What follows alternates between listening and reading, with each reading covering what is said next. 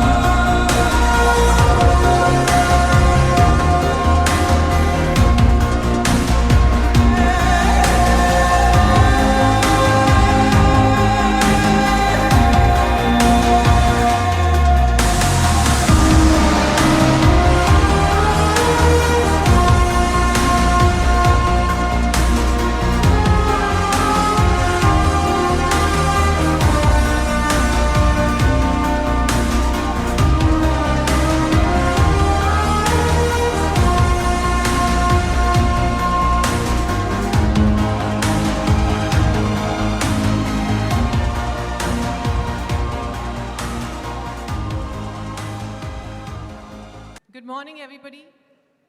Wish you all a very happy new year. I hope the 2022 has been a great year for you all. This is the first VLSI conference being held after 2 years in person, post-pandemic. Nonetheless, I request you all to please take precautions, wear your masks.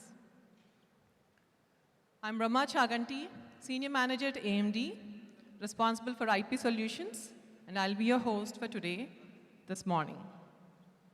It's with great pleasure I welcome you all to the inauguration of the 36th edition of VLSI Design Conference and the 22nd edition of Embedded Systems Conference being held here in the city of Pearls, Hyderabad. For those of you who don't know, Hyderabad is very famous for its pearls. I'm wearing one. It's chai, biryanis, the weaves, And not just there, it's the IT hub and the pharma capital and growing very strong in other sectors in aerospace, automotive, VLSI, and many more. We are proud to host the VLSI Design Conference here in our city, Hyderabad.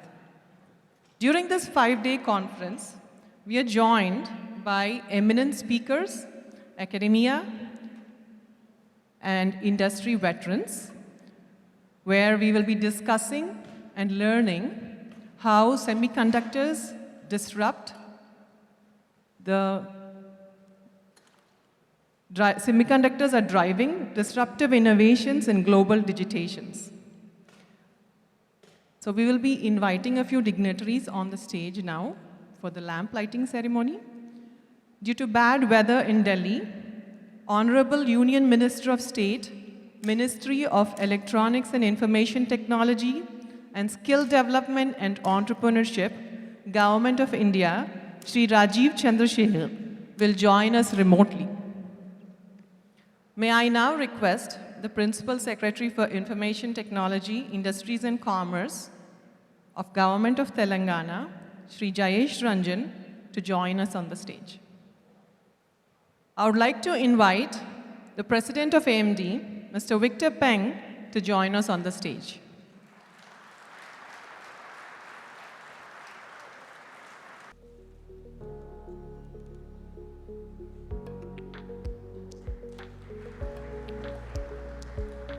I request the Executive Chair of VLSI Design Conference and the VP of Engineering Qualcomm, Shri Shashi Reddy, to join us on the stage.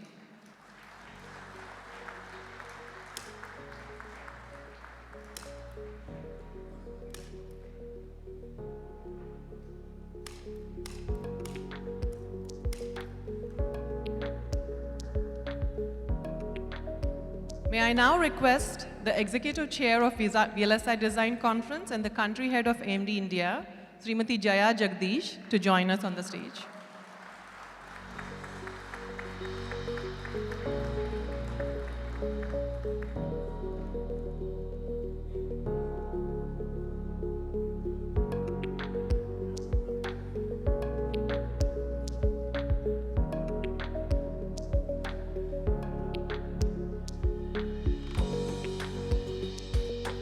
I request the General Chair of VLSI Design Conference and CEO and MD of MOS-Chip, Shri Venkata Simhadri, to join us on the stage.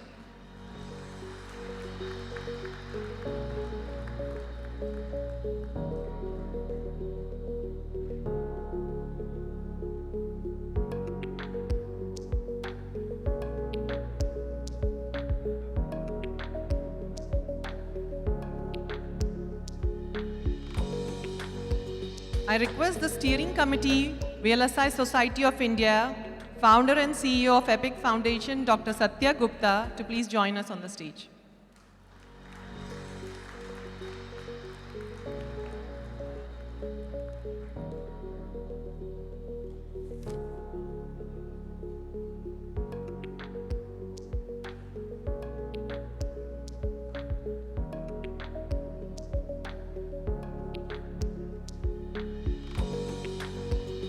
We will now begin with the lamp lighting ceremony. As light symbolizes knowledge, prosperity, and is the harbinger of positivity, I request the dignitaries on the stage to please do the honors.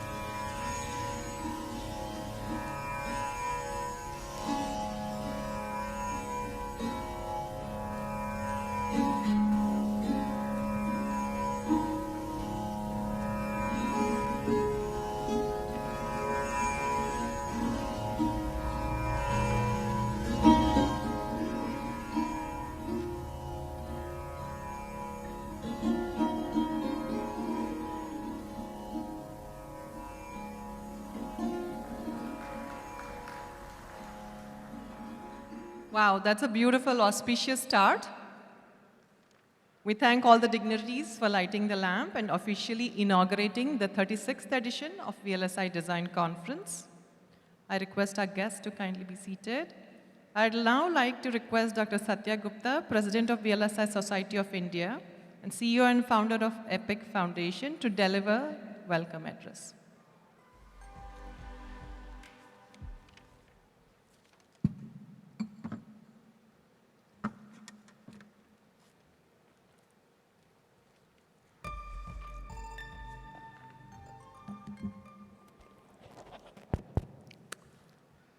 Good morning, Hyderabad.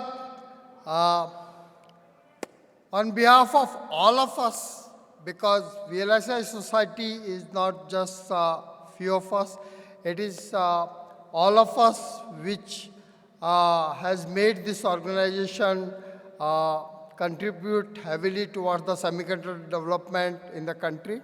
So, on behalf of all of us, I would like to welcome all the dignitaries in the state, Victor, Jayesh, Shashi, Jaya, Venkata, all close friends, and all of you to this beautiful city of Hyderabad. As the lady from the AMD said that it's almost 3 years since we are meeting in person. And what a bang we are starting with. So kudos to all the people who joining us today. Probably this is the largest gathering in last basically 7 to 10 years I have seen at the VLSI conference.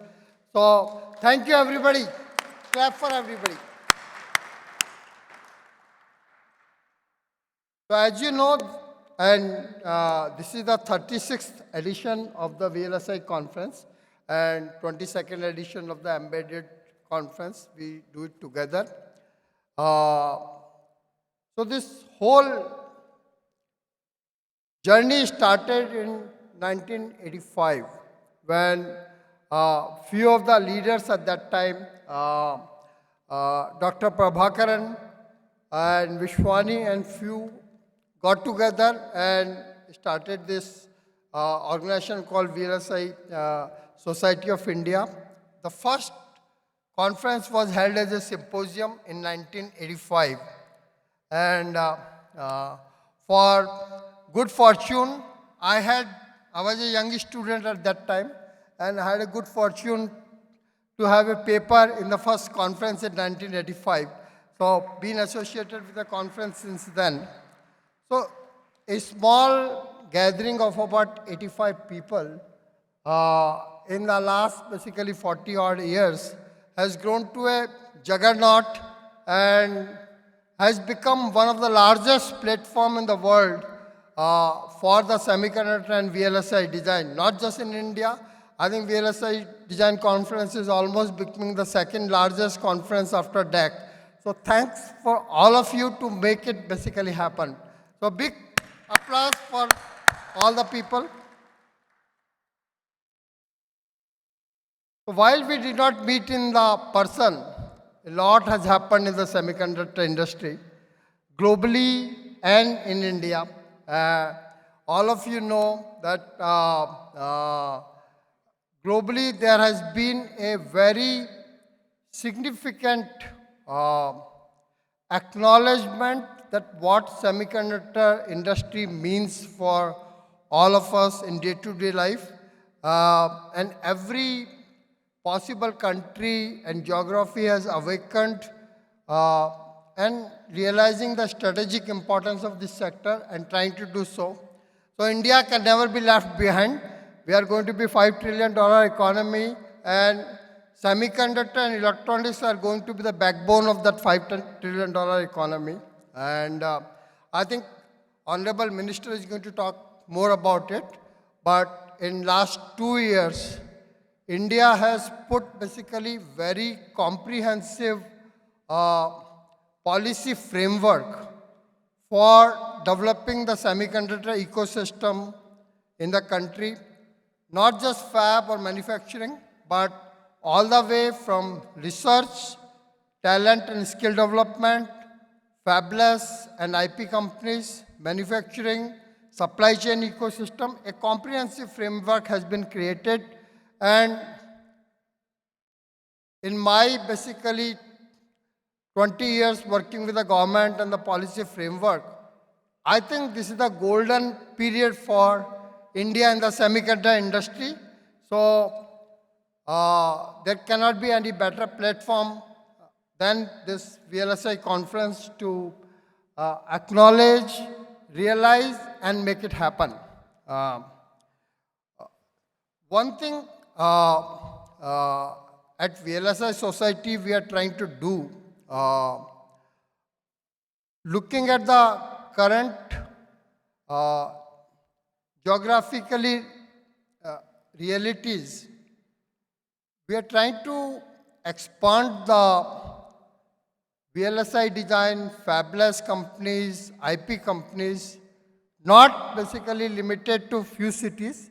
The few cities like Hyderabad and Bangalore will become anchor, but we want to take it to every part of the country. And towards this effort, we plan to open 7 regional chapters for the VLSI Society India.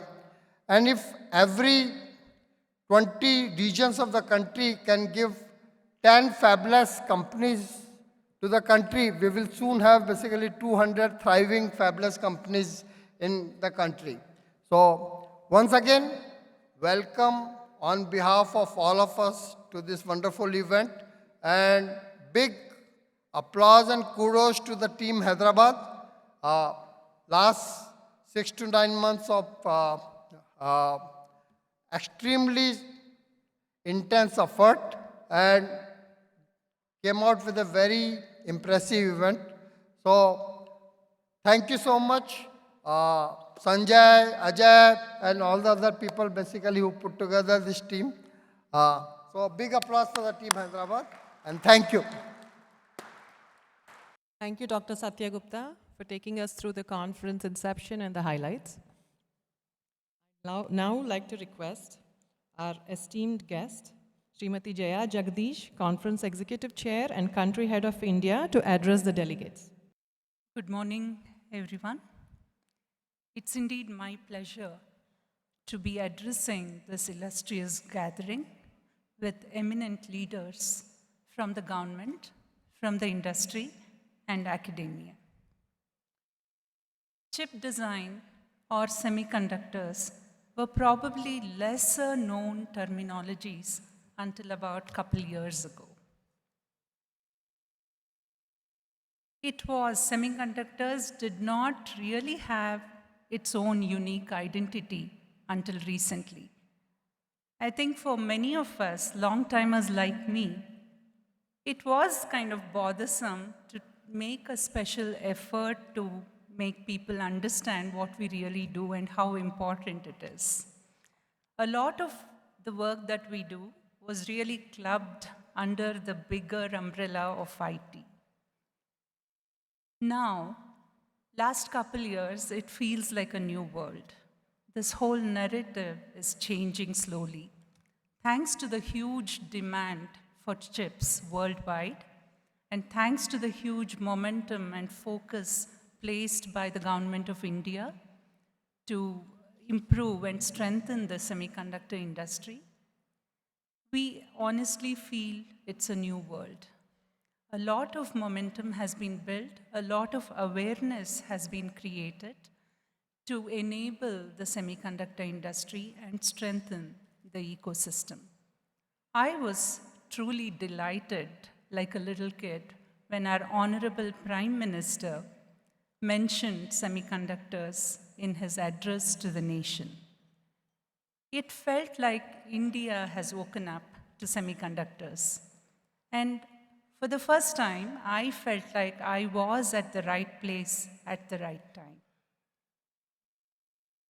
We have come a long way in creating that awareness and building that momentum, but it just is the start of a journey.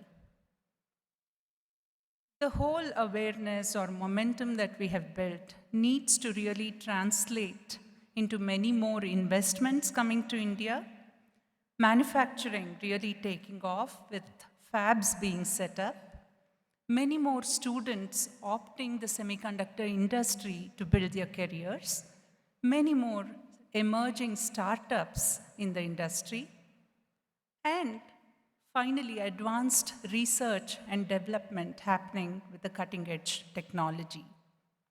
All this needs to lead into a very robust, sustainable ecosystem with great employment opportunities. The focus on semiconductors or chip manufacturing or design is not something that's unique to India.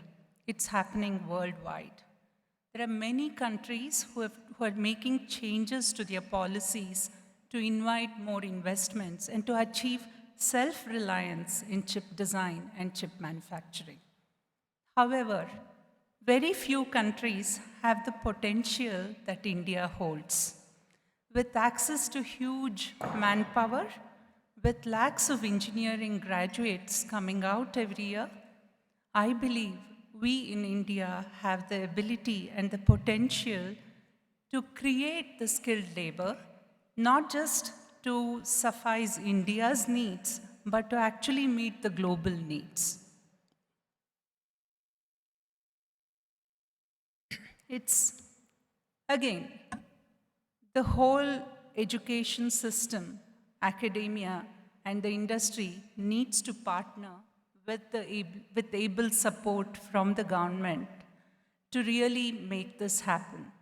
And we see the right focus being built in terms of generating skilled labor and creating skilled labor. In that regard, it was truly an honor to work as the chairperson for the Committee for Talent Development and Skill Development. The committee was put together by our Honorable Minister of State, Shri Rajiv Chandrasekhar, and had representatives from government, industry, and academia. The seriousness and the passion that existed there in the committee was amazing, and we have come up with a set of recommendations that was submitted to the government by end of November to really make India the hub for semiconductor talent. Research and development is another critical aspect. While the focus on employability is huge, which rightfully should be, we cannot ignore research and development. Both employability and R&D need to go hand in hand for any growing industry to thrive. So the committee has been focusing on R&D as well, and we have submitted a set of recommendations for R&D aspects. We are looking forward to implementing these recommendations. Events like this, the VLSI conference, are hugely critical and important. They build the awareness, they showcase the potential of the talent that exists in the region, and also foster a culture of innovation. AMD is truly honored and glad to be the silicon sponsor for this event, and we are deeply committed to doing our bit to strengthen the semiconductor ecosystem in the region. It's truly an amazing time. We have a mountain of an opportunity in front of us. Let's work together to make India not just a hub for semiconductor talent, but also a hub for semiconductor products going forward. It's up to us, each one of us can become evangelists to promote the semiconductor industry, and that's truly the need of the hour. Thank you so much for giving me an opportunity to speak. Glad to share my thoughts with you all. Thank you.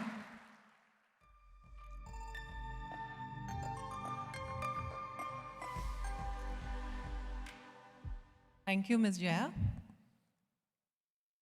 I now request Chief Guest, Honorable Union Minister of State, Ministry of Electronics and Information Technology and Skill Development and Entrepreneurship, Government of India, Sri Rajiv Chandrasekhar to address the delegates. Please note we're trying to connect to him remotely. Give us a minute. May I now request our chief guest, Honorable Union Minister of State, Ministry of Electronics and Information Technology and Skill Development and Entrepreneurship, Government of India, Sri Rajiv Chandrasekhar ji to address the delegates in the conference.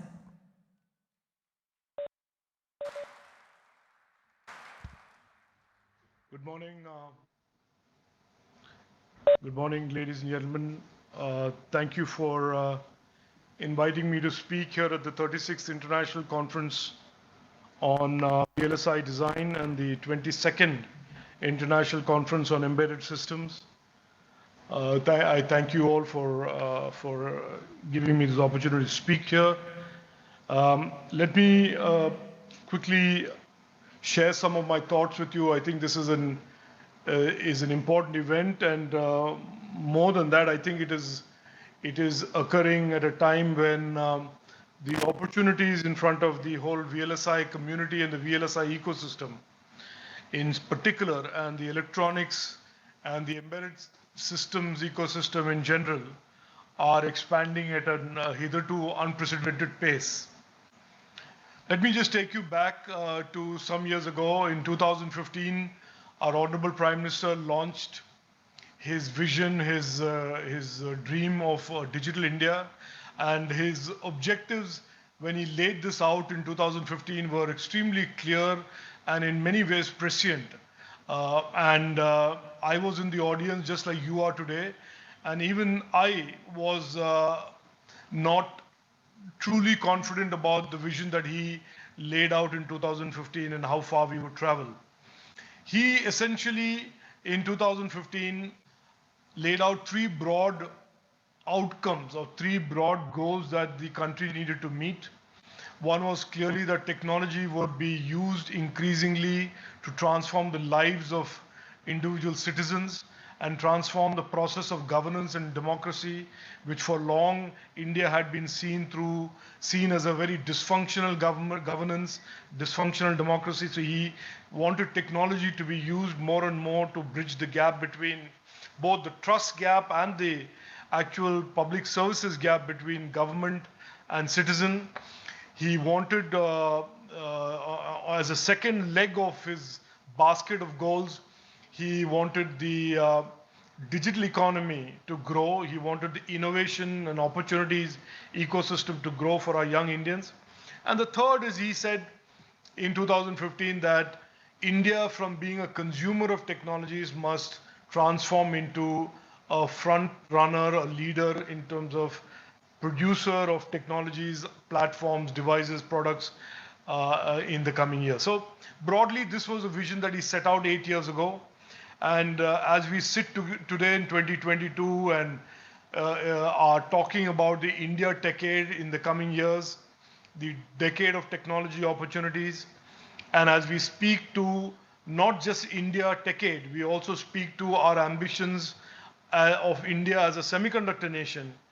It is absolutely reasonable to be pleasantly surprised, happy, pleased with the distance that we have traveled as a nation over the last 8 years.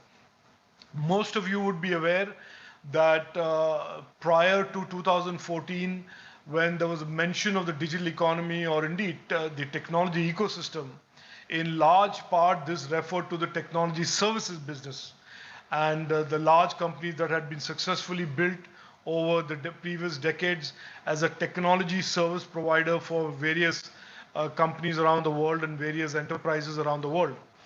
And if you look into 2022, the digital and the technological ecosystem has since been re-architected and, in a sense, significantly diversified. And the expanded opportunities today range from technology services, which was the sole defining category a decade ago, to the full spectrum of innovation in technology. So the India decade is not just about the future of the internet, not just the future about D2C and consumer tech, but also as much about electronics and semiconductors. So let me narrow focus on that a little bit now that I've laid the background for you in terms of where we were in 2014, where we have traveled, and what our ambitions for the coming decade are going to be. It is clear today that we are living in extremely interesting and exciting times. I'm sure that most of you who are professionally involved or involved in business ways in the semiconductor and the embedded systems ecosystem understand the trends that are pointing to essentially the best time ever for this ecosystem in the coming years. The global trends that we clearly know are the increased digitalization of governments, enterprises, consumers all around the world, leading to an increase in demand of digital products and platforms and devices and services. Second trend, which is that there is a increasing demand for talent in the entire full spectrum range of technology and digital capabilities. And the third trend is that of as the supply chains and the value chains are being redesigned and re-architected around concepts of trust and innovation as a combine rather than the earlier defining attribute of supply chains, which were price and efficiency alone. So if you look at these three, I think it is clear that our ambitions for India as a semiconductor nation, India as an electronics hub, are increasingly not just relevant for India and our ecosystem, but also for the world at large and the consuming world in particular at large, and the innovation ecosystem, the global innovation ecosystem in particular. Our journey in the last 5 years in the electronic space has been fairly steady, significant, and in the post-COVID in a sense, changing value chains and supply chains, we seem to have hit the stride.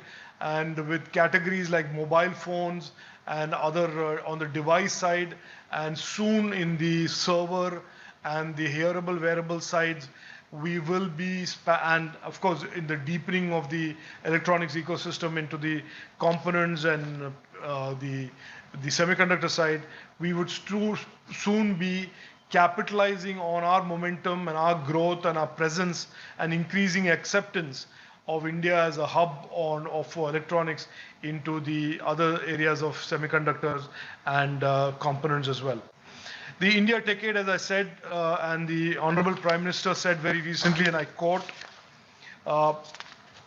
it is our collective aim to establish India as one of the key partners in the global semiconductor supply chains.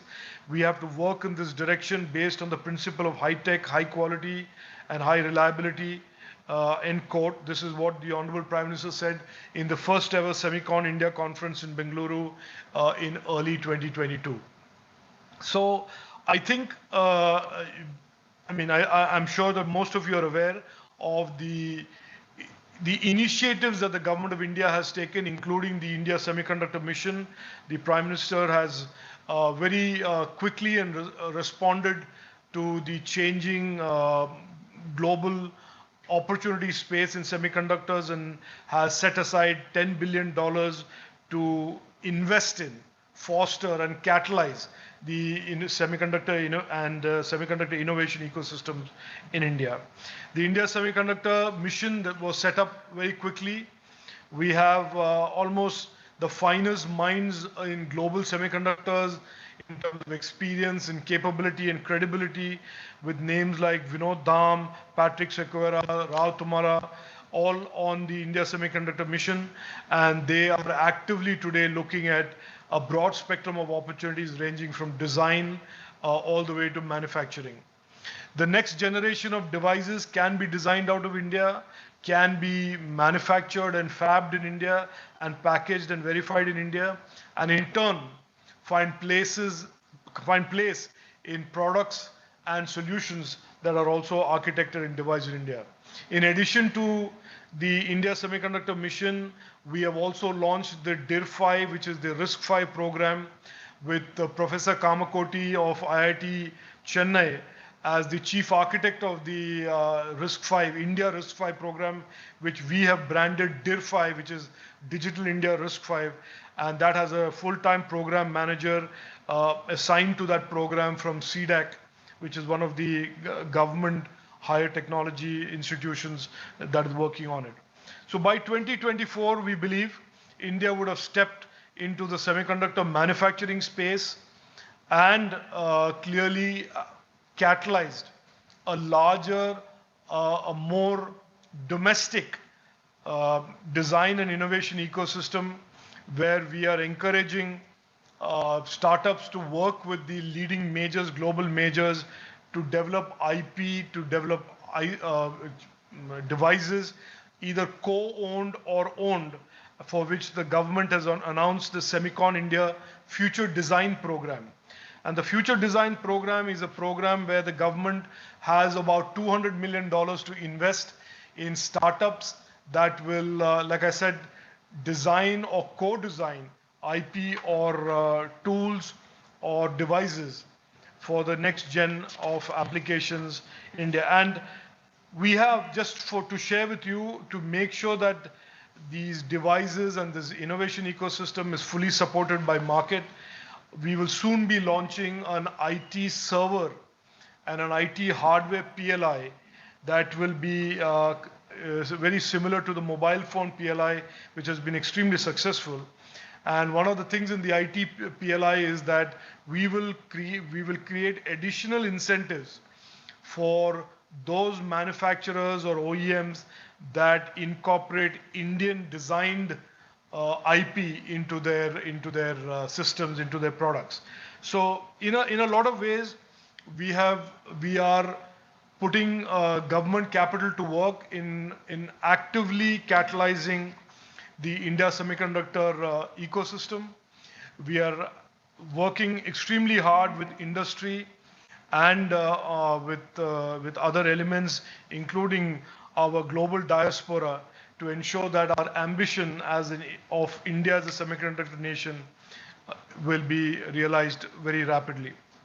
I must point out to many of you here, all of you are, I'm sure, passionate about VLSI and embedded systems and the future that these two segments represent for the innovation ecosystem in general.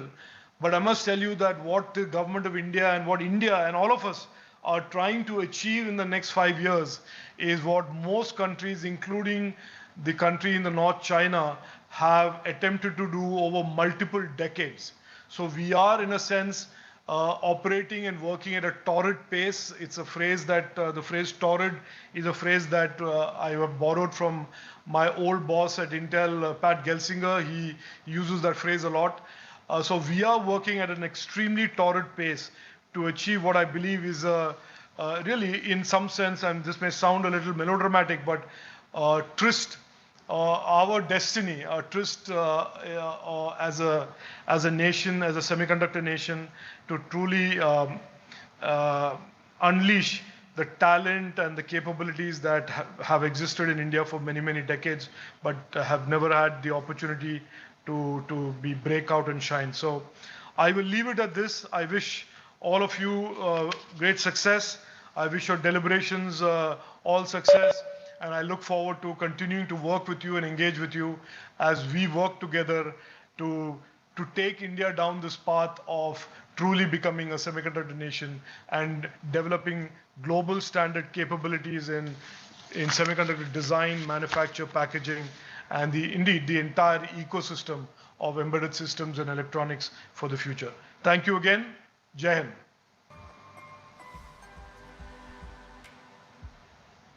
Thank you, Honorable Minister Shri Rajiv Chandrasekhar, for sharing your thoughts and laying out your inspiring vision on VLSI ecosystem and growth in India. May I now request all the dignitaries to please come back on the stage? I now request our esteemed guest, Principal Secretary for Information Technology, Industries and Commerce of Government of Telangana, Shri Jayesh Ranjan, to please come and address the delegates. Thank you. Thank you very much. Honorable Union Minister of State for Information Technology, Shri Rajiv Chandrasekhar Garu, our special guest, Mr. Victor Peng, Srimati Jaya Jagdish, Mr. Shashi Reddy, Mr. Satya Gupta, Mr. Venkat Simadri, all the invitees, guests, participants. First of all, a warm welcome to all of you on behalf of the Government of Telangana. I would also like to convey the greetings of our Minister for IT, Mr. K.T. Ramarao. He very much wanted to attend this conference, but something very urgent came up in his constituency and he had to leave for his constituency. But he has conveyed his best regards and warm wishes for the success of this very landmark conference, which is happening in Hyderabad after many years. I'm also very delighted to see such an overwhelming response to this conference. In fact, the organizers told me that they had to stop registration because there was no space to take any more people. But definitely something which is very heartwarming, that there is so much of enthusiasm. And as you heard other speakers, Honorable Union Minister Jaya ji, Mr. Satya Gupta, the sense of optimism about the growth of the semiconductor industry, the embedded systems, VLSI industry, that is very, very real.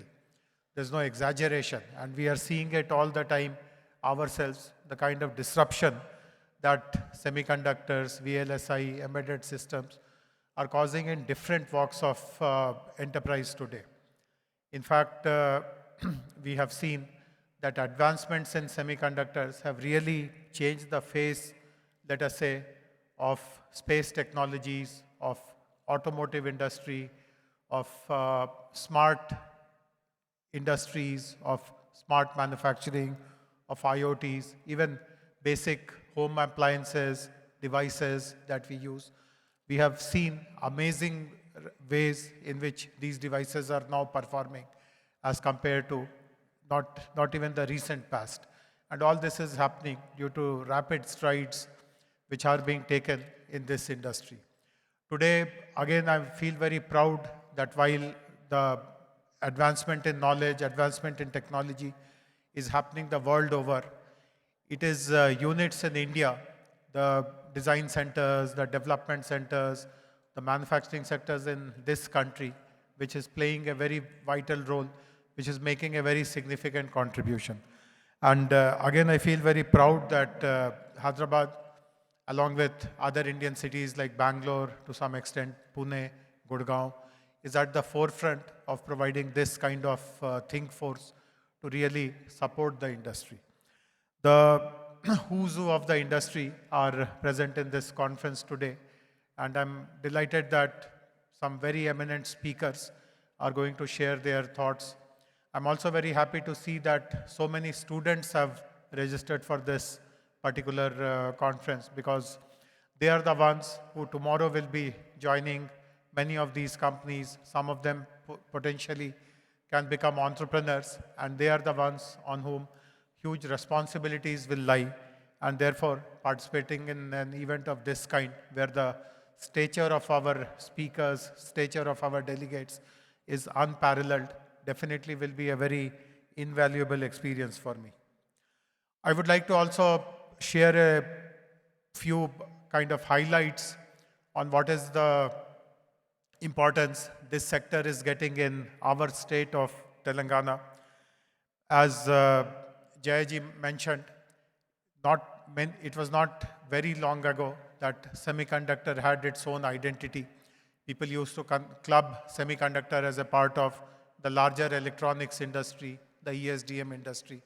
But I can share this with you that in 2014, when the state of Telangana came into being, and we were given a mandate to draft our policies afresh, organize our government department in a very agile and business-friendly, ecosystem-enabling manner. We recognized the importance of semiconductors at that point itself, and our department had a separate wing, which was called the Wing of Electronics and Semiconductor. Similarly, with lots of foresight at that point in time, We also created another wing which was promoting advanced computing technologies like photonics and quantum. So since then, since 2014, the sector holds prime importance for us, and the accomplishments over the last 8 years are indeed very, very encouraging. As I mentioned, the who's who of the VLSI industry, the ESDM industry, they have found their homes in Hyderabad. All the senior people who are on the stage themselves, from AMD, from Qualcomm, from Intel, MOS chip, you name them, they have large footprints in Hyderabad, and they are doing some very, very significant work out of their development centers here. And again, something which is very heartening is the kind of growth these centers are witnessing. Since Sashi Reddy Garu is here on the stage, I can mention this, that Qualcomm, which had, of course, a significant presence a few years ago also, has now tripled their headcount in the last few years, and they are poised to grow even more and more. And this is the story which is literally shared by everyone, all the majors who are here in this city. So government, of course, has played an important role in this ecosystem building. There are two specific initiatives of ours that I would like to mention briefly. We are also focused on skilling. Since I learned that Jaya Garu was heading the committee, which was constituted under the India Semiconductor mission to look after talent development, etc. I'll be happy to share with you that we have started a very focused initiative on skilling, again with the help of the industry. We have identified the kind of courses with students who are already pursuing other branches of engineering they should be equipped with while they complete their degrees. We have also identified courses which, after completing their regular engineering courses or other science-related courses, STEM courses, what are the other programs that the industry requires and that can be offered to the students as a bridge before they join the industry. And I feel very happy to share with you that we have conducted quite a few batches on RTL, on physical design, and we have used virtual means, in-person classrooms. We even have a government-owned satellite channel called TSAT, and the programs on VLSI have been broadcast using TSAT as well. And many more batches are being planned for the future, as there is an acute shortage of skilled HR in this particular domain. We also have a skilling institution of the government called TASK, the Telangana Academy for Skills and Knowledge. And TASK is also now revamping many of the VLSI courses, which can be introduced while the students, as I say, pursue whatever else they are studying in their colleges. We also understand the importance of innovation. Honorable Union Minister spoke about a while ago. We all know that some of the most transformative technology breakthroughs the world over is happening through young entrepreneurs, through young innovators. And Telangana also, Hyderabad in particular, has become a hotbed of innovation over the last 7-8 years. We all know about our innovation centers like T-Hub, T-Works, V-Hub, etc. And to give a specific focus on VLSI, we have started a virtual incubation program, a platform which is called T-Face, Telangana Fabless Accelerator through Cloud Enablement, which is an innovation platform for budding entrepreneurs in the VLSI domain. This is a very unique and special program which attracts not only national but also international attention. This is a virtual program being offered through cloud. Cloud space is being offered to startups for both computing and storage.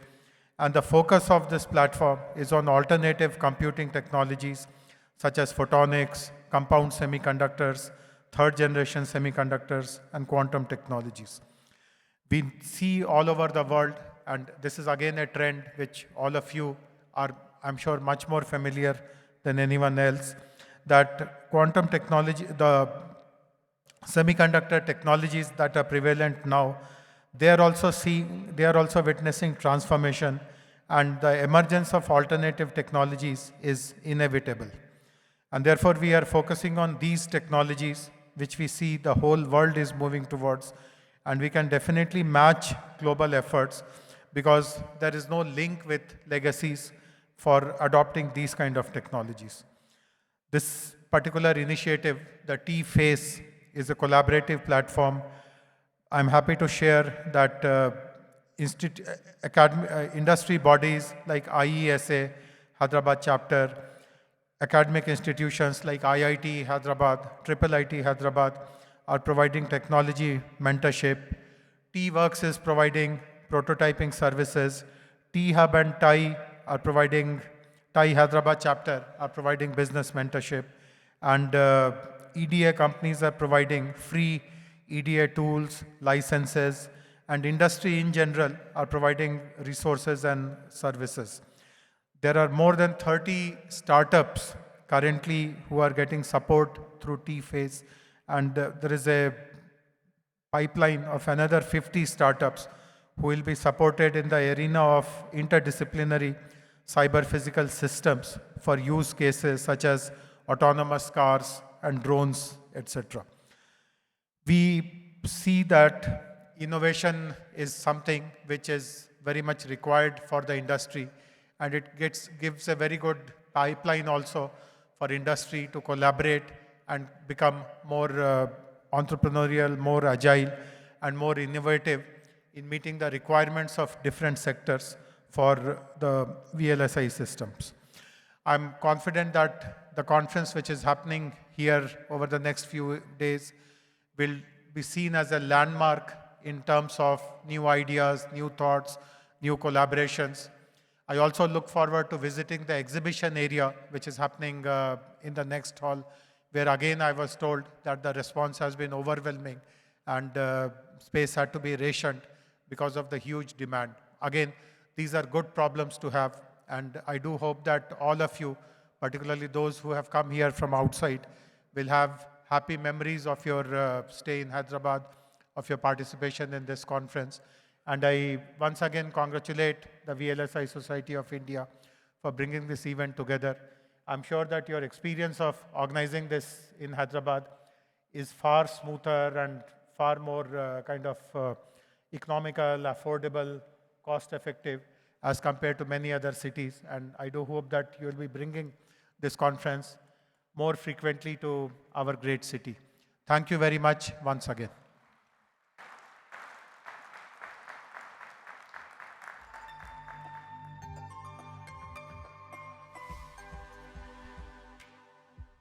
Thank you, Shri Jayesh Ranjan Garu.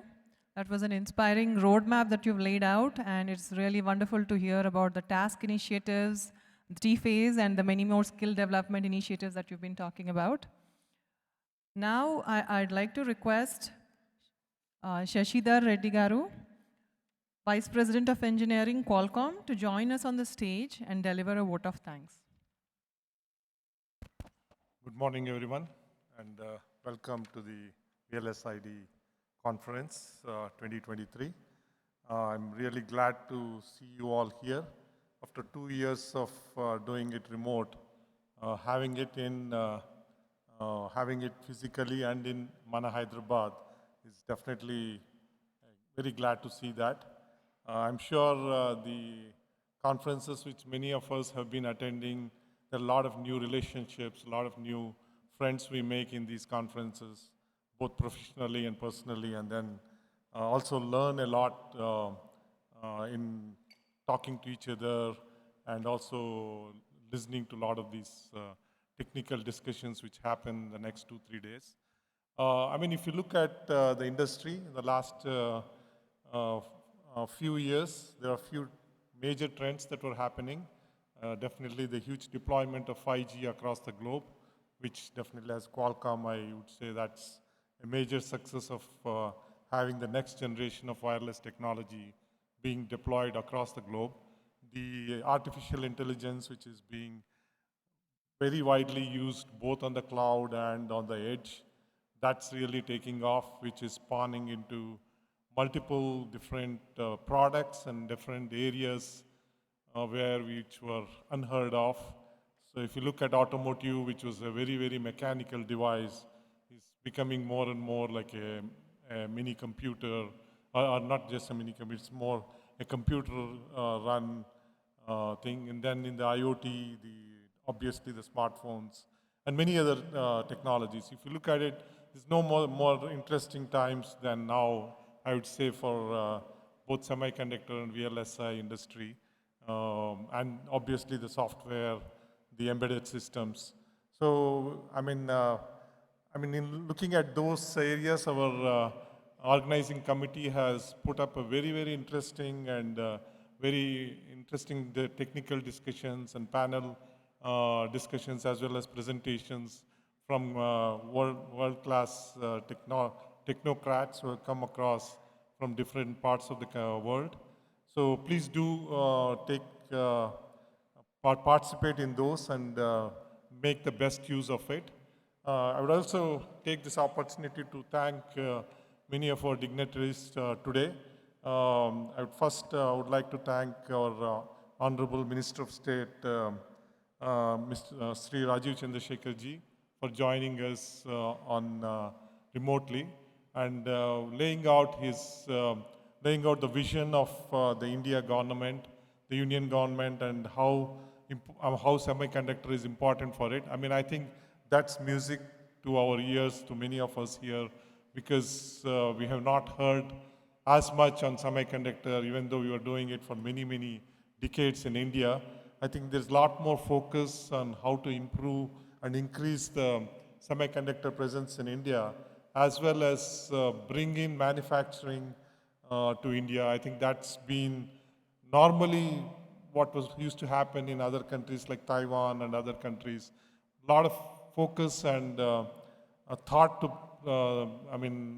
bring that, and different plans to be made to bring that to India definitely will help us grow the industry in India and build our careers around it in India as well. I would also like to thank our dear Principal Secretary Jayesh Ranjan ji, who many of us know, both personally and professionally. He's very, very accessible,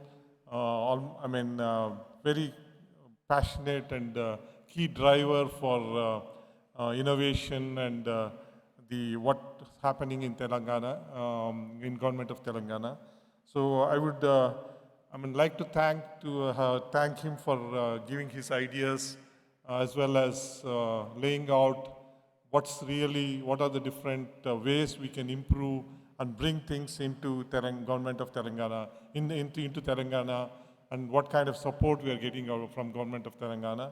Me being in Hyderabad as Qualcomm for the last 18 years, we have taken many of those help and aid which is coming from government, and I think it's not normally. I tell many of my colleagues outside Hyderabad that it's just one phone call away to contact the government, and very, very friendly government which we had really helped us grow, not just Qualcomm, but many other companies, both in semiconductor as well as software in India. And thank you, sir, for being here today. And I also like to thank Victor Pink to have come all the way. We are definitely looking forward for your keynote today and learn from your experiences in Xilinx and AMD. I would like to thank Jaya Jagdish for being here. Definitely, I can't agree more. We were really lucky to be part of this industry, the right time, right place. We're all there, and as you had mentioned in your speech. So it's definitely an exciting time for all of us. And last but not, Satya Gupta being here, thank you so much. And Venkat Simandri, my friend and colleague from the Hyderabad ecosystem. He's the CEO of MOSCHIP. So thank you for being here. And all the friends and colleagues from the industry, thank you for being here. And definitely I also want to thank all the industry sponsors, AMD, Qualcomm, obviously, we've been the Silicon Platinum sponsors, but We're also all the different companies like Anisys, AlphaWare, Marvell, Micrologic, Siemens, Silicon Labs, Cadence, MOSCHIP, Intel, and many others. Without that, this conference would not have been possible. Thank you again, and have a great time. Thank you, Shri Shashi Reddy Garu. I request Srinivas Bairi, Organizing Chair of Conference, to present a memento to the Principal Secretary for Information Technologies, Industries and Commerce of Government of Telangana, Shri Jayesh Ranjan Garu.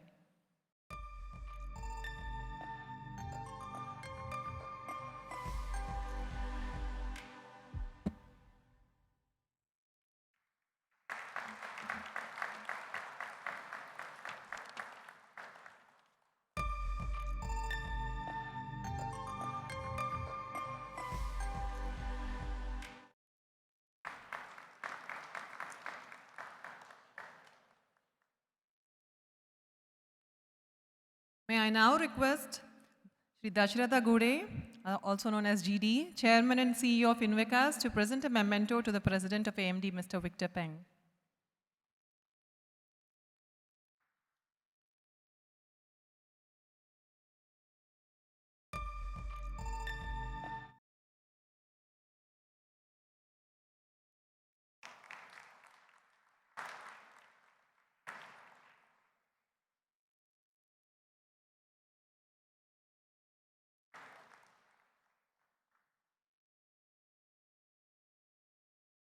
I request Mr. Rafiq Somani, Country Head of ANSYS, to present a memento to Sri Shashi Reddy, VP of Engineering at Qualcomm and the Exec Chair of Conference.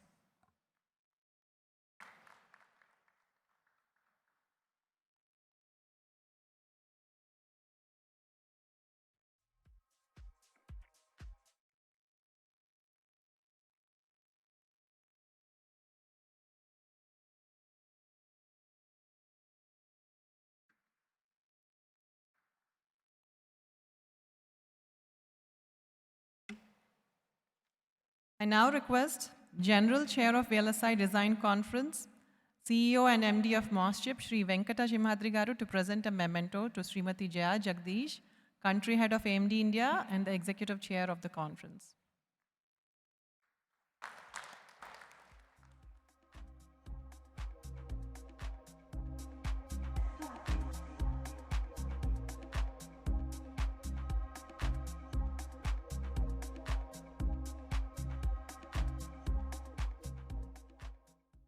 I request Mr. Naveen Bishnoi, Country Head of Marvell Technology, to present a memento to Sri Venkata Simhadri, CEO and MD of MOSCHIP and General Chair of VLSI Design Conference.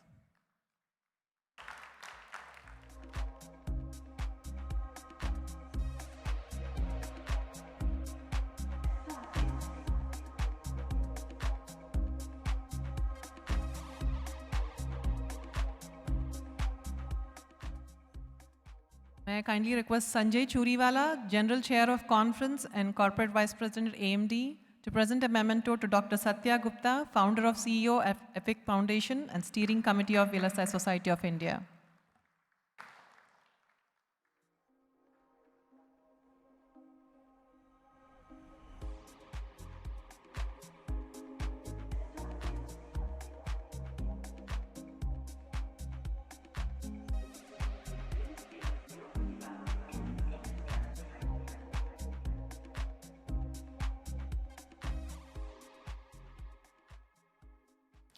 We now request the dignitaries to inaugurate the exhibit hall, and I request our exhibit chairs of VLSI Design Conference 2023, Mr. Sangram Jena and Mr. Prasad Haldule, to escort our dignitaries to the exhibit inauguration. We request all the attendees to please kindly be seated.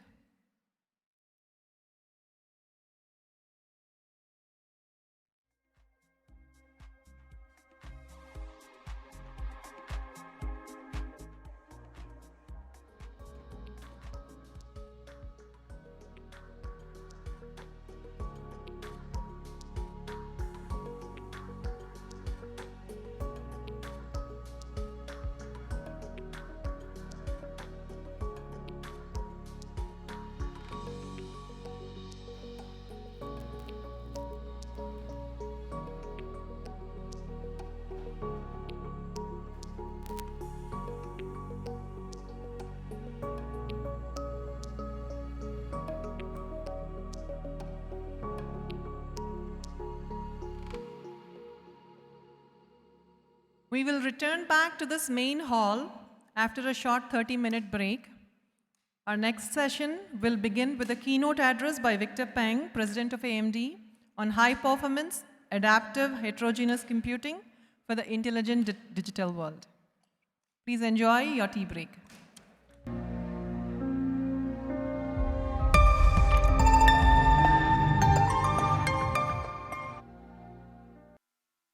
So we will now begin with the keynote address by Victor Peng.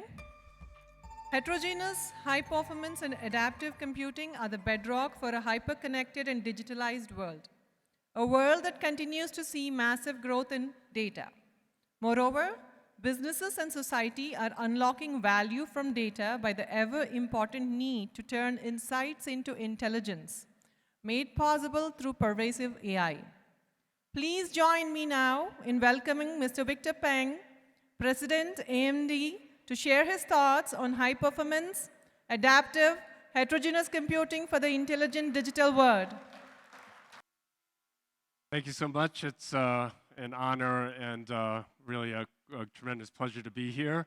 I'm going to just share a little bit of my thoughts around, as the world digitizes, what the future of computing is going to look like in order to deal with this massive amount of data.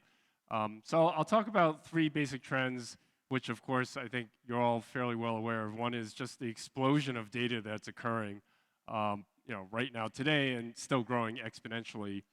And then how part of the solution and how to extract information and insights from that data is going to be enabled by AI. Now, the good news about that, of course, is that's the only way we're really going to be able to keep up with this tsunami of data that's being generated on a daily basis. On the other hand, it also presents some challenges because AI itself also requires a tremendous amount of computing as well as memory and also data movement. Then the last thing I'm going to talk about is the fact that, I think today everybody accepts that computing, future computing, and I do mean computing in the broadest sense, both embedded, since we're talking about embedded applications, but also in traditional computing applications, really is about heterogeneity. In other words, it's not one single architecture that can handle all the different kind of processing capability that we need. It's really going to be heterogeneous. So CPUs and GPUs, FPGAs, adaptive SoCs, and even more special purpose ASICs or ASSPs. All of those are going to have a place and be required. But also I think really when then you look at that, I'll talk finally about what AMD is doing to contribute to this future of computing. So as I said, it starts with data, so why don't we just start there? In all these areas, hopefully we could advance the slide. There we go. So digitization is occurring, in virtually every industry, every application from, it was mentioned earlier, from electric vehicles, that today are highly safe but moving to full autonomy, to smart cities, healthcare, of course the digital home, traditional computing space, which here in India there's a thriving new emerging space, both governmental and also commercial. Of course industrial, the next generation of factories, right? So all these things are generating data, but again, data is not information, so I think the real key is what do you do about this tsunami of data that is happening on a daily basis, and the height, if you think of it, the height of the wave of the tsunami is growing every single day on a daily basis. So, put a few numbers around this. Some people estimate there's about 25 zettabytes of data being generated. Oh, went too far. That's why we need intelligent and connected devices that, all right. I apologize. Okay, there we go. 25 zettabytes of data, only a few bits coming out of this apparently, being generated on a daily basis. And for those, the way to think about that is like, if you don't know, what number that is. That is 1 billion terabytes of data on a daily basis. You know, much of that is video, but not all of it is video, right? And a lot of that video is being generated by, you know, content creators, but also by also devices. So there's estimated 720,000 hours of video being uploaded to YouTube on a daily basis. You know, we talked about cars. In premium vehicles, like today even, that you could be built, you know, purchasing a vehicle that has up to 200 different sensors. And there's a diversity of sensors, right? There are cameras around the entire vehicle, pointed outside the vehicle. There's also cameras pointing inside the cabin, right, for driver monitoring things, for gesture recognition for passengers. There's sonar, there's LiDAR, there's radar, there's temperature sensors. I mean, all kinds of different electromechanical as well as different forms of, you know, kind of wireless kinds of technologies. And only in, you know, 2 to 3 years, some people estimate that machines and devices will be crossing over the data generation versus humans, right? So, you know, once again, data is not information, and what we need to do then, this is really driving, you know, virtually an infinite demand for performance. And I would argue, which I'll spend a little bit of time, you know, helping you understand the value of adaptive computing, and that will translate into both, you know, information as well as insights, some of which need to be acted upon immediately. So in embedded applications, like I mentioned, the automobile, obviously that's real-time data being generated, and you're going to have to respond to it, particularly in applications like ADAS and autonomous driving. Okay, so if you look at this, you know, I mentioned performance is virtually limitless. If we look at supercomputing, sort of the pinnacle of computing, you know, we're very proud at AMD that we, working with HPE and the Oak Ridge National Labs, finally broke the exascale computing barrier, right? In fact, it's 1.1 exascale. So that, again, is the way to think about it is, yeah, again, a billion gigaflops, right? A billion gigaflops. And something, you know, as proud as we are of the fact that this is the highest performing supercomputer, this was announced, achieved last year. At the time, it was the #1 green supercomputer as well. Today, it's #2, and the one that just recently kind of, you know, became a little bit more power efficient on an absolute performance basis is much lower. You know, this is really critical, and I'd say it's not only an imperative for the industry, but it's an imperative for society because, you know, the power of this kind of computing is, you know, also growing quite high, and there's no way that we could sustain, you know, linear extrapolation in terms of the computing we're going to generate, not only in supercomputers, but even, you know, our embedded products.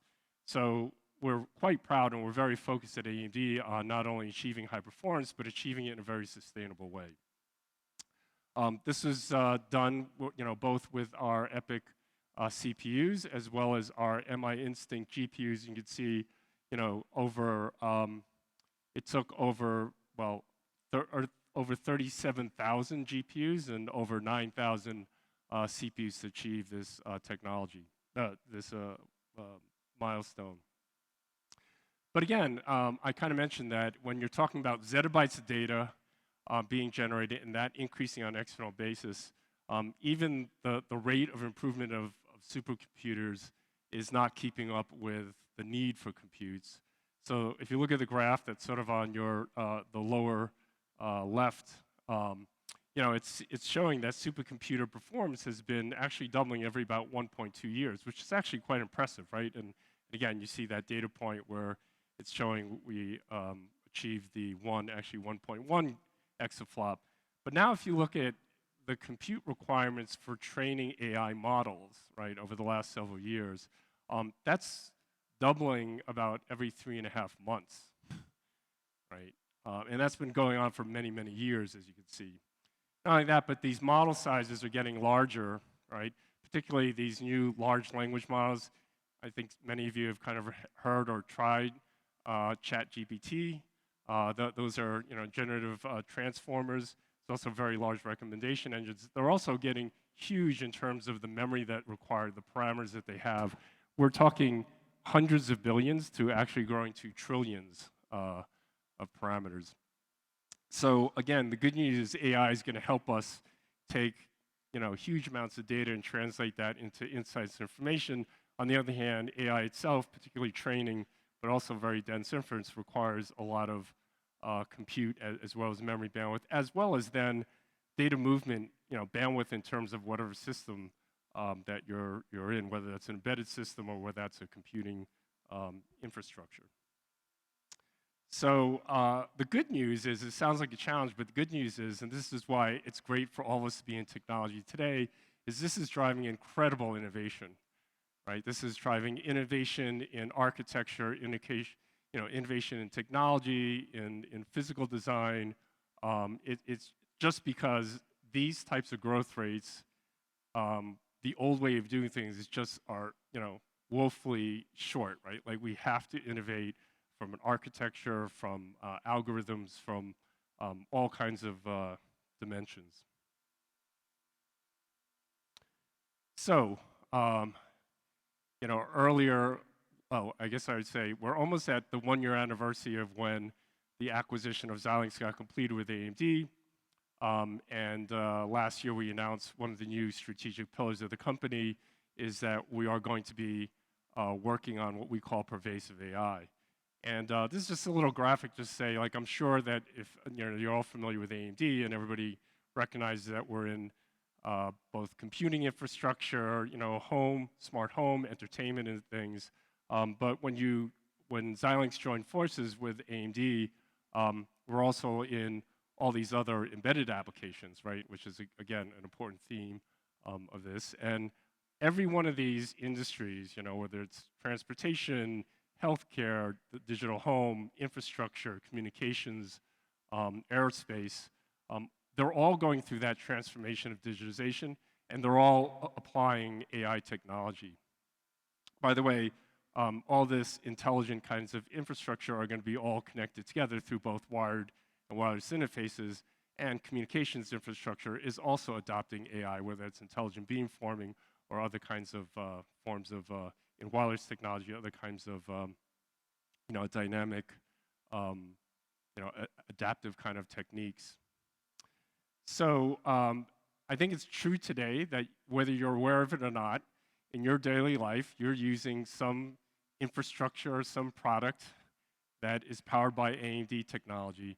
And so when we talk about the fact that we have to, and we are committed to enabling AI end-to-end, we really mean end-to-end, right? So we talk about in terms of what I'd call endpoints. So that could be a single camera or a single sensor, to edge devices. Again, that could be a vehicle, it could be a robot that has multiple sensors and actuators, and that typically will get connected up into the cloud, whether it's a public cloud or a private data center. So, now I already talked about this. Like, it's hard to sort of wrap your mind around the fact that the reality is, if 10 years ago I was up on the stage and I was talking about computing, the world was CPUs, microprocessors, microcontrollers do computing. Storage is storage, memory is memory. And in fact, if you said something was intelligent, it's just because it has like a microcontroller or a microprocessor in it.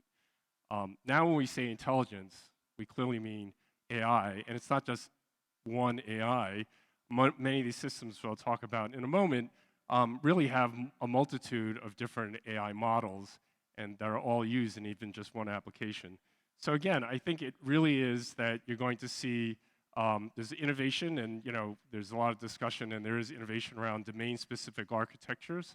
There's domain-specific languages, and so there's the whole spectrum of what I would call the ability to support multiple workloads and multiple different types of computing problems, to, in some instances where you want more specialization, and under certain circumstances you really want to just optimize to either a single workload or a very small number of fixed workloads.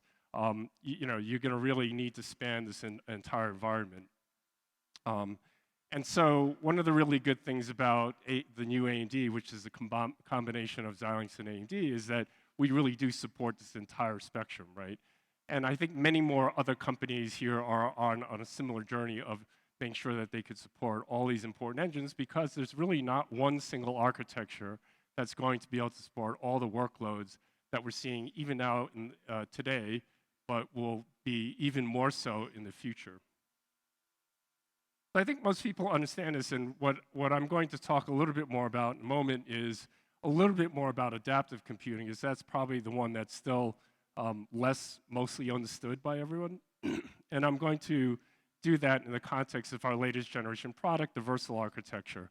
Now, we talk about, everybody's kind of familiar with general FPGAs, but over a decade ago, we introduced what we call adaptive SoCs, and that's integrating a full multi-core SoC together with FPGA fabric. And so we refer to that as adaptive SoCs. Versal goes a step further, so sometimes we refer to this as an adaptive compute acceleration platform, ACAP. And the reason it goes further is not only because it has a even much more powerful multi-core SoCs, both what you might consider applications processors as well as real-time processors. It also has a hardened network on a chip. It has next generation FPGA fabric. It also has the AI engine, which is a new scalable architecture that I'll talk a little bit more about for AI, but as well as other kind of signal processing. And it has a plethora of hardened blocks that, even though they're hardened blocks, are still quite configurable, and so this enables a single architecture to support not only different workloads, but actually completely different industries, right? So this is used in data centers, it's used in wireless networking, communications, automotive, industrial, and so forth. The other thing that we talked about is, so A&D already has what we call RDNA, so GPUs that are focused on gaming. We have CDNA for GPUs that are focused, our Instinct line are focused on data center GPU for high performance computing as well as AI training. And now, with the acquisition of Xilinx, we have what we call XDNA. And the two main architectural IP that comes from Xilinx that we're going to leverage is the base FPGA fabric, which has the programmable logic, has lots of distributed memory, programmable interconnect, as well as programmable DSP blocks. We're going to mainly focus on the AIE engine, and this is a very scalable architecture. Each one of these engines are superscalar VLIW engines. They have local memory, but they also have independent data movers. And again, some people refer to these types of tiled architectures as spatial architectures. The way they're implemented is like you would implement an ASIC, but again, each engine is quite configurable, as well as the interconnect topology is configurable. So just to help explain two things, I kind of talked about end-to-end pervasive computing. The compute requirements and the memory requirements are nearly insatiable, so that's common whether you're talking about embedded applications or traditional computing applications, but there are differences in some of the other requirements in these systems. So on the left, we have what I call edge requirements, and this could be also, the same thing works for like what I would call an endpoint. So while you still want high performance, you also typically need low latency, if not indeed real-time constraints. You're usually really trying to do a more fixed, if not a single workload, or a relatively small set of well-known workloads. Your resources are more constrained, and quite often the form factor, the power, and the cost is quite constrained.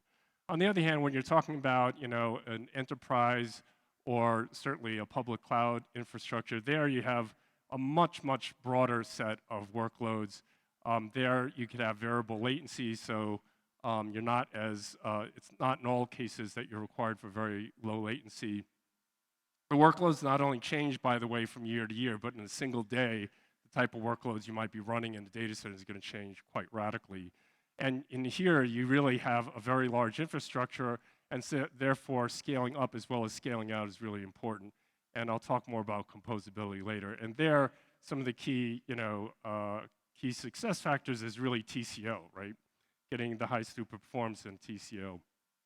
So first, I'm going to go through a quick example so you can get the contrast between requirements when you're at the edge and requirements when you're in the cloud. And I'll just pick a vehicle. What I'm going to try and do with this example is also work through why adaptive computing is also part of the equation of the heterogeneous future of computing. So this is just sort of showing a simplified pipeline of computing for something, advanced driver assist system, where you're getting multiple input streams, whether it's cameras or lidars or radars or a combination of those. You have to do some sensor fusion, image scaling, then there's region of interest, object detection, and so forth. I won't go through each one of them. The reason why the boxes are different is because that's meant to indicate the amount of compute resources and potentially other kinds of resources, memory and data movement and bandwidth that's required. Certainly, it's clear that you have real-time constraints in this case.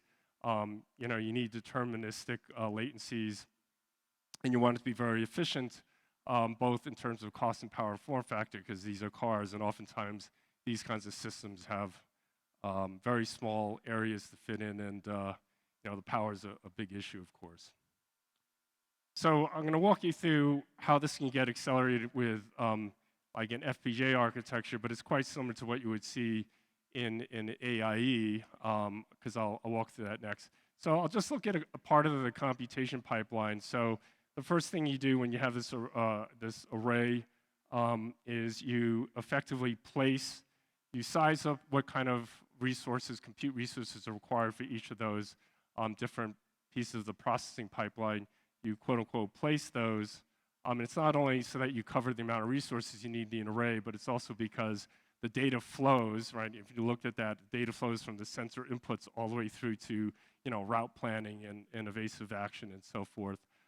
So you place all those, and you determine the connectivity, so you kind of route the data movement.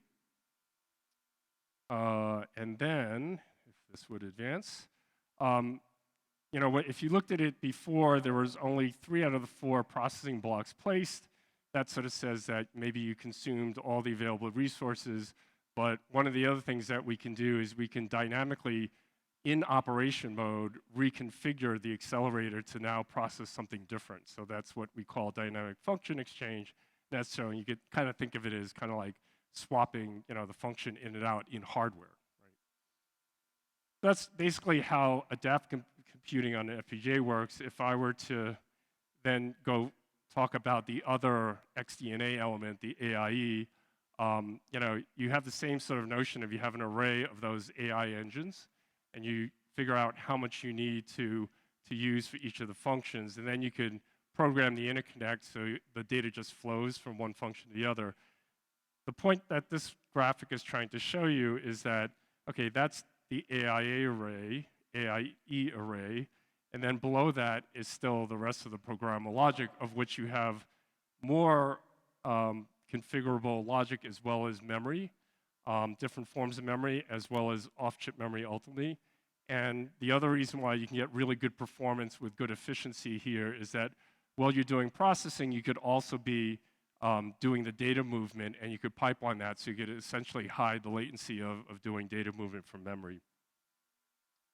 And when people talk about performance, there's always an emphasis on sort of the data path performance. So it's kind of a little bit of a pet peeve of mine that when people talk about tops, they're really talking about peak tops, but nobody ever achieves peak tops. And it's because typically you're actually bottlenecked by memory or bandwidth or some combination of both. So the point here is to achieve really good efficiency and throughput, you also need to customize the memory architecture. And it's also trying to indicate that there's a lot of distributed memory within the AIE array itself. But then when you move out to the data fabric piece, there's also a lot of distributed memory that's also configurable. And then if you have to go off chip, there are many channels of DDR that can also be programmed. And every one of these things you can kind of tailor to the application that you're trying to accelerate. So you can see that there's different sizes of the bus, and you can see you have tens of terabytes of memory bandwidth within the AIE array. Then you go to single terabytes, and then you go to hundreds of gigabytes as you move through the memory hierarchy. Okay, so that was sort of a very conceptual. These are just block diagrams of real applications.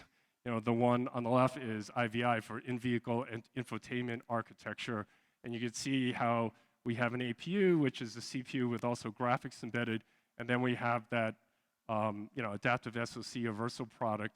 So it's showing that, yes, indeed, we really are in embedded applications using a heterogeneous architecture to sort of do this sort of edge device. And you can see this is two independent chips. Could also be a chiplet kind of integration in a package, and the one right shows how, you know, we could integrate those together into a single chip solution for more of a functional safety, you know, ADAS kind of architecture. Okay, so that was sort of an example of an edge application, truly real when we got to the final block diagrams. Now I'll talk a little bit about some of the trends on the cloud side, and then also what we have in terms of AMD providing technology there. So again, here you're not as latency sensitive, very large workloads, and you need to scale out. So I briefly mentioned composability before. Now I'll talk about it a little bit more. I mean, this has already happened.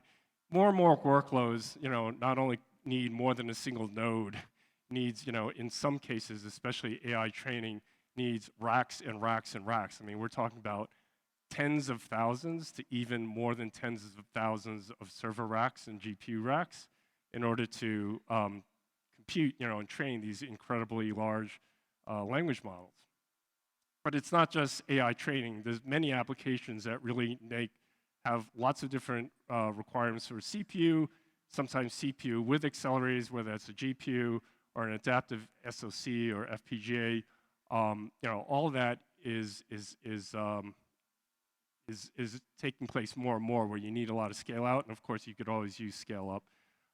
And so I mentioned on the chip the fact that data flow and memory bandwidth could actually throttle your performance. Well, that's sort of absolutely the case too when you talk about the entire data center infrastructure. So not only do you need all these different heterogeneous engines, but you really need intelligent networking and fabric, so SmartNICs and other intelligent fabric to sort of have the capability to assign the amount of compute resources out of the pool of CPU nodes that you have, as well as assign the number of accelerators, whether that's GPU or FPGA or adaptive SoC, and also indeed even computational or intelligent storage, smart storage devices. So we see that trend, and you know, ultimately, if you think about it, you know, once you have true like first accelerators are first-class citizens, like, you know, with things like memory coherency and other things that you need to do, and you have those intelligent fabrics, now you really can be doing computing, you know, all the time. In other words, when we refer to data in use is when the application that's running on the CPU, more traditional procedural code is running on that, and then you need to do some acceleration for something that's very parallel. You could do that, of course. You could also do more offload things where you're passing off, you know, a larger job to one of the accelerators. You'd also be doing computing, you know, in intelligent memory and intelligent storage. Indeed, you could even be doing computing as you're moving through the fabric or the network. So we believe that this is going to trend that's already there, and it's going to continue to grow. So what do we have to offer there? So, you know, our 4th generation EPYC CPU, 96 Zen 4 cores. I won't go through all the details. It's integrated in 5 nanometers. As you can see from this and others, like, we have gone to, you know, AMD is a recognized leader in chiplet technologies. This is multiple dies integrated through other, whether it's 2.5D or truly 3D, where we stack things like cache memory on top of compute and so forth. And, you know, we have the Infinity Fabric to help stitch all these multiple die together. And we're seeing very significant, you know, performance advantage versus the competition, both in absolute performance and, once again, in terms of, you know, in this case, both integer as well as floating point. You know, on the GPU side, the MI250X, you know, here we show performance compared to competition, as well as the performance per watt. And the MI250X is what was used in the Frontier, right? We just announced last week at CES that this year, later this year, we'll be coming out the MI300, which is going to be taking advantage of the first chiplet kind of implementation for GPU. And you're going to see on top of these factors another 8x in absolute performance and another 5x in performance per watt relative to the MI250. And that will be more formally launched later this year. In terms of adaptive SoCs and accelerators, we also announced at the Consumer Electronics Show last week the availability, and it's actually, we have one of the cards, the acceleration cards in the demo booth areas, the V70. And, you know, at CS, we also announced that the first Ryzen, so, you know, desktop client kind of CPU that has the AIE engine in it. It has an array that can support, you know, up to 12 TOPS, 4 different multiple streams of AI processing. That same architecture, remember I mentioned it's a very scalable architecture, gets used in the Alveo V70, but this is a much larger array, so this supports 400 TOPS of AI compute, all in a 75-watt TDP. So, you know, we refer to this AI symmetry, and this gets back to end-to-end, right? You know, what we could put in a client device, what we could put in a car is the exact same inference architecture that you could see in the cloud with acceleration cards, and in the future, you'll see that we integrate this kind of XDNA technology across some of our server processors as well. And then I talked about, it's not only about the engines, but you need this intelligent networking. So we have both FPGA, where you can have really the ultimate, you know, both performance and hardware programmability, but we also have from the Pensando acquisition P4 programmability for a very easy deployment model. But if you think about it again, this is all about optimizing the traffic and the flows, offloading those CPUs, and enabling that composable and heterogeneous environment that we see moving in the future. And then, you know, what I would say is finally, I spent all this time talking about hardware, right? Typical thing for chip people. The reality is without software, none of it really is usable. And in the end, software is, you know, super critical for people to really get real work done in applications. So we are absolutely enabling software developers. We're enabling the ecosystem, open source, where at, you know, this stack is where we're heading. We don't have the full stack today. We have elements of it. I mean, currently with the different CPUs, GPUs, and FPGAs, each have their own stack. Of course, you know, we have ROCm, we have things for Zen, and of course Vitis and Vivado. But we are going to unify that, and so this enables people to target any one of these, you know, engines, and also indeed partition whether people want to do it manually. But you know, we look forward to being able to do auto partitioning so that, you know, the right engine is used for the right workload, and also that there's common tools and environments, and will still, of course, you know, interface to all the standard frameworks. So, you know, software, of course, is absolutely critical, and, you know, in a later time, I suppose that you'll hear more about this. So I guess I just want to close now in saying, like, you know, we in the industry, I think many of you have lots of experience in the industry. We've talked for a long time how computing is going to become, you know, very pervasive, and how the world is going to be smart and connected. What's really exciting is it's really happening now, right? It's already happening today, but it's going to grow, and the level of pervasiveness is going to be incredible. And, you know, I really can't think of a more exciting time to be in technology. I think this is sort of like a second golden age again, because, you know, it's not about getting 50% more, it's about getting 100x more in performance and capability and bandwidth, and that really is pushing innovation, right? And it really is because it's pervasive, and it's in embedded systems as well as traditional computing, as well as entertainment. You know, I can't think of a more meaningful thing to be involved with, right? And I'm sure everyone would agree with this, is that technology is already touching everyone's lives on a daily basis. And that's one of the, you know, the bad thing about the supply constraint that we just emerged from is that, you know, everybody, not just we in technology, but every layperson understands now that semiconductors impacts their lives. And where things are going in the future, which I just walked you through in a very brief way, it's going to be even more so. And I think, you know, there are other social imperatives, like, as I said, is doing that in a sustainable way. And even more specific to the audience here, you know, AMD India, 6,000 R&D team strong, you know, yes. And still growing.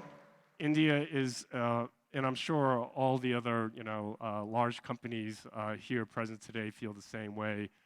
We wouldn't be where we are today without the India team, and certainly the Hyderabad team here. Our teams are involved in every facet of what I talked about: silicon, technology, software, applications, IP, validation, right, security. You know, it's truly phenomenal. So, you know, and we're also engaged with academia and research and education. And, you know, not only is there a tremendous talent pool, and, you know, many other distinguished speakers talked about the entrepreneurial spirit and the focus of the government of really focusing on this area of technology. But, you know, I would say also personally that I think, you know, our teams are not only brilliant engineers and very motivated, but they really value teamwork. And that's a core cultural value for us. And they really want to do something innovative and disruptive to add value to our customers, to society at large. So again, it's the most exciting time, I think, to be in the industry. I mean, all of you here that we participate together. And India is a crucial, and Hyderabad in particular, is a crucial part of making that future happen sooner and faster. So thank you very much.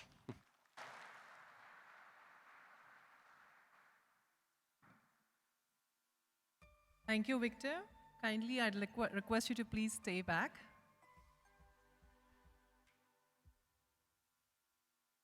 Thank you for taking us through the various hardware architectures and the software ecosystem stack. May I now request Kalpesh from Qualcomm, Senior Director of Engineering Qualcomm and Organizing Committee, to please bring out a memento to Victor Peng. Thank you, I do, yes. Our next keynote speaker, Mr. Asaf Tibol, is a passionate engineer, entrepreneur, and VP of Technology at Qualcomm. He leads 4G, 5G infrastructure modem design and architecture and heads multiple research projects and advancement of 5G and 6G technologies. In 2006, Mr. Asaf founded Design Art Networks, which developed 4G system-on-chip small cell-based station modem and served as a CTO and founder. Mr. Asaf holds over 200 patents in 4G and 5G wireless communication, signal processing, hardware architecture, and compute. Ladies and gentlemen, please welcome Mr. Asaf, and let's hear from him on 5G opportunities, challenges, and path to 6G. Thank you. Thank you very much. First, I want to say that Victor's presentation was super impressive, and I cannot just fully agree with everything that you have said. It's really perfectly said. And I think that I'm going to tackle it from a different direction. But first, thank you very much for hosting me here, and this is a great honor to be here. And this is really impressive what's happening here in India. Qualcomm India is like already more than 7,000 people, which is just a big wow, okay? So thank you very much. Okay, so talking about communication. So Victor mentioned communication quite a few times, and I want to expand on that. This will be all about 5G. But before we talk about 5G, we need to look and glance quickly about the history of the wireless communication. So wireless communication was like every 10 years, we have a big leap on big Gs that we swap between them. The first communication technology was the first G, 1G, which was analog communication, moved to 2G, which was like moving from analog to digital to enable them efficient communication over billions of peoples.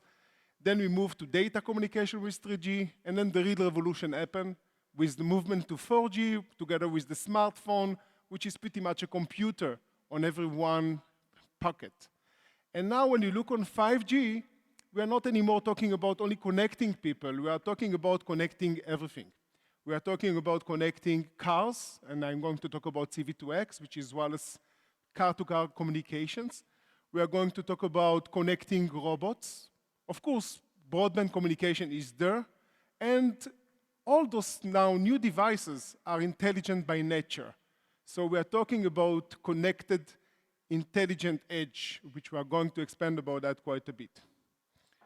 Now, if you look on just a quick observation where we are today with 5G, so 5G is accelerating actually 2 times faster than 4G.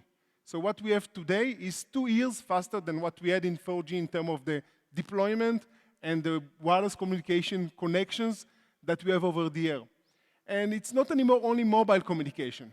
We do have for only mobile communication for purely mobile broadband communication aspects. But also we do have that also for car-to-car communication, fixed wireless communication, actually, which is becoming more and more significant for India. If you look about replacing fibers with wireless communication, so 5G will going to address that with huge amount of capacity on a millimeter wave band, and I'm going to talk about that. So it's not anymore just a single device, it's a plethora of devices that I'm going to expand on it. This slide is actually very interesting because I think it is connected also to what Victor said in his presentations. So the hungry for data is always growing, and is growing very, very fast. If you look on the history of what happened in the world of communication from 2010 to 2021, this is what happened. A 100x growth, both in demand and also supply of communication over the air. And in order to enable that, we as a world and also as a Qualcomm, we developed a 4G technology, we evolved it to 5G. You can see the step in 2018 to 2019. We had a huge step in capacity, both demand and supply that we could provide with the first 5G initiations. But this is also opening up some questions, right? So what will be the future from our perspective, looking on the next 10 years? So it's pretty clear that the next 10 years will continue that direction, that trend, and we will need to sustain even bigger amount of data because we have now much more devices. We are not only connected people, but also connecting machines which can consume even more than people. And the challenge here is that if you look from silicon perspective, this is a silicon conference, Moore's law is pretty much at the end of it, and in order to enable that, we will need to move from just bit per second per hertz over a particular spectrum to bit per second per hertz per joule, which is like the energy that you consume to transfer those bits. And energy efficiency, I think, is the name of the game of the next decade from our industry. Okay, now coming back to 5G. So if you look on 5G, 5G is a connectivity fabric that allows pretty much to connect all the devices, not only mobile devices, like just handsets, but also massive IoTs, robots, XR devices, cars, for mission-critical use cases, ultra-low latency demand, not only high capacity demand. And what 5G has introduced, and which was very different than the previous generations, is that it allows new bands to have a presence in the deployment. So if you look on up to 4G, everything was sub 3 gigahertz, sub 6 gigahertz.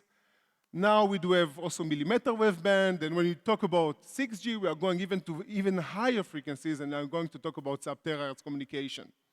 So the fact that we are moving to millimeter wave is actually allow us to enjoy a huge amount of bandwidth, which is the fuel of the wireless communication. And then if you look on the very important aspects of it, in order to be able to be efficient on the deployment itself, you need also new diverse deployment approaches, which are not only base station connected to a UE, but also smart repeaters, integrated access backhaul units, which can distribute the capacity in an efficient manner. Okay, and this all together bring us to the huge factor of capacity gains that we achieve already in 5G, and as we speak, it's being deployed. Oops. Okay.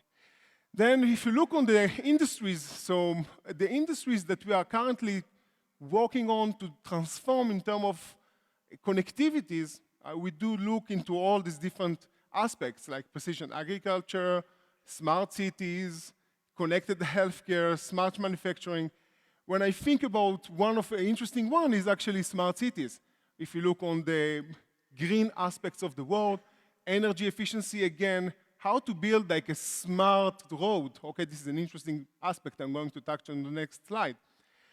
And also if you look on smart manufacturing, how to make your automation more effective, and connectivity is in the heart of it, okay?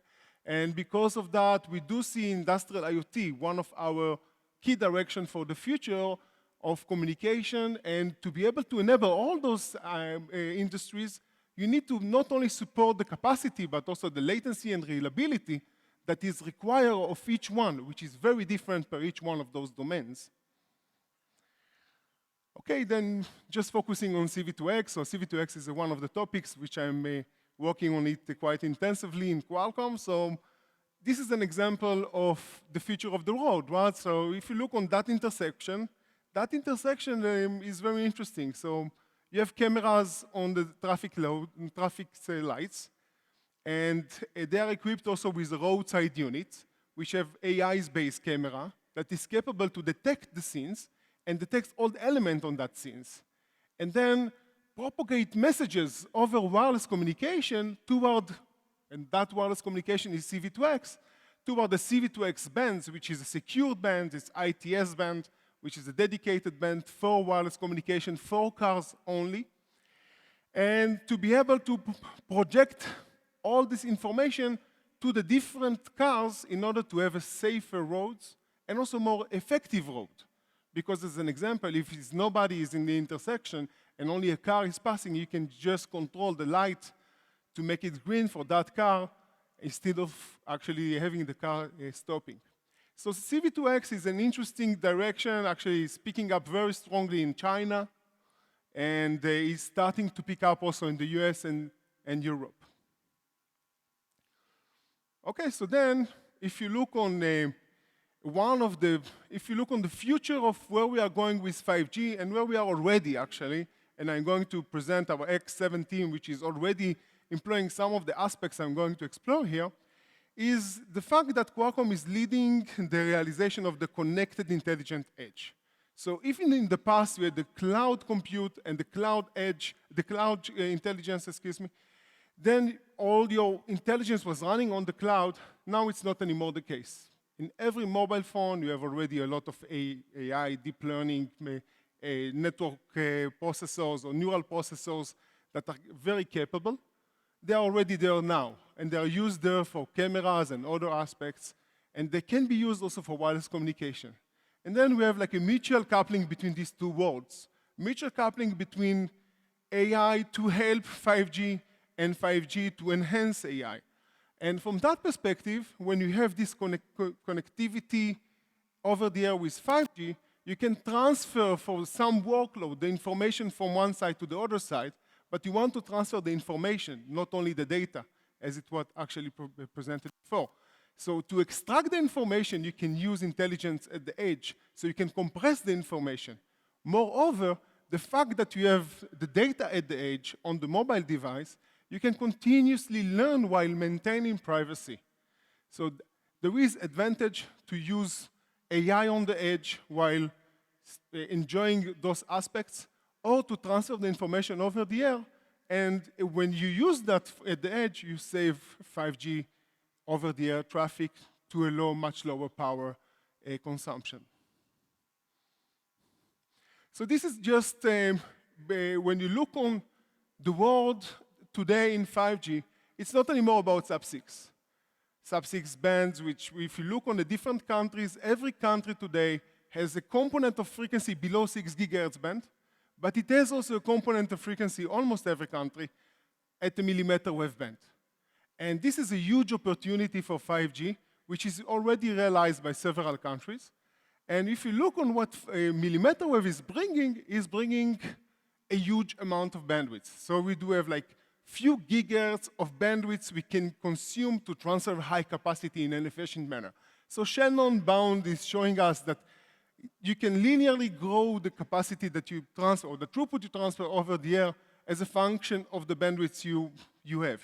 It's actually logarithmically correlated with the SNR, the signal-to-noise ratio, which is less effective than a linear bandwidth growth that you can achieve. And from that perspective, a millimeter wave is really presenting an interesting opportunity for the wireless communication together with challenges, because millimeter wave bands, which are at 24, 28 gigahertz, or even 40 gigahertz, has some challenges on propagations. And those challenges has been thought to be like difficult to overcome, but they are now actually already fully functional in our pockets. We do operate in millimeter wave today in some of the territories of the world. And those limitations are related to the propagation at that frequency band. So if you operate at 28 gigahertz, so the signal decay very quickly over the distance, and also the output power that you can output from the power amplifier is much lower because of the fact that it's in higher frequency. So because of that, you need to introduce massive beam forming in order to recap the link budget. And also, you need to introduce that massive beam forming not only on the infrastructure, the base station sites, but also on the mobile device. So this device here has a lot of different beams that need to be managed. Okay, and then you need to handle also how you handle non-line of sight scenarios, how you do handle end blockage. When you block your hands, you just put your hand on some of the antennas, you block the signal in a much more severe manner than in the sub-6 bands. All those challenges has been realized already in 2018 in our first generation of 5G.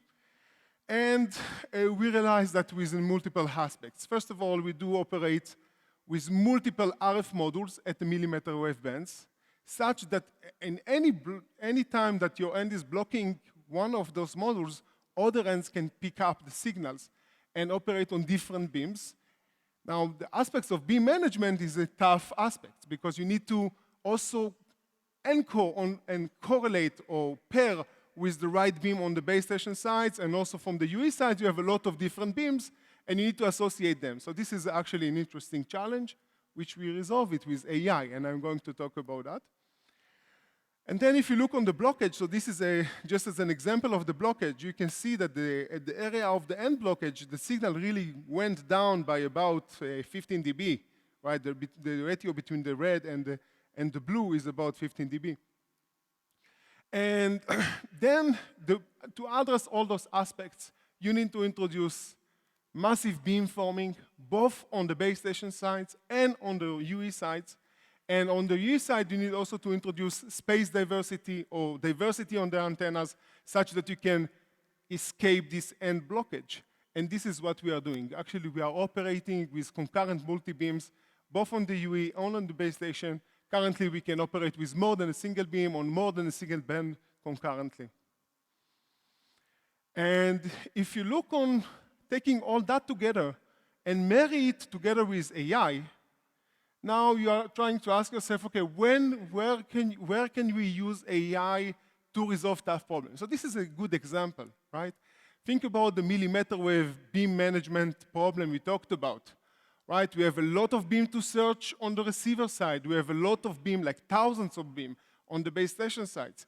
If we just go on a round-robin manner and scan all of them to pick up the right one, it will be a very long and power-hungry solution, which we don't want to incorporate. And so this is an example of not a closed-form mathematical problem, which has not closed-form solutions, and with data, we can realize solution for that. This is one example. Another example for where we can use AI for our challenges is, as an example, you do operate in sub-6 bands. Most of the operators have, as we saw before on the table, in most of the countries, most of the operators have both bands, the millimeter wave bands and the sub-6 bands. Can we use information that we get from over the air on one of those technologies and reflect them on the other one? So can we use, as an example, the channel estimation we are doing on millimeter wave and use that for learning something for sub-6, okay, or sub-6 bands? The physics is the same physical domain, but the propagation is very different, the antenna pattern is very different, and this is not a closed form problem that is very difficult to realize mathematically. So this is where we are actually looking in AI, trying to resolve problems that are very different or very difficult to tackle in the classical theory that we used to do. And actually, the first device in the world that support, for the mobile wireless communication world, that support AI as an integrated aspects of its development, and also as part of all the processes of the modem and radio processing, is the X70 that we just announced earlier this year. Has a 5G AI processor integrated, and it supports more than 10 gigabit per second. It can operate concurrently on multiple bands, and we did already run the first step of AI on it. The first step that allows us to operate both AI, beam management, as I explained before, to select and pair the right beams between the receiver and transmitters. We can also learn the channel state feedbacks. As an example, we do have a channel, like when we propagate from the base station side to the UE side, there is a channel. Can we use that channel to predict how, and use AI to predict how the channel will look like in the next 20 milliseconds? If we can do that, we can improve our processing and our link budget and our capacity over the next 20 milliseconds. And this is a prediction problem where AI can do a great job for it. And there is some more examples, but I will not explain all of them because of the time. But generally, if you look already on some results, so if you look on like millimeter wave beam management, we did increase it by 28%, both the coverage and the capacity with AI approaches of beam management. And the nice thing is that we are also saving power because we don't need now to wake up and listen to all the beams. We just wake up on the right beam because we know where to wake up because we learned that. Okay, and we are always adapting our learning as we go. We are doing some sort of continuous learning that allows us to improve over time. And we can improve throughput.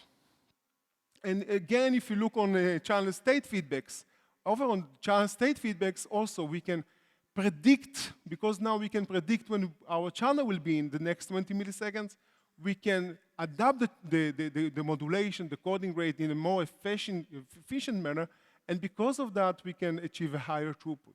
And this is what you can see here, like again, of 26%, and depending on the type of the traffic that we do have.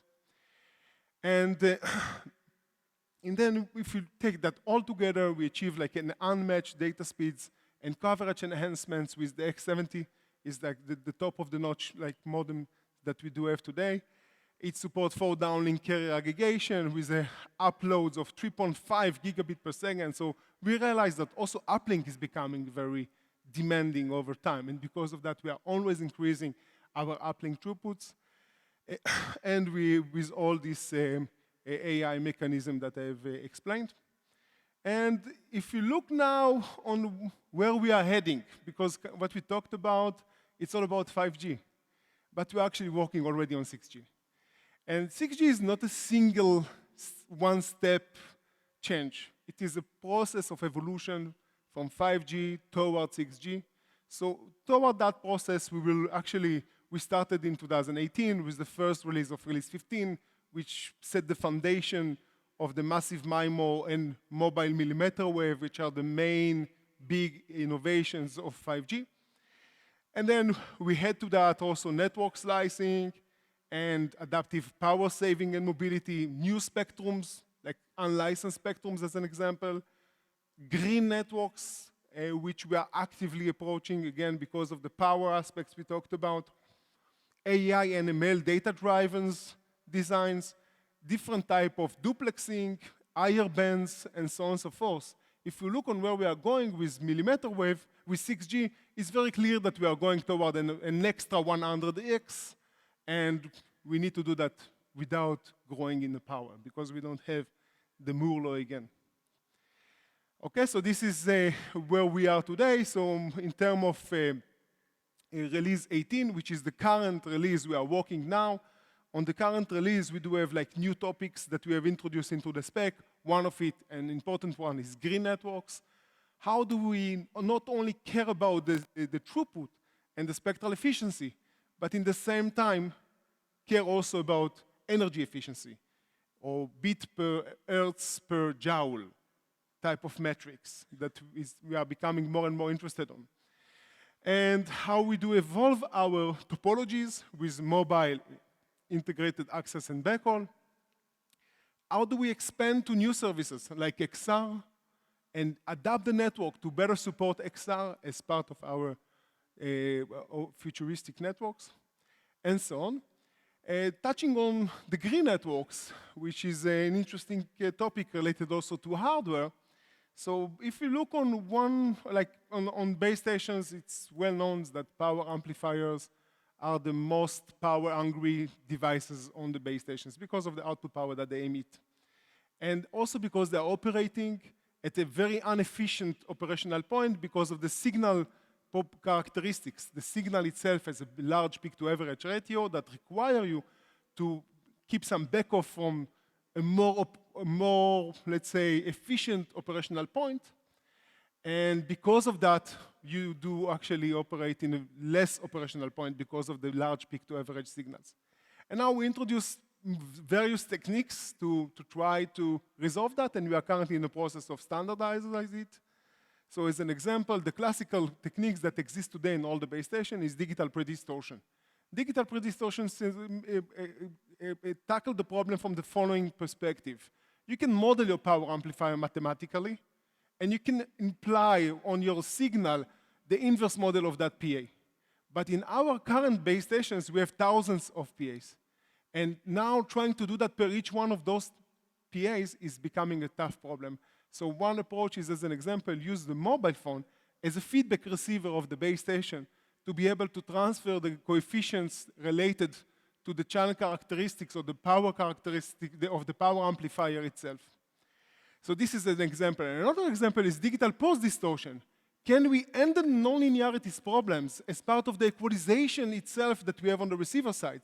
So can we handle the nonlinearities coming from the power amplifier as part of our overall receiver impairments?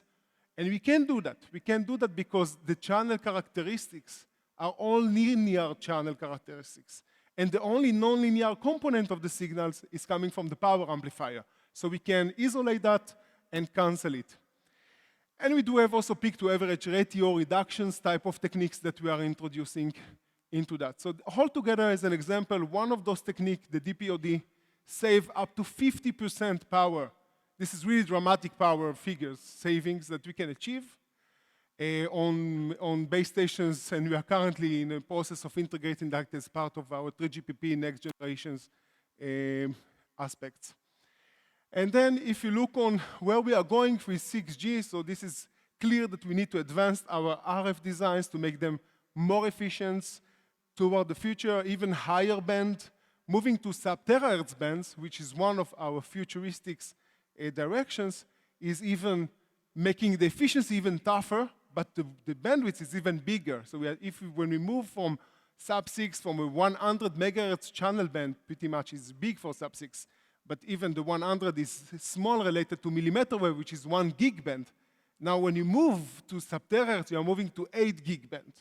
So when you go higher and higher in frequency, you have wider and wider channel bandwidths that can propagate in more efficient manner the throughput that you need to achieve. And this is, again, coming with big challenges that we are working to resolve in the future.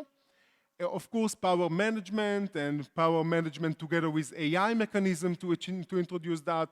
Various compute topologies that taking advantage of the fact that we do have like intelligence distributed, not only on the cloud, but now in several nodes, on the mobile phone, on the base station, on the cloud, on the goggle when we talk about XR, and so on.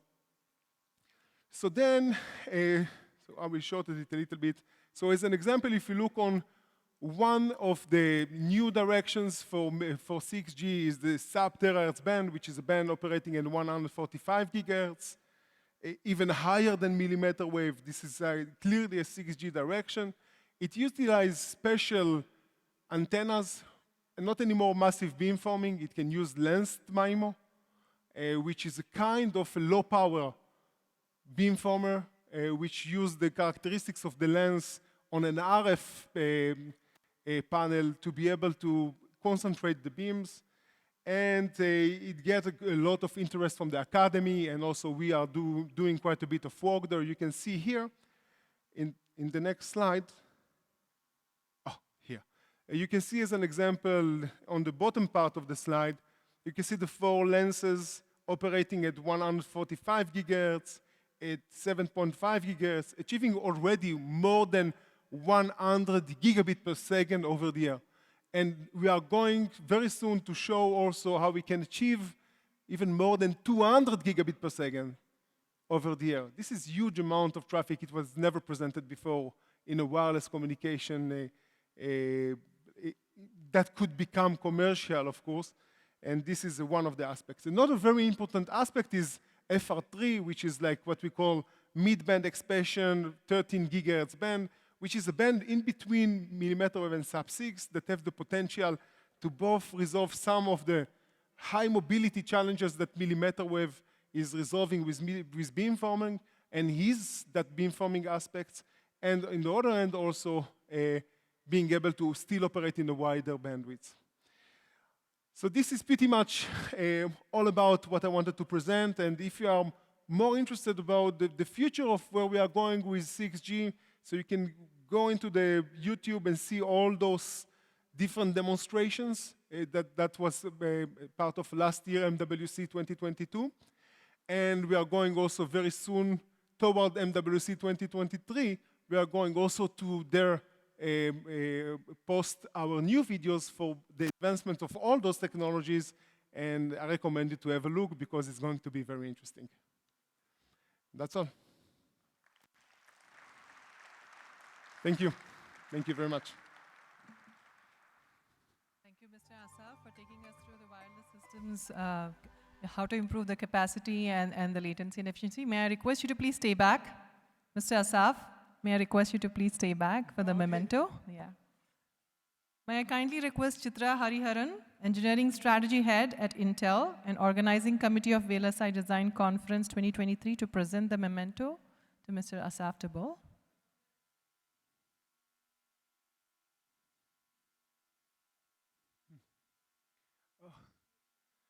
Oh, thank you very much. Thank you very much. Thank you very much. Wow. Thank you. I really appreciate that. Thank you. Thank you very much. Thank you. Thank you very much. Appreciate it. Our next keynote address is an academician, an entrepreneur, and a CTO officer at NSYS, Dr. Preet Banerjee. Dr. Preet spent over 20 years as a professor, dean, and chairman at the University of Illinois and Northwestern University. He founded Axel Chip, which was later acquired by Xilinx and BinaChip. Mr. Banerjee currently serves on the board of directors of Turntide Technologies. He's the author of over 350 papers and the book titled Innovation Factory. Ladies and gentlemen, please join me in welcoming Dr. Preet Banerjee and hear his thoughts on future of simulation-driven innovation for nanotechnology research. Thank you very much, and a very, very good morning to all of you. It's an absolute pleasure and honor to be giving a talk at this conference. I have been involved with VLSI Design Conference for literally the last 30, 40 years. When Satya mentioned the first VLSI conference in 1985, I was actually an attendee, and I used to be in academia at the time. I was at the University of Illinois, Urbana-Champaign. And the first 20 years in academia, I used to attend VLSI conference every year. And it's an absolute honor to be talking here today. So my talk is going to be on sort of simulation-driven product innovation in the semiconductor industry. We had some fantastic presentations today from Victor, from AMD, and from Asaf, from Qualcomm. And we work actually with both of them. These companies, as they try to come up with the most latest innovations about the EPIC processor, the Ryzen processor, the Snapdragons, and so on, they have to be simulated, right, in order to prove that this thing will work when it is fabricated. So that's where we come in. So I wanted to provide a quick, just a background of how the whole methodology of product innovation has transformed in the last 50 years. Many years ago, when people used to do product innovation, you'd imagine a new product, like I'm building a new airplane wing. You design that wing, and you make a clay model of that wing, and you put it in a wind tunnel, and you have wind going at 600 miles per hour to see if that wing will lift or not. And so the process was you design that wing, you build that wing, and you test that wing.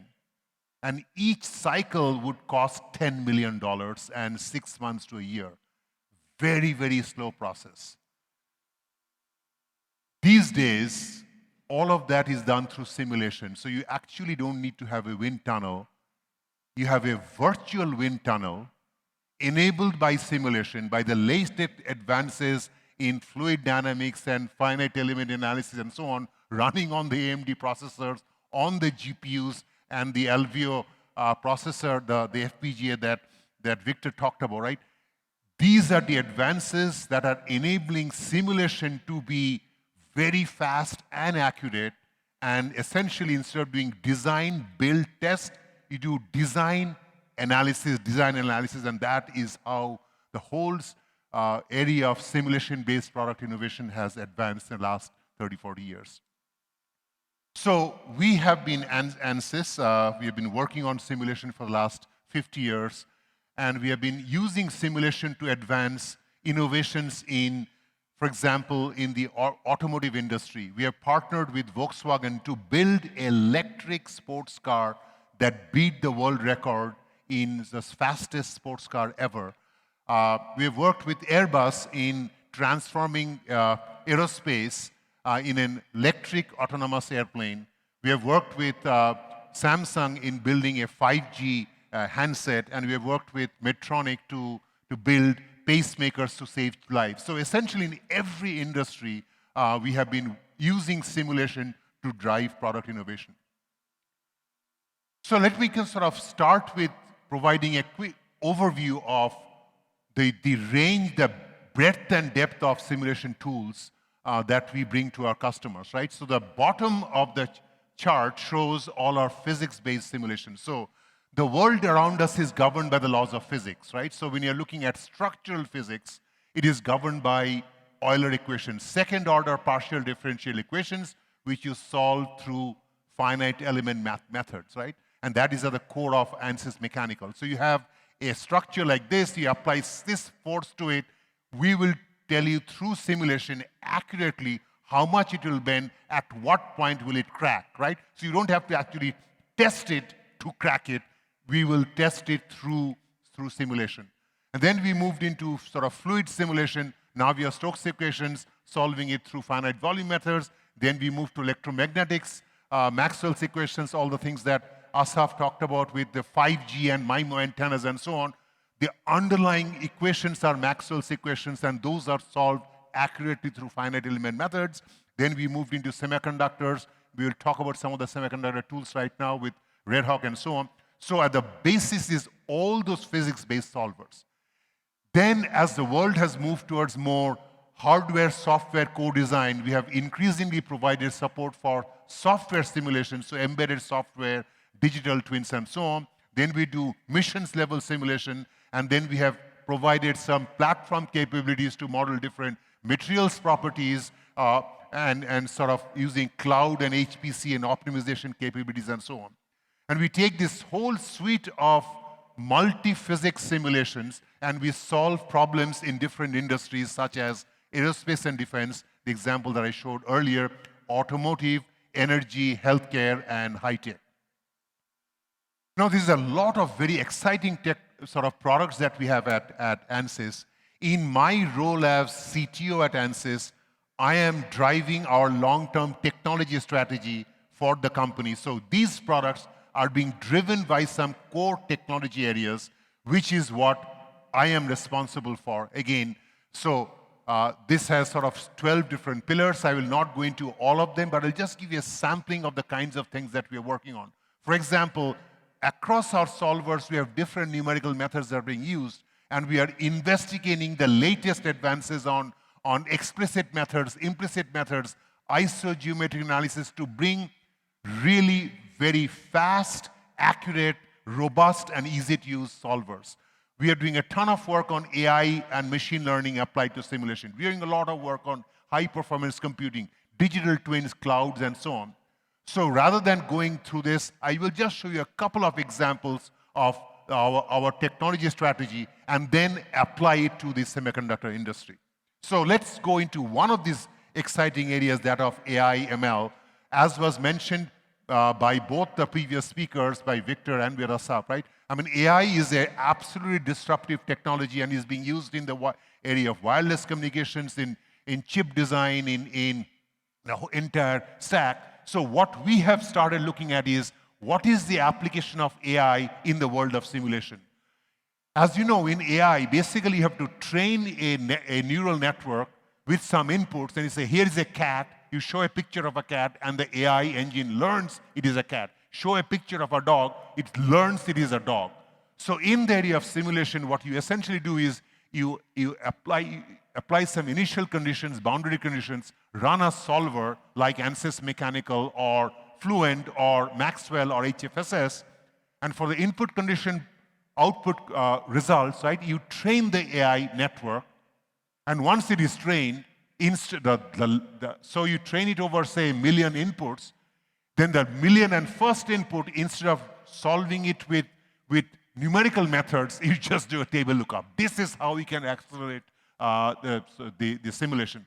So we have, now there are obviously subtleties involved. It's not as easy, but what we have done this year is we have come up with this machine learning-based flow solver, which speeds up Fluent, our fluid solver, by a factor of 100. And what is shown is some of the results that we have got with external aerodynamics, right? And it runs it really accurately, but much, much faster. These are the kinds of innovations that we are going to bring in front of our customers in the future.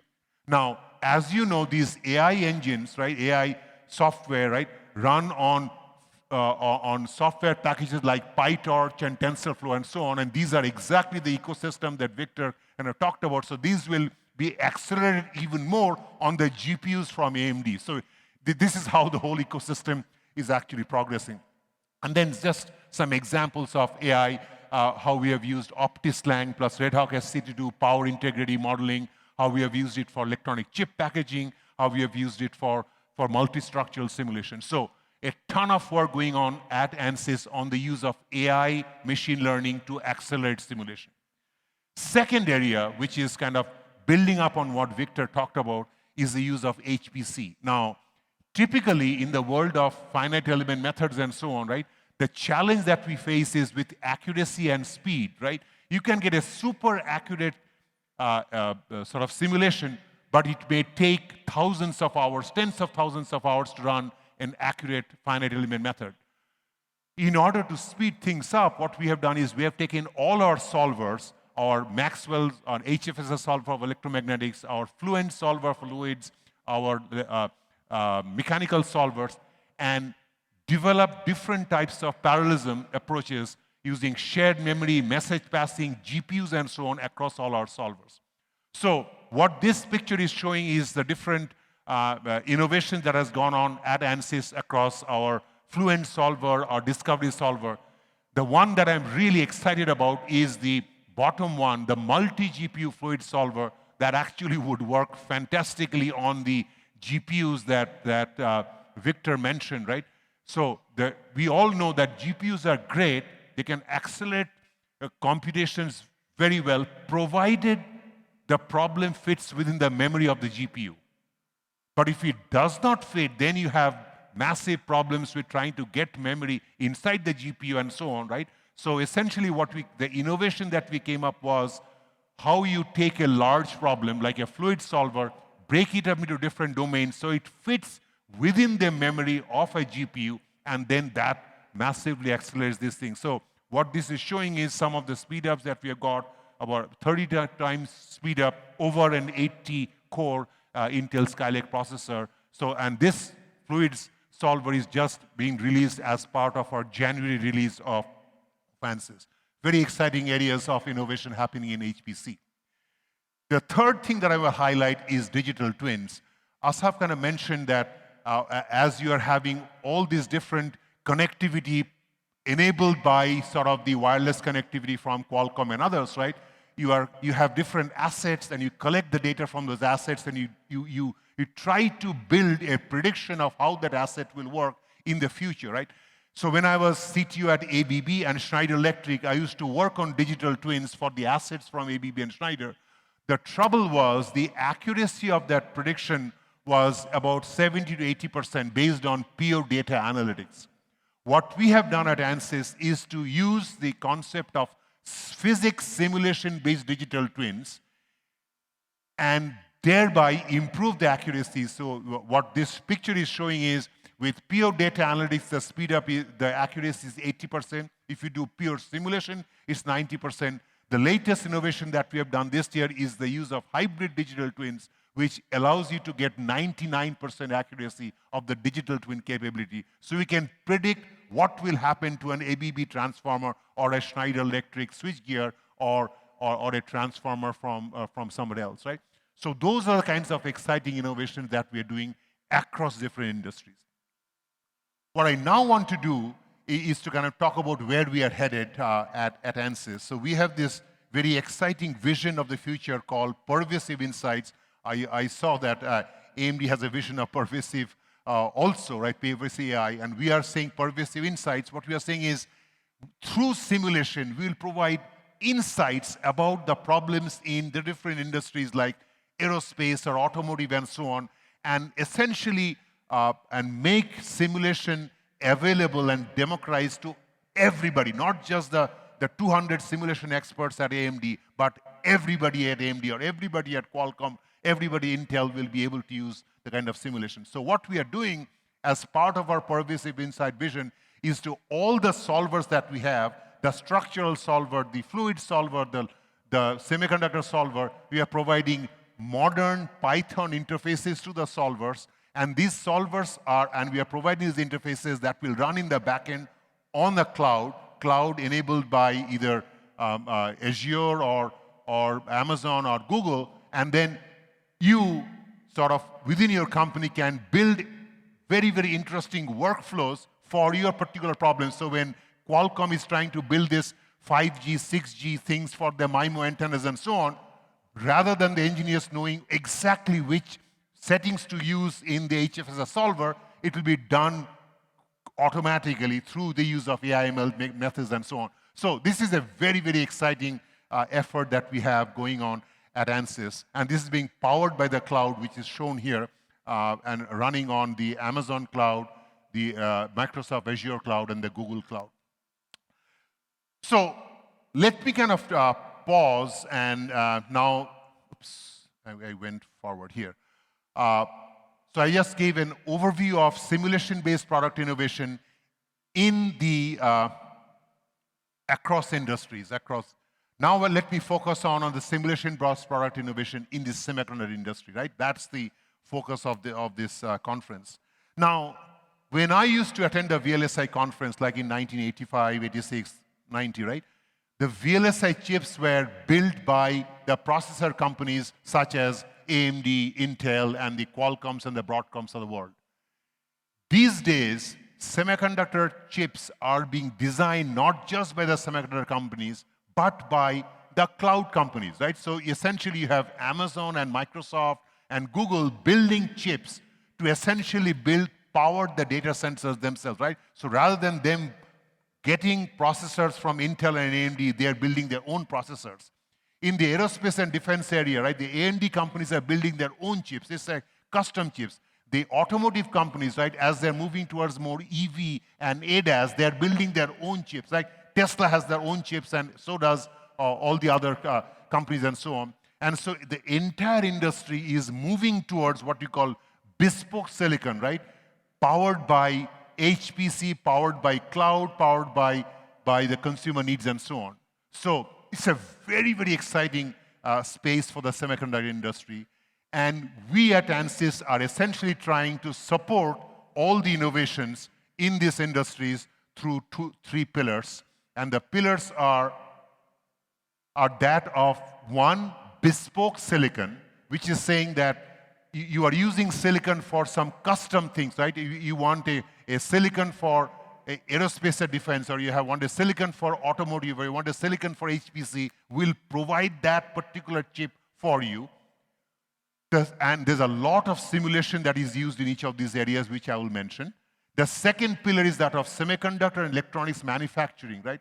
I mean, essentially, as you move in these advanced nodes, people, I mean, you saw from the previous presentations, they're talking about 7 nanometer node and 5 nanometer node and 3 nanometer node, 2 nanometer nodes sort of enabled by EUV and so on, right? So we at ANSYS work with the equipment companies in the semiconductor space, the applied materials, right? I am work very closely with Om Nalamasu, the CTO of Applied, as well as Lam Research and KLA Tuncor and so on. So all these semiconductor equipment companies, as they're building the latest capabilities of EUV and so on in the manufacturing things, then this equipment shows up in the foundries like TSMC and UMC and Global Foundries and Samsung. We provide the simulation capabilities for them, and then essentially they provide the certification to say, okay, the TSMC 5 nanometer foundry,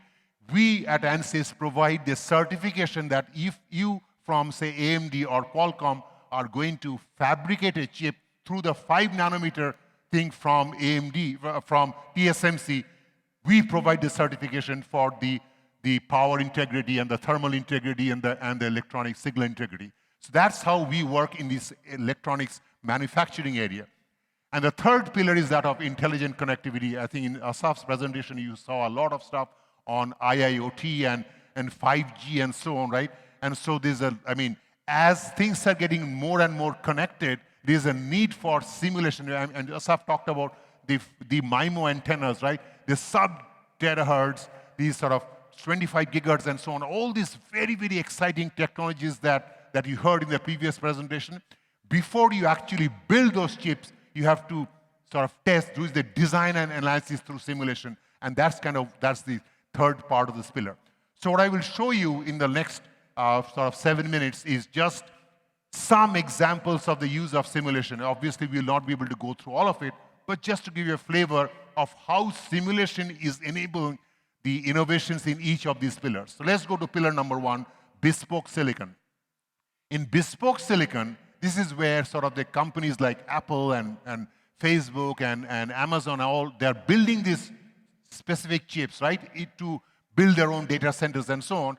And essentially, the kinds of technology that they're building, right, and Victor mentioned those things, the 3D ICs and so on. I mean, you all know that in the semiconductor industry, the challenge is with the yield, right? If you put more and you go to 2 nanometer technology, right, you put a 10 billion transistors on a chip or a large chip, it will be highly unlikely that that chip at that large thing with 100 billion transistors will work, right? So the technology these days is to break up the chip into small chiplets, right? And essentially use 3D IC technology to bring those things together, right? To form larger chips, which is essentially what AMD did in the latest EPIC processors and so on.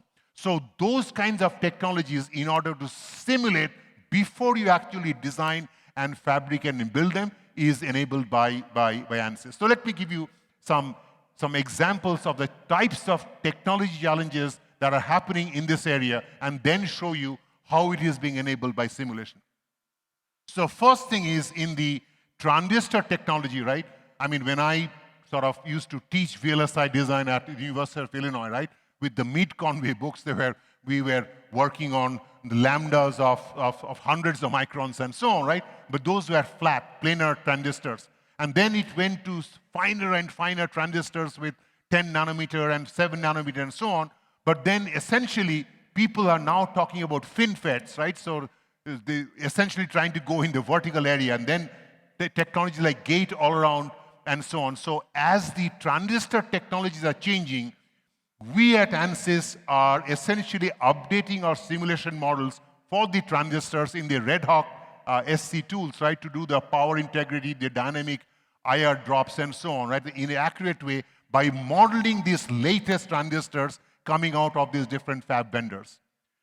So that's number one. The second thing is advanced packaging. As you know, as the chips are getting larger and larger, right, the amount of energy and power required to convert the signals outside the chip is almost getting as hard as the communication itself, right? And so people are saying, forget the electronic way of providing the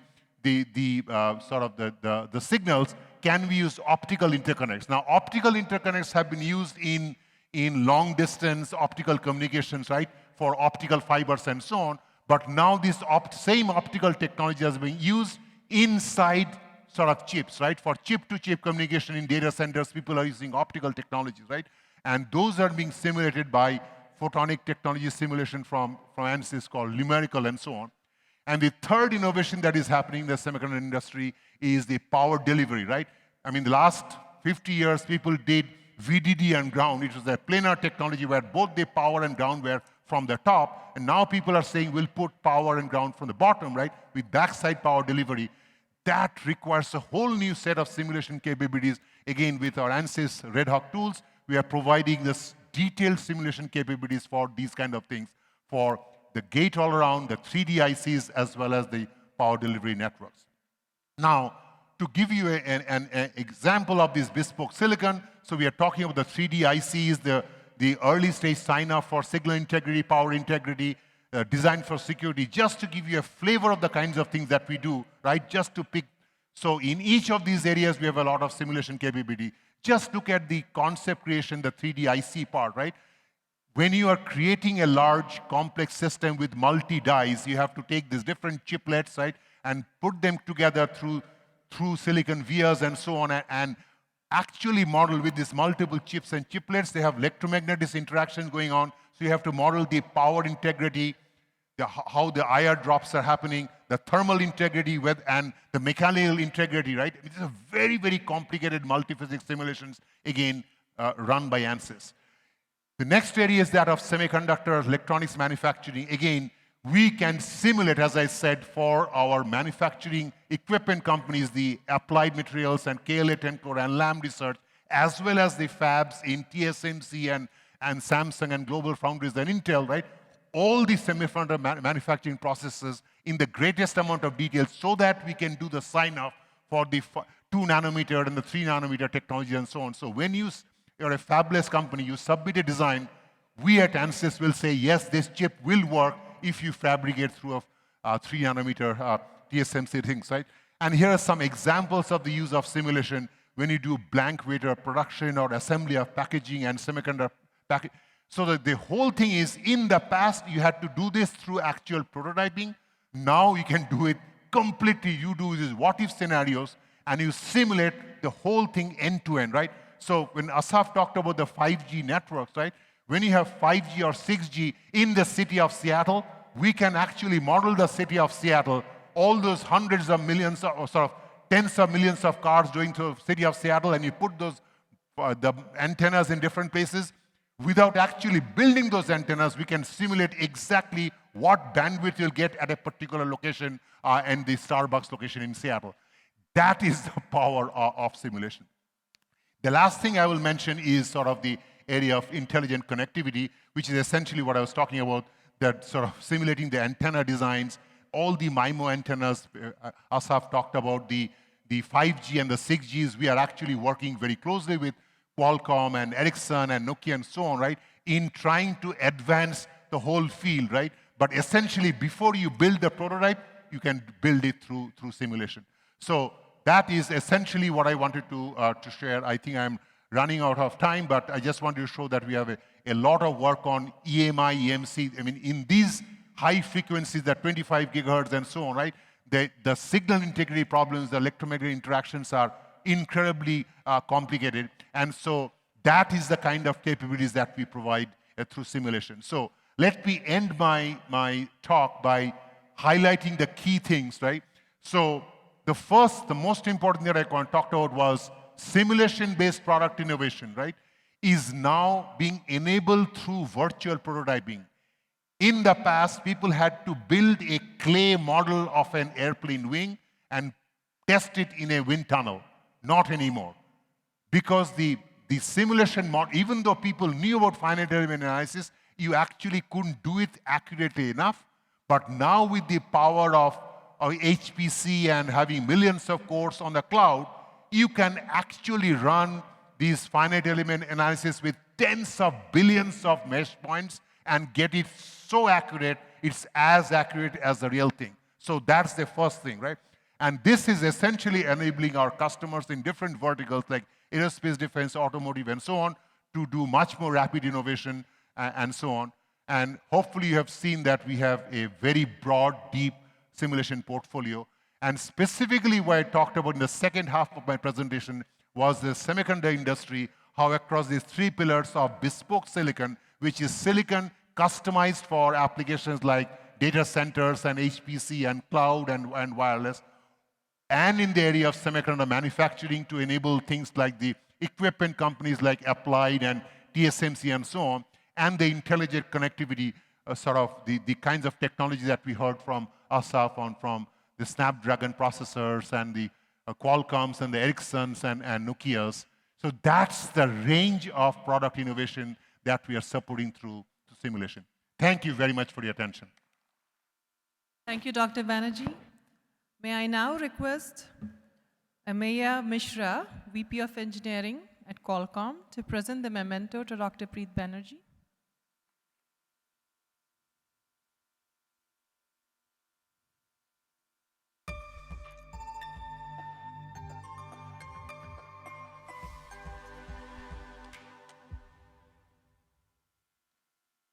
Our next keynote speaker is Professor Dr. Kaushik Roy.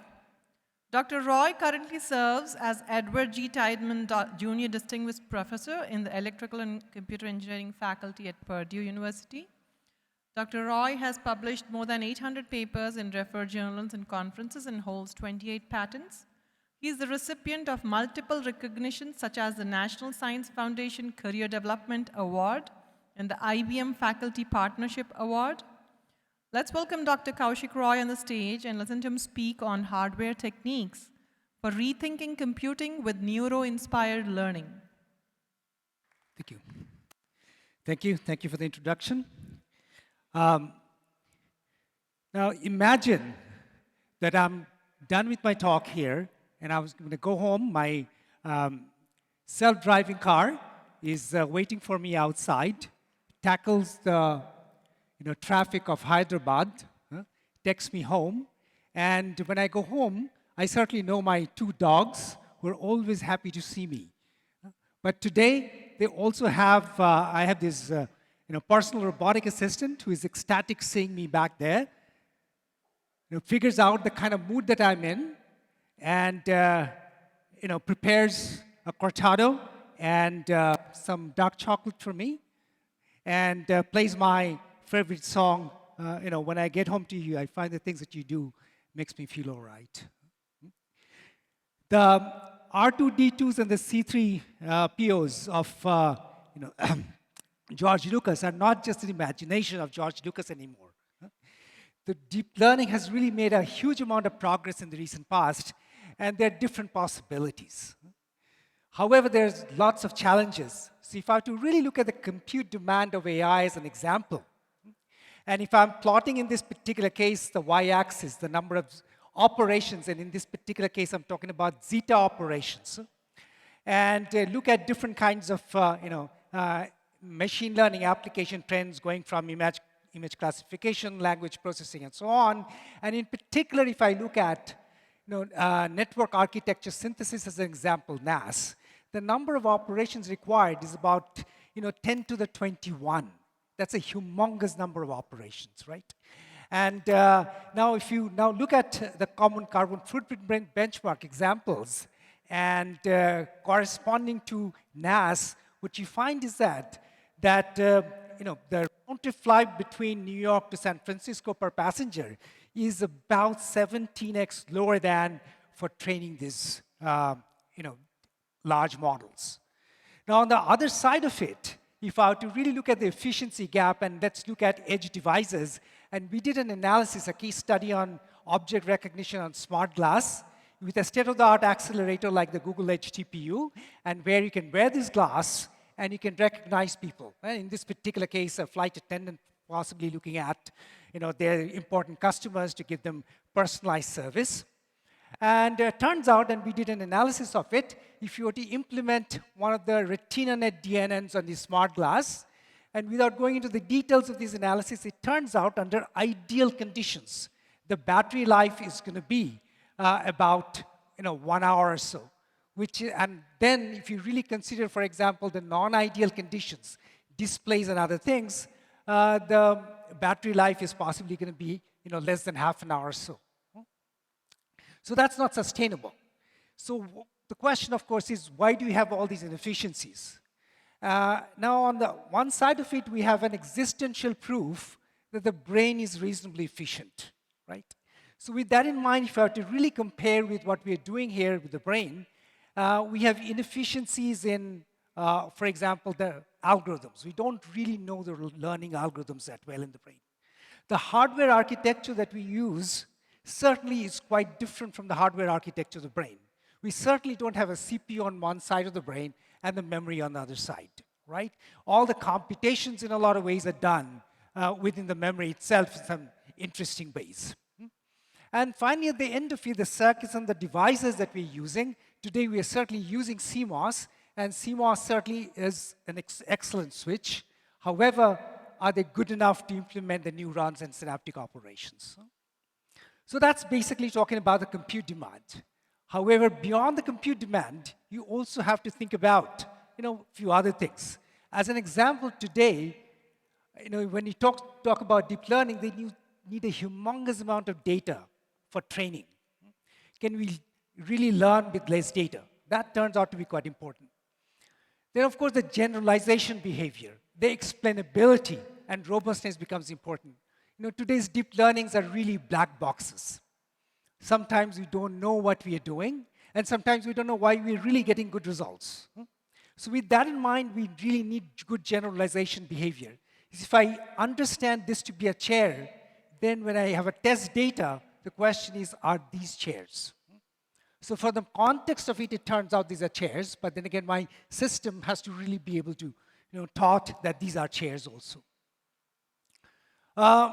Robustness, and that turns out to be a big problem. And you might have seen some of these data. In this particular case, I'm showing a macaw on the left, and I've trained it so that my system now tells me with a very high confidence it's a macaw.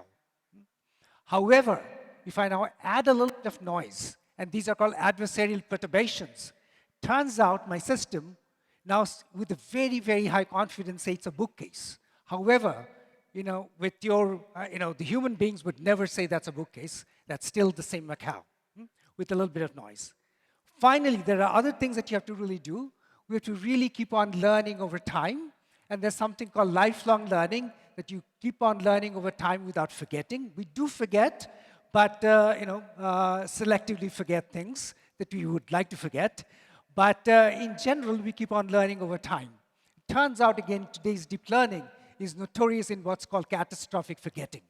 So if I learn task 1, followed by task 2, followed by task 3, it turns out that I end up forgetting task 1 and end up learning task 3. So there's a need to really do lifelong learning from that point of view. But what I'm really going to be focusing on today is mostly from the point of view of the compute demand of AI. Now, as I mentioned, we have an existential proof that brain is reasonably efficient. So with that in mind, the question is, can I take some cues from the brain? And what are the cues that I can take from the brain?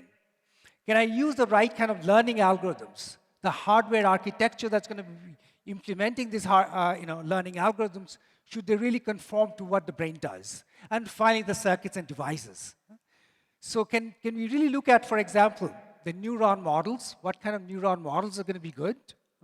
What kind of learning algorithm should I use? What kind of network topology makes sense? And finally, at the end of it, the computing principles that I should use. So I'm going to just first talk about the neurons and synapses and the learning algorithms. So to that effect, let's try to look at the different kinds of neuron model that potentially one can use. One can potentially use the leaky integrated fire kind of neuron, or the Hodgkin-Huxley model, which is more biologically plausible. On the learning algorithm side, people have been certainly using, for example, backpropagation-based learning. It's an optimization technique, and it has really worked well, but there's a good amount of computing effort required to do that. However, is it possible that I can do some localized learning? I'll briefly talk about that. Now, on the other side of it, what kind of network architecture should I use? Should I really use a network architecture which has long-range connections, feedback connections? There are a whole bunch of network architectures people have been trying to use. So what does make sense? Should I really use the network architecture which is brain-like? And finally, on the other side of it, how about the computing principles? Should I use event-driven asynchronous computation, like what possibly the brain does? What kind of input coding should I use? What kind of input should my sensors produce? Should it be analog inputs coming in? Should it be rate-coded? Should I have inputs coming in directly from my cameras, like new cameras like the dynamic vision cameras and so on? So those are all different possibilities. So with that in mind, let me try to look at a little more on these learning algorithms and the kind of neuron and the learning models. So the neuron model that one can use, and this is a biologically plausible model, is that when you have a bunch of input spikes which are coming in, the membrane potential of the neuron goes up, and beyond a certain point, when it reaches a threshold, the neuron fires, and then the membrane potential is set to 0. And that can be represented by a leaky integrated fire kind of operation. Now you can make it simplified and say, hey, I'm not going to have the leak operation. I'm just going to have integrated fire. And that's a simplified neuron, and one can certainly use it. One can also use, for example, today, neurons like stochastic neurons. We have seen stochastic behavior in the brain, so why not use stochastic neurons? And it's possible to use, for example, directly a sigmoid kind of neuron, which is stochastic in nature. On the other side of it, today's deep learning, for example, they end up using turns out that today in deep learning, we mostly end up using ReLU and TANH kind of neurons. And those are also possibilities. Maybe not that biologically plausible, but certainly easier to use as an activation function. So the question, of course, is kind of which one should I use? On the other side of it, the synaptic updates, and that's training. So what kind of training does make sense? And as I mentioned earlier, today, most of the training is an optimization using, for example, backpropagation-based learning. Now, backpropagation-based learning has certainly worked really well, but remember I talked about the leaky integrated fire kind of neurons. Training using backpropagation becomes a problem, because that requires that the functions are differentiable, but leaky integrated fire is not. So you need to come up with some surrogate gradient techniques to really do that, that kind of learning. But on the other side of it, more recently, back in 1998, there was some seminal work that was done called spike timing dependent plasticity, which is depending on the spike timing, you actually end up updating the synaptic weights. So in other words, I'm just showing an example of it. Depending on when the output neuron fires and the timing of the input spikes that are coming in, you actually update the weights. Either you potentiate or depress some of these weights based on the timing difference. Turns out that localized learning may not be applicable for large-scale designs. It's very difficult to apply. But hey, can a combination of these backpropagation-based training versus this localized learning, can it be used? And finally, what kind of network architecture is suitable? Should I really look at the brain? As a part of our work in the Center for Brain-Inspired Computing, one of our collaborators, Jim DiCarlo, what they're doing is they're doing some interesting experiments. They're doing experiments on the primate brain. They're showing a bunch of these images to the primate, then really figuring out, hey, what is the activity in the different parts of the visual cortex? The V1, V2, V4, and IT part of the brain. And based on that, these activities, they're basically trying to compare, hey, there are today's deep learning, the VGG16s, the ResNet architectures, or maybe the other architectures that are available, how well they match with that activity that I actually observe in the brain. And to that effect, they came up with something called a brain score. And the brain score basically tells us, hey, how well some of these deep learning architectures matches with the visual cortex that is observed from the monkeys. But still, these results are good, interesting, but still far from the primate visual intelligence.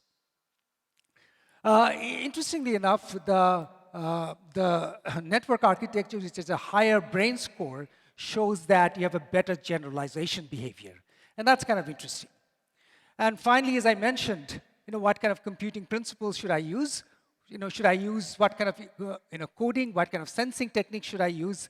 And it turns out, and if I were to really think about completely vision-based navigation, which I'll talk about in just a minute, one can certainly use a standard camera, and the standard cameras have been used quite effectively in different kinds of applications for optical flows using standard deep learning architectures. They have problems. They have motion blur. They have, don't have the high dynamic range and so on. Turns out there's some interesting new cameras, and these are dynamic vision cameras. What the dynamic vision cameras do is they provide spike-based outputs. If there is, for example, no activity, then there are no outputs at all from the camera. But if there's a relative motion between the camera and the object, then you actually produce spikes, depending on which direction, a positive spike or a negative spike, depending on which direction the object is moving. And then interestingly enough, those kind of networks are quite suitable for using in the spike domain.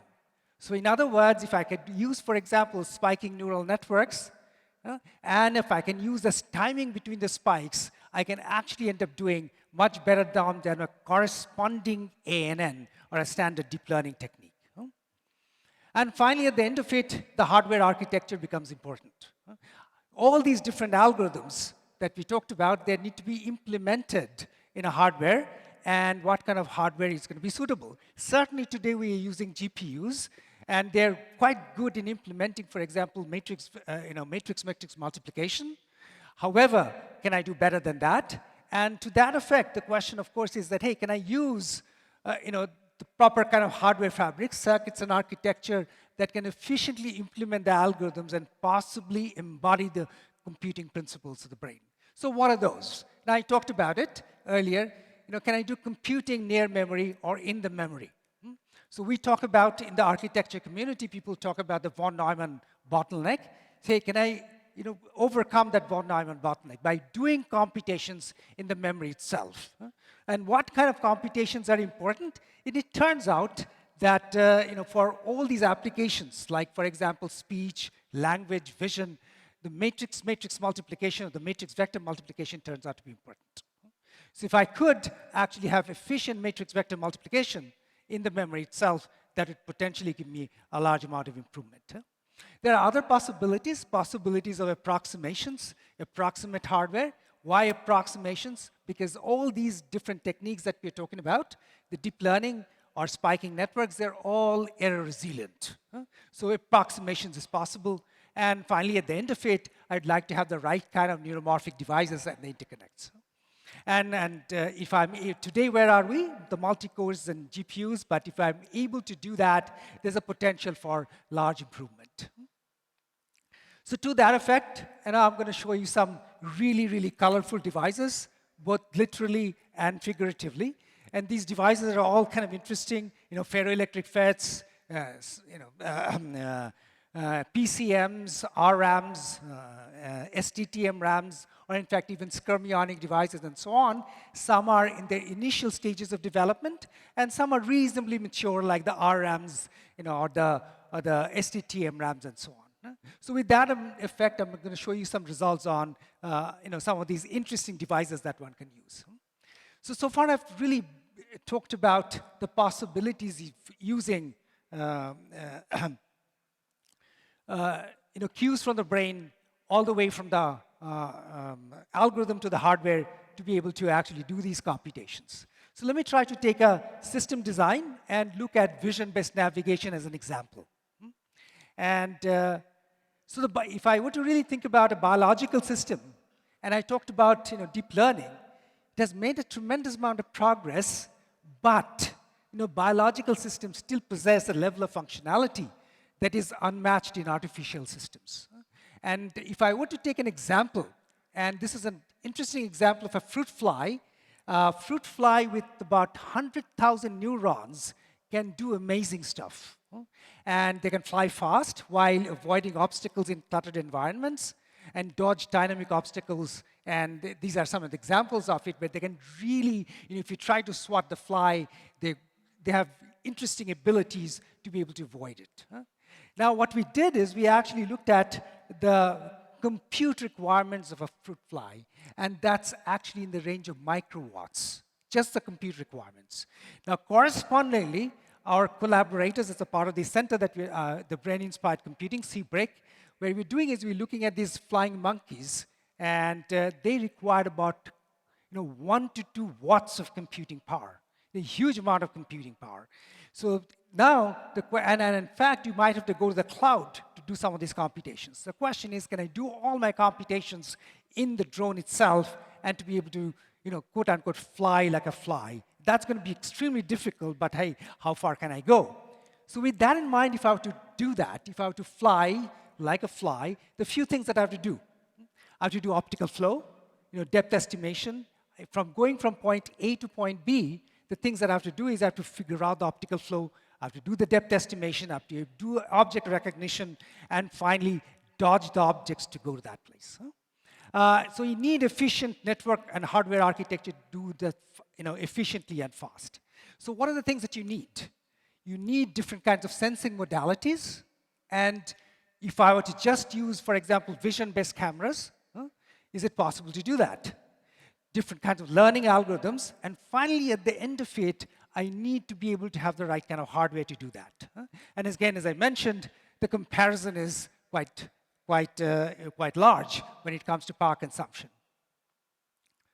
So to do that, let's try to look at the things that I'm going to be requiring. As I mentioned, optical flow, segmentation, object detection, tracking, localization, and so on.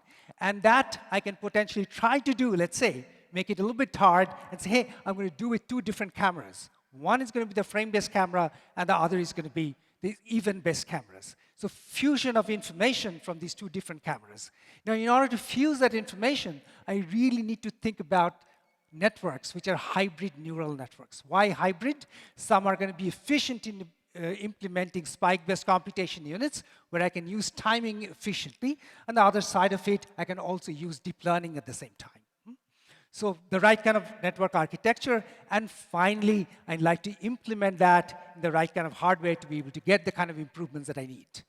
So the processing speed that I need for all these applications is about 30 to 40 frames per second. So can I achieve that? So with that in mind, let's try to look at the cameras first. And as I mentioned, there are 2 different cameras one can think of. One is the frame-based camera and the DVS camera. So can I take the best of both worlds, combine them together? One, for example, the frame-based camera doesn't have the intensity information, whereas the DVS camera doesn't have the intensity information, whereas the frame-based camera has the intensity information. Can I combine them together into network architectures which are simple? So with that in mind, let me try to look at, for example, the network architecture that I need to use. And to that effect, let's take an example of optical flow. That's the first thing I need to do when I want to go from point A to point B. And so what is optical flow? When I see the world around me, it's a 3D objects that I see, and the motions that I have are all 3D motions. And this 3D motion, or the 3D objects, then motion is now going through the pinhole camera of your eye, and it's shown up in your the images in a 2D. So the idea of optical flow is to take the 3D motion field and map it into 2D. Turns out deep learning is quite suitable for that. And if I can use the right kind of architecture, and it can come up with the right kind of network architecture, in this particular case, taking both analog or ANNs, the standard deep learning, along with the spike-based computation units, I can really think of a hybrid architecture, taking the best of both worlds. And it turns out that if I do that, I can get a flow. And again, showing the flow is that this kind of a fusion architecture can potentially give you about 45% lower error than a standard ANN. Why lower error? The reason being, I'm taking the best of both worlds using ANNs and SNNs, and actually shows lower power consumption. And at the end of it, the network architecture turns out to be actually smaller too. Few other things, you can do segmentation, object tracking. So I'm going to give you an example of object tracking, and let me just skip that and show an example of where we can track the objects directly. I don't know how to play the video now, but take my word for it. We can throw the ball can be tracked and caught by this particular catcher. So we can track the ball using just DVS cameras and to be able to catch the balls. And you can do that in quite effectively. Yeah, the video now plays, as you can see. So the other way of avoiding the object is not to catch it. When your ball is thrown, you can avoid the ball. Finally, when you try to implement some of these in the hardware architecture, there's a need to really think about, hey, what kind of hardware architecture is going to be suitable for that? I didn't talk about the localization and so on, but yeah, that can also be implemented in hardware architectures. So what kind of hardware architecture should I use? So what we ended up doing first is taking this optical flow algorithm and implemented that using a GPU. In this particular case, an NVIDIA Jetson is what we used. And what we found is that the requirement that we have about 30 to 40 frames per second, we couldn't really meet that. This would actually give us about 8 to 9 frames per second, because these are not suitable for spike-based computations. So what we did is we actually then came up with the hardware architecture doing in-memory computing. We talked about that earlier. We implemented that hardware, and we found that there's several issues that one has to deal with. In-memory computing, if I do it in the analog domain, there's a need to really think about, hey, I can't communicate in analog. So every time I communicate between different in-memory computing units, I really need an analog to digital converter. And it turns out those are expensive. And if you really use a bunch of those analog to digital converters, your area is going to be dominated by A2Ds, this peripheral circuitry. And at the end of it also, power consumption is going to be dominated by that. It turns out you can take sparsity into account, so I'm not going to go into the details of it, but sparsity where CM can potentially be a little bit more effective. Now, when it comes to these other networks, I talked about standard deep learning. How about the spike-based computation units? It turns out spike-based computation unit requires a few more data structures for in-memory computing. The membrane potential is an extra one. So you potentially need a different architecture, a different in-memory computing architecture to do that.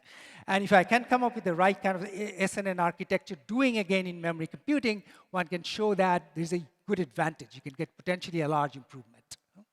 And finally, what we wanted to also show is that, hey, is it possible that I can use RRAMs or STT-MRAM kind of devices? And that's simulation. The other ones are not simulations, direct implementations. But if I do that, as I mentioned earlier, that the ADCs are going to be the bottleneck. Now, interestingly enough, can I get rid of the ADCs? Turns out that you can potentially come up with an architecture which is completely ADC-less. So what do you have to do then?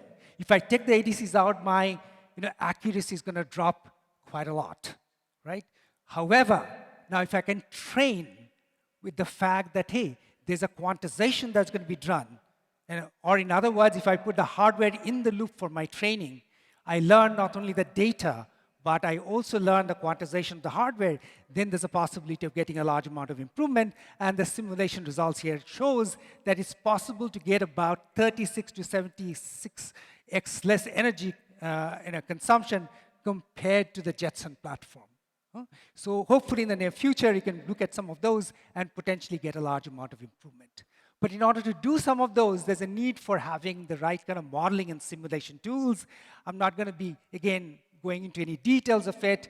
The workload adaptation for the right kind of hardware architecture becomes quite important. You're got to do actually pruning, quantization, mapping algorithms all suitable for that, and then the workloads, looking at the workloads, having really the proper workload evaluation using the proper modeling techniques and so on.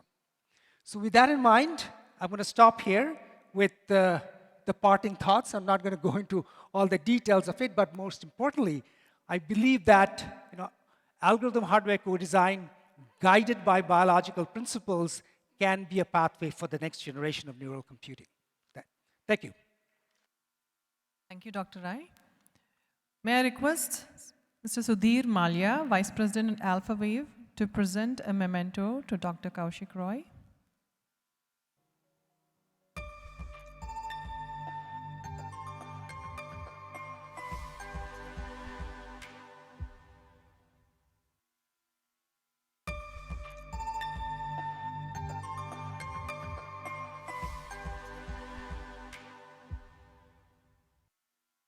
Our next keynote speaker is an innovator and entrepreneur, Dr. Venkat Matela, founding CEO of Cerimorphic. Under his leadership, the company developed the first AI supercomputing architecture that addresses today's high-performance computing needs in reliability, security, and power consumption at scale. Let us welcome Dr. Matela onto the stage and hear him speak on the challenges and opportunities for semiconductors in the AI era. I'll try to make it as quick as possible. I have, I think, 10 minutes, and I only have exactly 5 slides. And our previous speakers so far have talked about the computing products and wireless products. They're very exciting and very challenging products to develop. And what I'm going to talk about today are the opportunities and challenges in the semiconductor space and the approach that we have taken as a startup company. And it should be useful insight for a lot of the entrepreneurs and researchers, students. And that's what I'm going to cover today.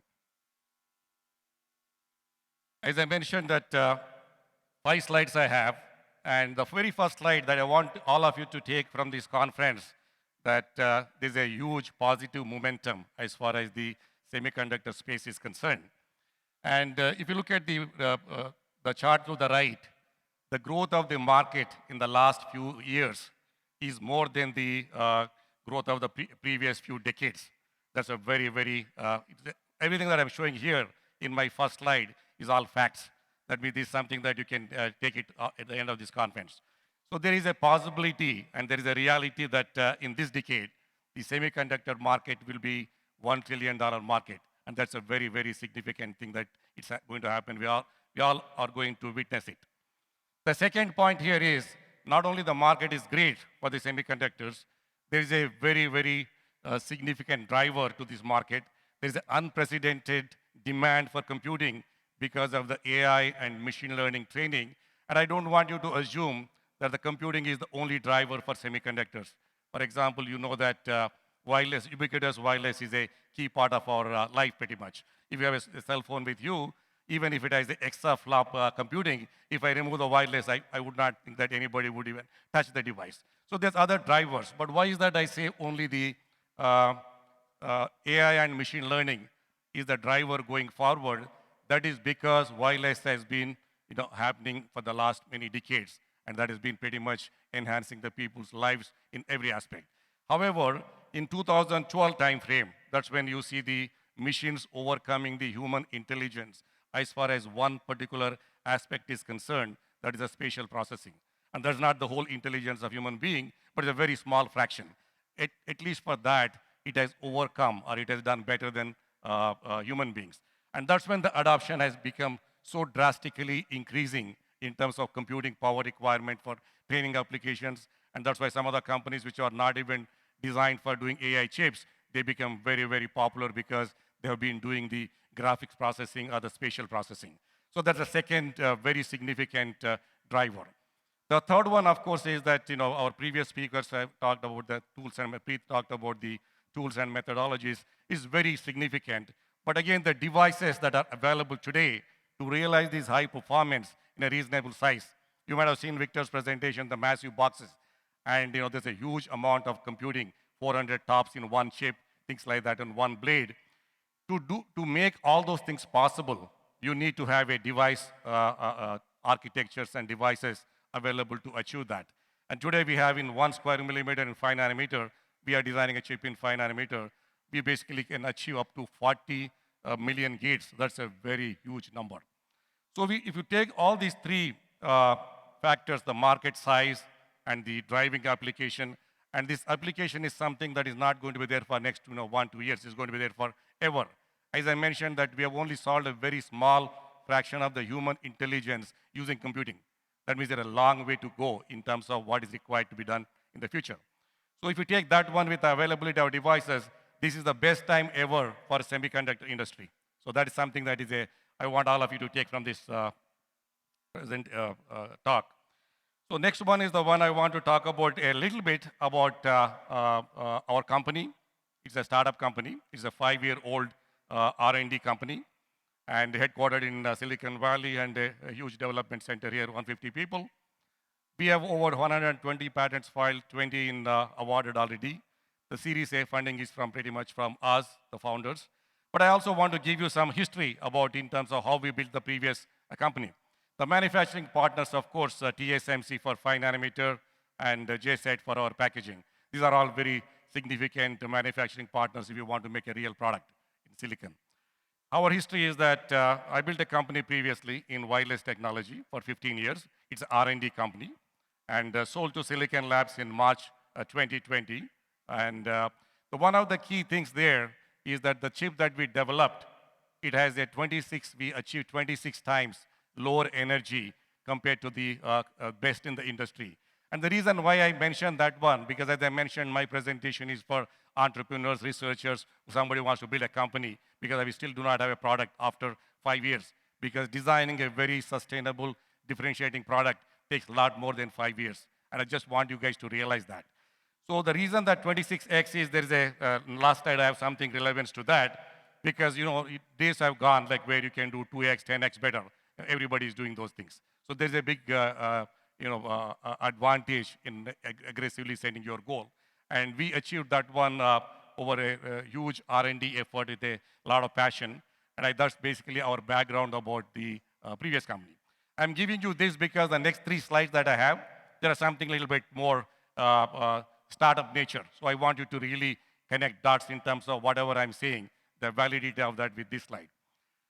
So if you really look at the problems that we have, every problem that I'm talking about here, this is not something that everybody is doing it. Because just imagine if anybody is trying to build a startup company. I sold my previous company for $308 million cash. And of course, it took a lot of hard work for 15 years. So everything that I'm talking about here are problems, are a potential solutions. These are not something that everybody is doing. And just one thing that all of you guys to know, entrepreneurs, if you are there, if you know already somebody is doing, don't do it, because it's very difficult for you to compete with the guys who already have done it. So here is a problem, which is reliability, which is not something that is already addressed today. But people would come and say that hey, cars have reliable silicon already. What is that we are going to do different? The reason here is that when we say that AI and ML is taking off, or it has created similar growth, similar to microprocessors did few decades ago, and those things are going in the devices where today already a reliable ASIC is already present.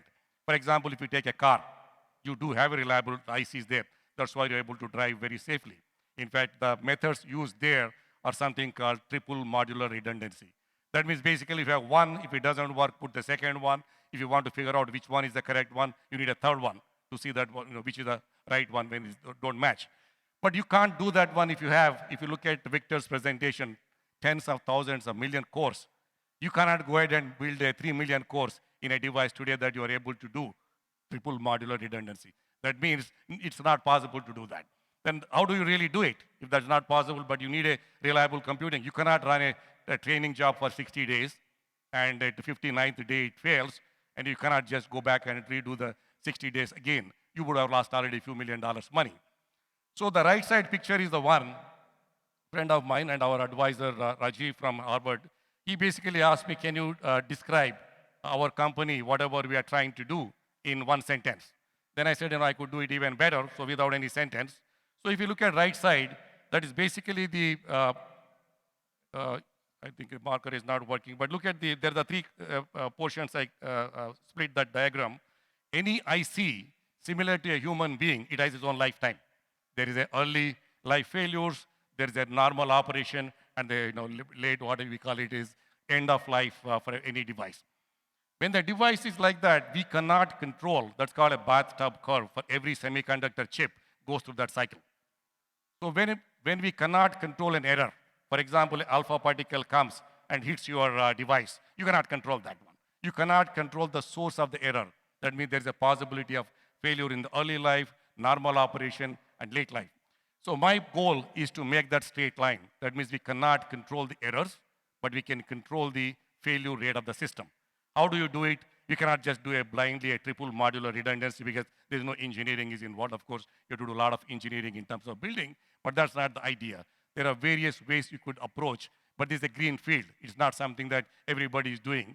So that means I'm just giving this insight because these kind of problems exist because the AI and machine learning demands huge computing power. When a huge computing power comes, how do you provide functional safety without paying the penalty of the silicon? If you pay the penalty, there's nothing to do new there. Everything is done already. So that's our company's goal. That's my business plan, is the straight line.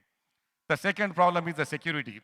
Security is something that, as we all know today, the current security system is working based on a human beings are hackers, and computing power is hugely available for us, but still not good enough to break a particular key update or anything like that. However, if the quantum computers come into picture, come into existence, and they will break any numerical systems in a very, very short time. That means, seeing this particular challenge, NIST has already gone through multiple rounds of finding out various new algorithms for security, but even the third round, whatever the algorithm they came up with, before it's even deployed, somebody broke it. So there's a very, very difficult problem and a huge opportunity for everybody that is not solved yet. So the second problem. Third one is, if you listen to Asaf's presentation, he said, this decade is all about energy consumption. I cannot agree with anymore. It's a very, very true, because if you really look at the high performance for a given size building, there's only a certain amount of performance you can provide, and that is decided not by your computer architecture, not by anything. It's decided by how much energy, how much power that building is allowed to use it.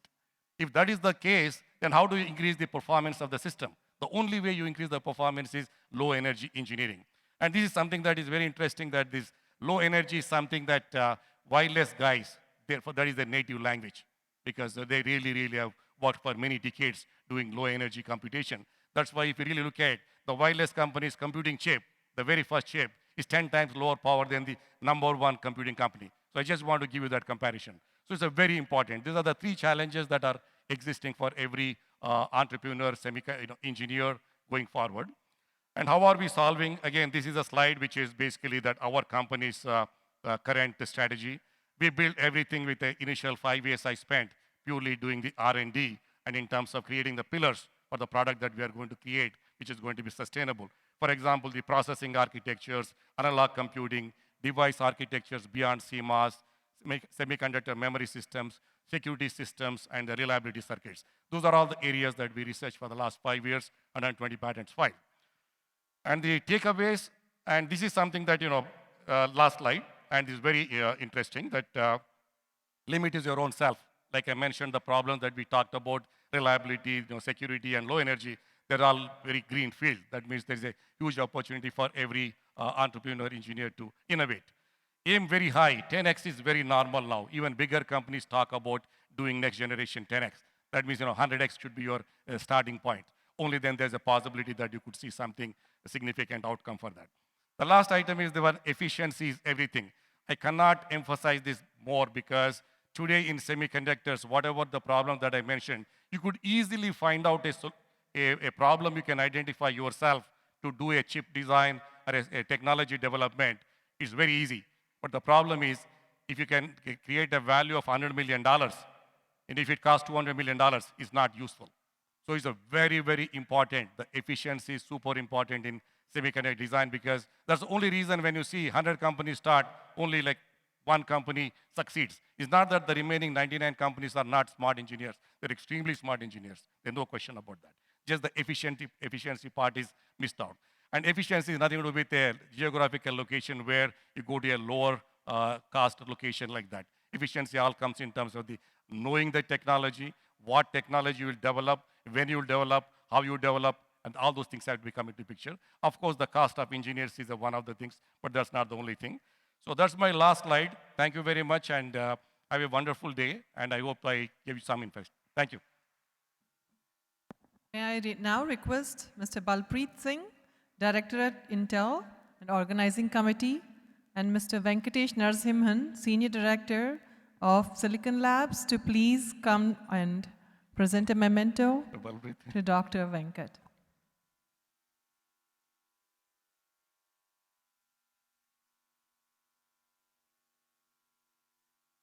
Thank you.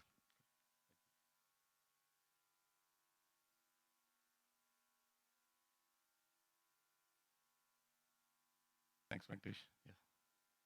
Thank you.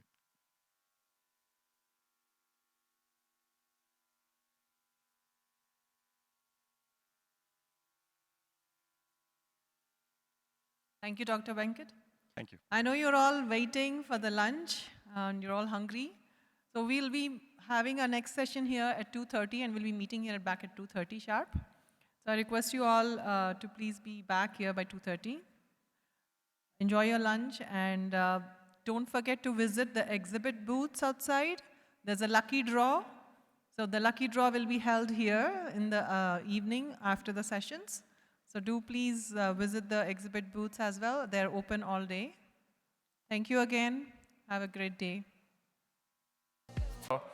For this conference in embedded system track, and with the multiple iterations and multiple rounds of scrutiny, 8 papers have been finalized and selected for publishing in this conference proceedings. Out of that, today in this session we'll be presenting 4 papers. First paper is on hardware architecture and FPGA implementation of low latency turbo encoder for deep space communication systems. That is by Rahul Shrestha from IIT Mandi. Then second paper is on low weight approximate multiplier with improved accuracy in FPGA for error resilient applications by Apurva Prasad Padhya and Vishnu Prasad Das from IIT Roorkee. And third paper is time delay aware controller for autonomous systems, that is Sumona Ghosh from ISICAL.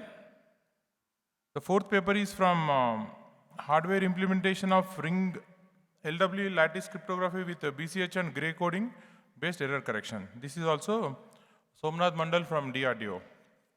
So with this introduction, I would like to again welcome all of you once again, and I take this opportunity to introduce the speaker. Today, Sri Vishnu Prasad Das, he received his PhD degree in Electronics Design and Technology from Indian Institute of Science, Bangalore in 2009. He was working at Texas Instruments during that period. From 2012 to 13, he worked as a postdoctoral researcher with Carnegie Mellon University, USA. From 2009 to 12, he worked as a postdoctoral researcher at Kyoto University, Tokyo, Kyoto, Japan. He is currently associate professor with Department of Electronics and Communications Engineering at IIT Roorkee, India. Dr. Das was a recipient of Young Faculty Research Fellowship from the Ministry of Electronics and Information Technology, Government of India in 2018. He was awarded the Faculty Fellow from Divya Sampark iHub Roorkee 2021. He is a senior member of IEEE. He has published several papers in repeated conferences and journals and has 2 US patents. His current research areas include in-memory computation, architectures, hardware security, reduced instruction set computing processor architectures, wearable health devices, and ultra-low power circuit design. I now invite Dr. Vishnu Prasad Das for giving the presentation on research opportunities in cyber physical systems. Very good afternoon to everyone. Thank you for kind introduction, and thank you for the inviting me for the talk. My today's talk is a research opportunity in cyber physical system design. The outline of the talk, first of all, I'll talk about what is cyber physical systems, and what is the motivation behind CPS, and some of the application I will discuss. Then there was a popular architecture on cyber physical system on a chip, SPSOC, CPSOC. I'll talk about the overall architecture of that one, and some of the circuit level techniques and system level techniques what we have developed at IIT Roorkee, I'll discuss. And finally, I will talk something about iHub Dibya Sampark TIS at IIT Roorkee. Finally, I'll conclude my talk. So what is CPS? It is a cyber physical system. It was initially coined by Helen Gill at National Science Foundation in United States in the year 2006. It is initially started in the year 2006. And it is the interaction between the physical processes and the computation cyber world. So there is an interaction between the physical processes and the computation, and it is not the union of that one. So in case of embedded system, it is a union, but in case of cyber physical system, it is a interaction between them that need to be integrated in each step of your system design. So there are 3 C of the cyber physical systems are computation, communication, and control. So these 3 things should be done in order to design the cyber physical system. So whenever we are going to design this CPS, we should understand the joint dynamics of the computer, software, and networks and physical process. So in that way, if you look into this type of architecture, there are lots of research opportunities are there. So what are the places these cyber physical systems can be designed? So what is the motivation behind it? It can be required in various places, like let's say in cities like pollution monitoring, we need air quality monitoring. And in case of healthcare, we do ECG signal processing and sugar level and stress monitoring. Similarly, in the big rise buildings, we study and monitor the structure of the building such that the lifetime of the building can also be monitored. Like breeze and railway tracks also are regularly monitored. And similarly, in case of agriculture, the smart farming, and in smart cities, we need smart surveillance and waste management. And in case of smart grid, we need efficient management of power. So efficient power management is done. So this is an example of CPS in the healthcare, where we monitor the stress level of a human body, and we can predict based on some of the sensors like temperature sensor, physical activity monitoring sensor, and humidity sensor. And we process those information using some kind of deep learning level stress detector, and we can say the level of stress based on the values of the sensor value. So which can also be processed to inform the person that how much stress that person is going through, so that they can be aware about it. So next example is intelligence non-invasive glucose monitoring with insulin control device. So in this case, we monitor the, there is a glucometer is there, which measures the glucose level and which sends the, that level to the smartphone, and that information will be carried to the hospital, and that doctor can advise how much amount of insulin will be injected in the real time. So this kind of systems will definitely help the how efficiently we can utilize the technology to improve the healthcare facilities. So now we'll come into the cyber physical system on a chip in which we have on-chip sensors and actuators. So here, if you can see here, we have a core in the middle, followed by we have sensors and actuators. The sensors are on-chip sensors, and the actuators are also on-chip actuators, which is used to improve the reliability, power levels inside the chip. So we have several on-chip sensors like leakage sensors, temperature sensor, aging sensors, reliability sensor. These sensors are there in one side. Those will be sensed through the local buses, and it will control the supply voltage, frequency, and body voltage dynamically to improve the performance of the system in the real time.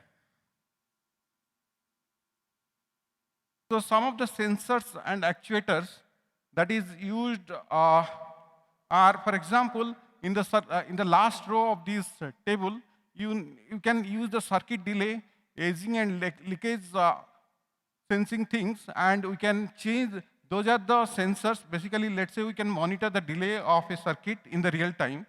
That information can use to control the frequency. And let's say the circuit is aging with time.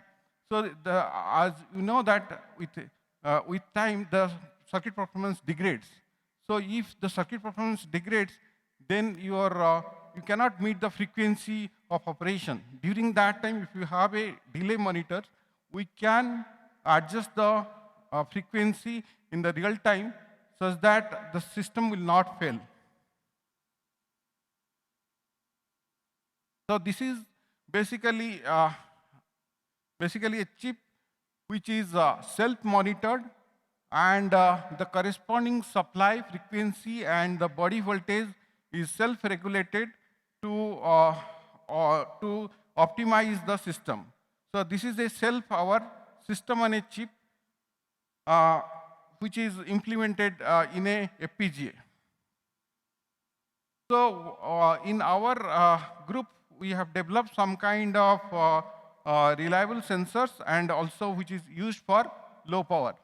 Let's say if you look into this circuit pipeline design, the second stage of the pipeline, we have inserted this warning flip-flop. That warning flip-flops are used to monitor the critical path delay inside the chip, and that critical path delay is used to regulate either the supply voltage or the frequency, such that we can improve the performance of the chip. In the dynamic, we can change the supply voltage and frequency based dynamically. So which is also fabricated in UMC 130 nanometer process. We validated this design through this chip. The second design what we have done is that we designed the standard cell libraries are the basic building block of any digital design. So here the idea is to design the standard cells in very low supply voltage, like 200 millivolt, such that the power dissipation of the circuit will be very, very small. So where there is a very low frequency design is there, the performance is not that much important. During that time, you can exploit these standard cells to reduce the power dissipation. So this is also validated in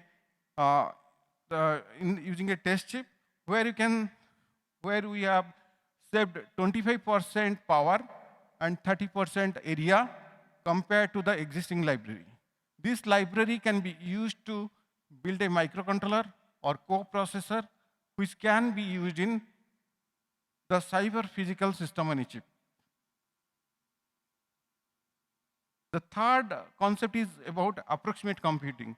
The approximate computing is used in various places like image processing, multimedia processing, machine learning, signal processing, and scientific computing. So here the idea is to improve the performance of the design by relaxing the accuracy constraint of the design. So it makes the design more energy efficient such that we can optimize the data transmission and reduce the design logic complexity. So what we did, we have taken a RISC processor, and in that, we have introduced a approximate multiplier. So this approximate multiplier is basically better than the dot multipliers or integer multiplier inside the RISC processor. So it is how much better? It is 12.5% less power and improves the performance by 25% than the integer multiplier. And the PDP is 30% and 37% less than the integer and dot matrix multiplier. So it is a codic architecture-based approximate multiplier, which is efficient compared to your integer and dot multipliers. Then the fourth concept is related to in-memory computation. So in the today's morning talks, so many talks are related to in-memory. So the main idea is to reduce the data movement between the processor and the memory. The conventional von Neumann architecture says that there is a huge amount of data movement between the processor and the memory. However, in case of in-memory, we are performing all the things inside the memory. So what is the advantage of that one? We'll reduce the huge data transfer and increase parallelism by activating multiple rows simultaneously. It is a low data, since it is low data movement, it is more energy efficient. What are the challenges involved there? Basically, we have some analog circuits that is prone to variability. So here we proposed one thermometric code-based IMC architecture, which is having high signal, it has high signal margin and high MAC linearity, and it is high speed and area efficient, and it has high throughput, which can do the MAC operation in less time. So this is also validated in TSMC 180 nanometer process, which achieved a GOPS of 7.45 and TOPS of 2.3. And we have basically the integral nonlinearity of 72% less compared to the PAM-based architectures. And it has basically the signal margin is it is 42 millivolt, where in case of PAM it is 2 millivolt. If you can see this architecture, it is more linear compared to the PAM-based architecture. So I'll talk a little bit about our iHub Divya Sampark, which is involved in cyber physical research, which is basically a Section 8 company, which is we have NMICPS program from DST, Government of India, which is an interdisciplinary program. Main focus of that hub is to for smart city, Industry 4.0, and Healthcare 4.0. So the main idea here is to develop entrepreneurship, technology development, and skill development, and finally design some products. So finally, I'll conclude my talk. I discussed about the significance of cyber physical systems in the present context, explained some of the application of the CPS, and importance of cyber physical system on chip is also explained.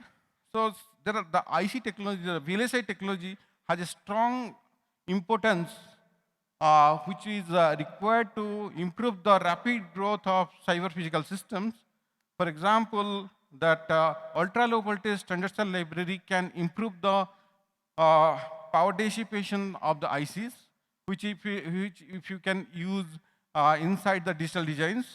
And resilient circuits basically used to reduce the power dissipation and reliability of the ICs.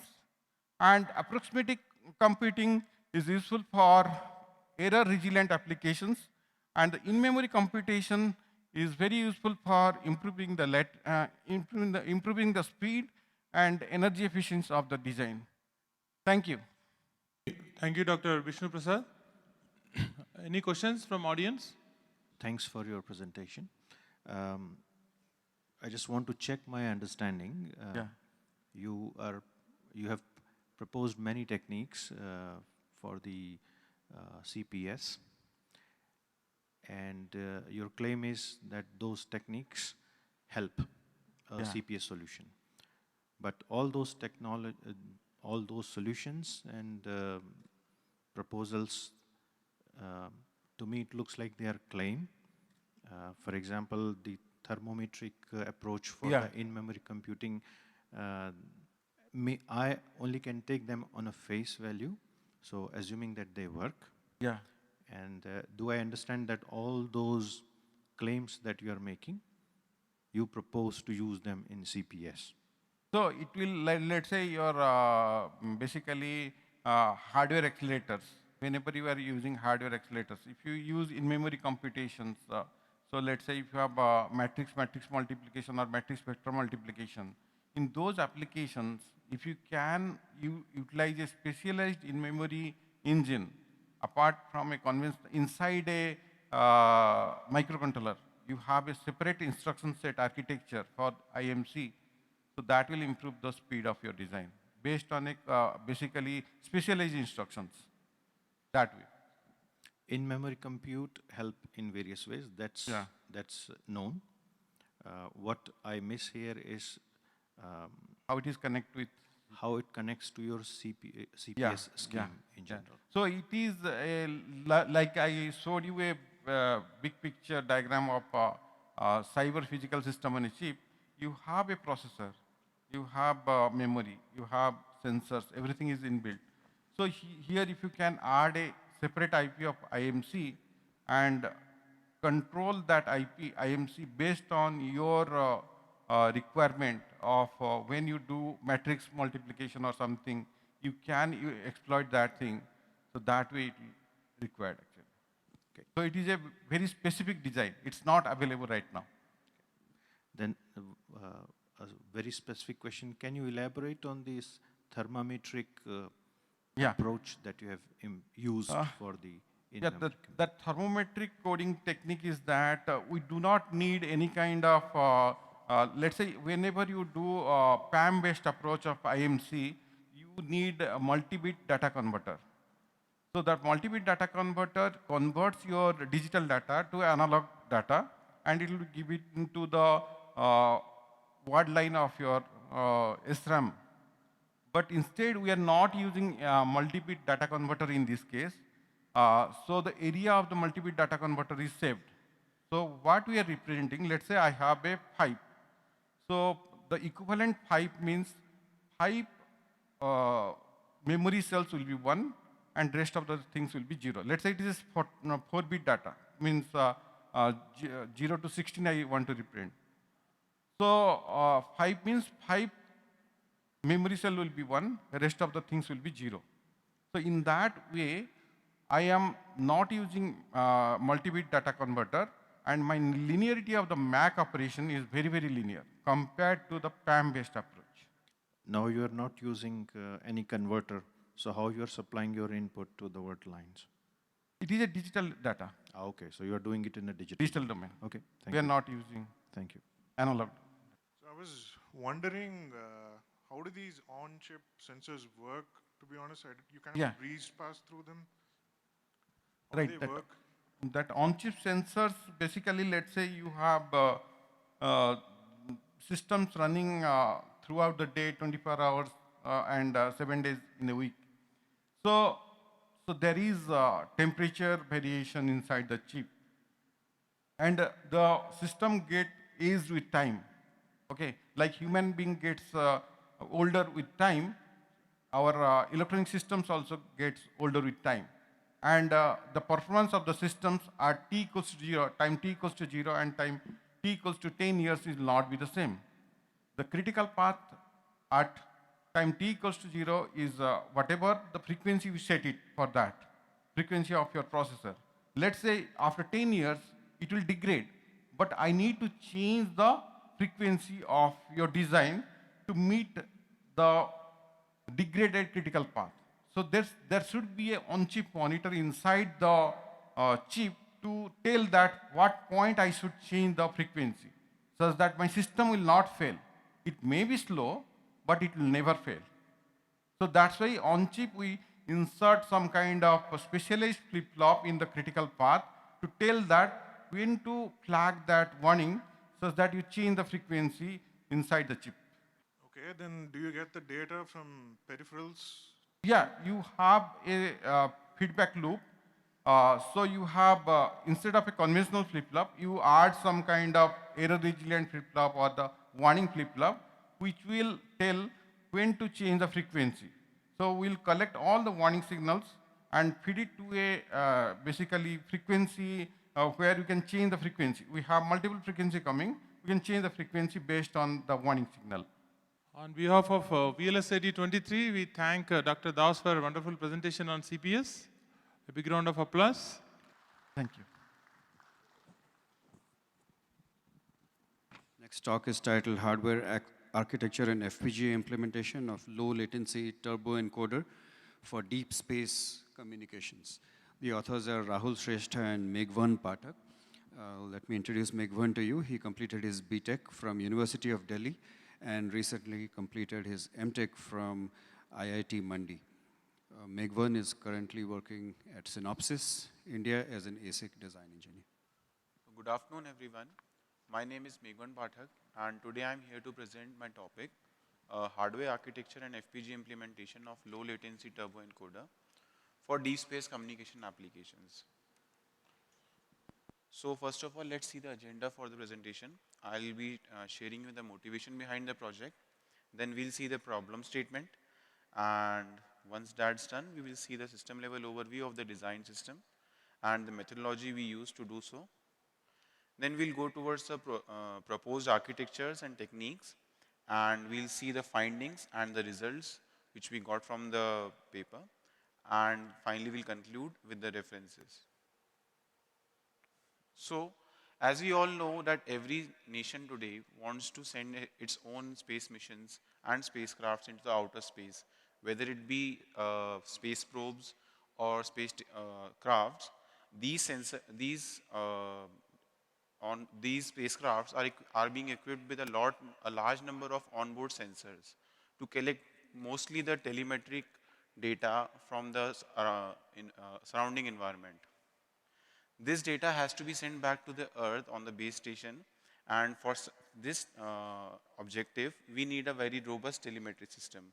And behind any robust telemetry system, we need a very good channel coding technique. So turbo codes being one of the best error correcting channel coding method and not being exploited in this area, and was even suggested by the CCSDS, the Consultative Committee for Space Data Systems. We tried to implement it as an encoder for the telemetric requirements. So just I'll read the problem statement to you. The aim of this paper is to design a low latency and hardware efficient system for the turbo encoder for deep space telemetry communication systems. And we also tried to propose a novel architecture for the complete system, which includes the final design for the puncturing and serialization unit to produce the various transmission code rates prescribed by CCSDS for turbo codes. So in this slide, you can see the system level overview of the complete system. On the top left figure, you can see the system from the purview of deep space communication system, where you can see the spacecraft on in the outer space and a base station on Earth and the internal components of them, the basic diagram. Below that, you can see the turbo encoder, which I have implemented, which is prescribed by CCSDS. It has 4 major components: the 2 RSC encoders, which are supplied with the input serial information bit through the input buffers and the interleaver, respectively. These encoders encode the input serial information into 4 bits each, and these bits are the encoded bits at the mother code rate. To get the other code rates, we use a puncturing and parallel to serial data conversion unit, which is mostly not done by in many papers by when they are developing the turbo encoders, but we have implemented that also here.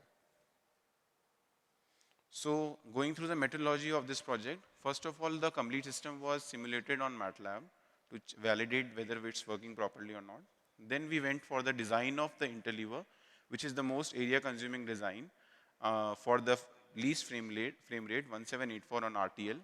Once that was done, we did the complete FPGA implementation of the interleaver for all the frame rates specified. After which, we went towards the design of other components, including the RSC encoders, the input buffers, the PMU, and the master control unit. Once that was done, we integrated all the components which we made till now for the code rate of 1/8 on FPGA. And then we went to the design of the puncturing and parallel to serial data conversion unit for the code rate of half and frame length of 1784. Once it was validated that this was also working fine, we went to design the PPSU for all the 16 combinations of frame lengths and code rates on FPGA. And finally, we combined everything together and integrated all these things on FPGA and validated it using a basic Verilog test bench and the prior MATLAB simulations we had. So to now start with, first of all, we can see the proposed interleaver architecture. The image in between shows the prescribed interleaver, which pseudo-randomizes the input serial information as per the prescribed algorithm by the CCSDS. It has three major components: the address computation unit, the data control unit, and an interleaver counter. The address computation unit computes the pseudo-random addresses by using a value from the interleaver counter and passing it to the different cascaded blocks shown in purple, which compute the different components of different equations within the algorithm. So algorithm is divided in these blocks. So once the pseudo-random addresses are generated, they are used further. The data control unit shown above pushes the input information bits into the selected memory block as per the addresses provided by the computation unit. Once the interleaver memory write process is complete, the serial bits are read out, which are arranged in the pseudo-random pattern now by using the address from the interleaver counter to provide it next to the top encoder, encoder A. Here we can see the different parameters used for all these calculations as provided by the specifications. So now let's come to the proposed puncturing and parallel to serial data conversion unit. So on the left or top left, we can see all the 16 combinations of the frame lengths and the code rates prescribed. And below that, we can see the output code word pattern, which is required for deep space communication systems for turbo encoders. So how are we achieving the real-time puncturing and serialization? So I'll read it out.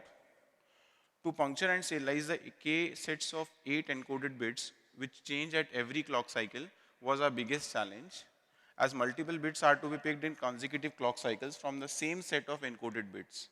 A simple counter running at the same clock frequency cannot be used to sweep the address of the memory.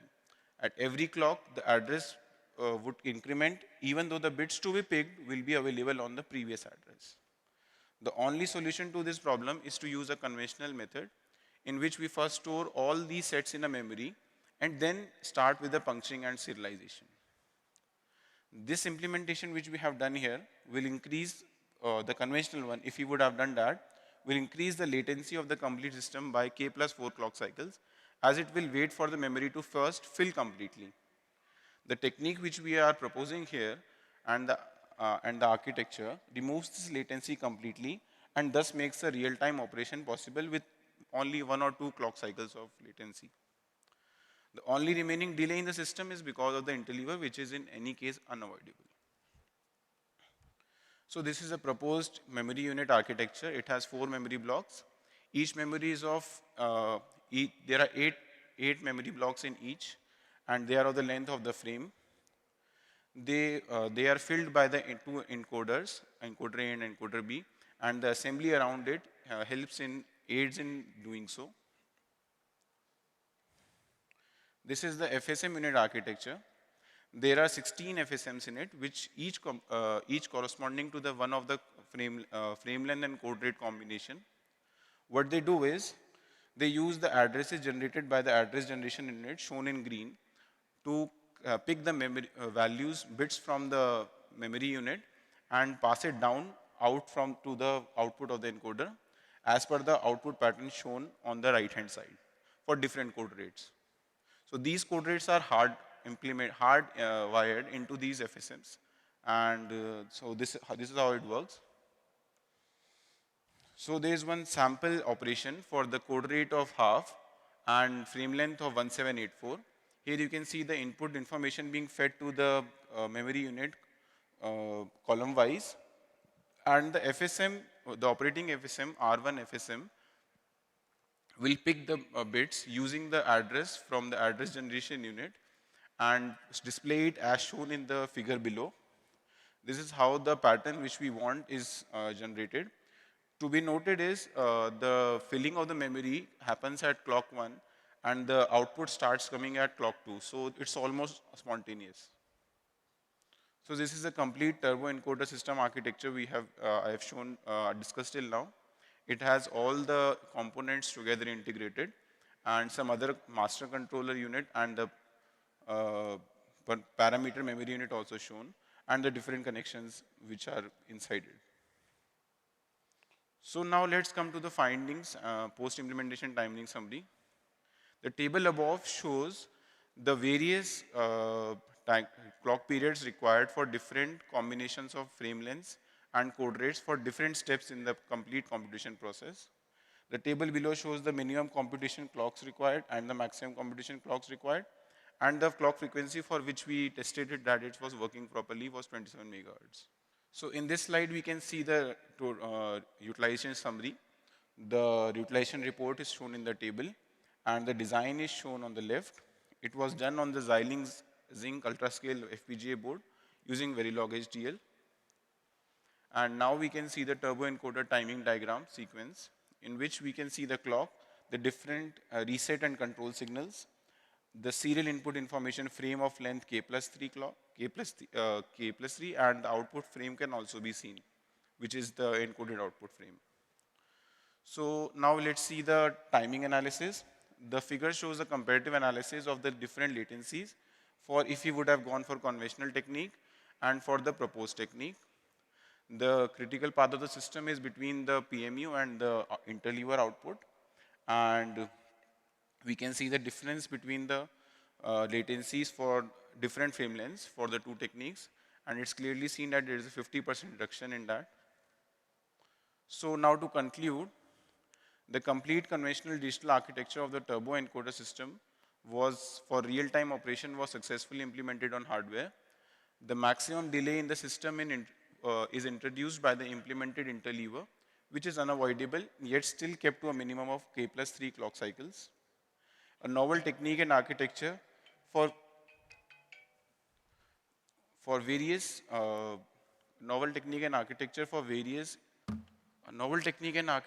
puncturing and serialization of the encoded bits to produce all the code rates was successfully implemented with 50% reduction in latency.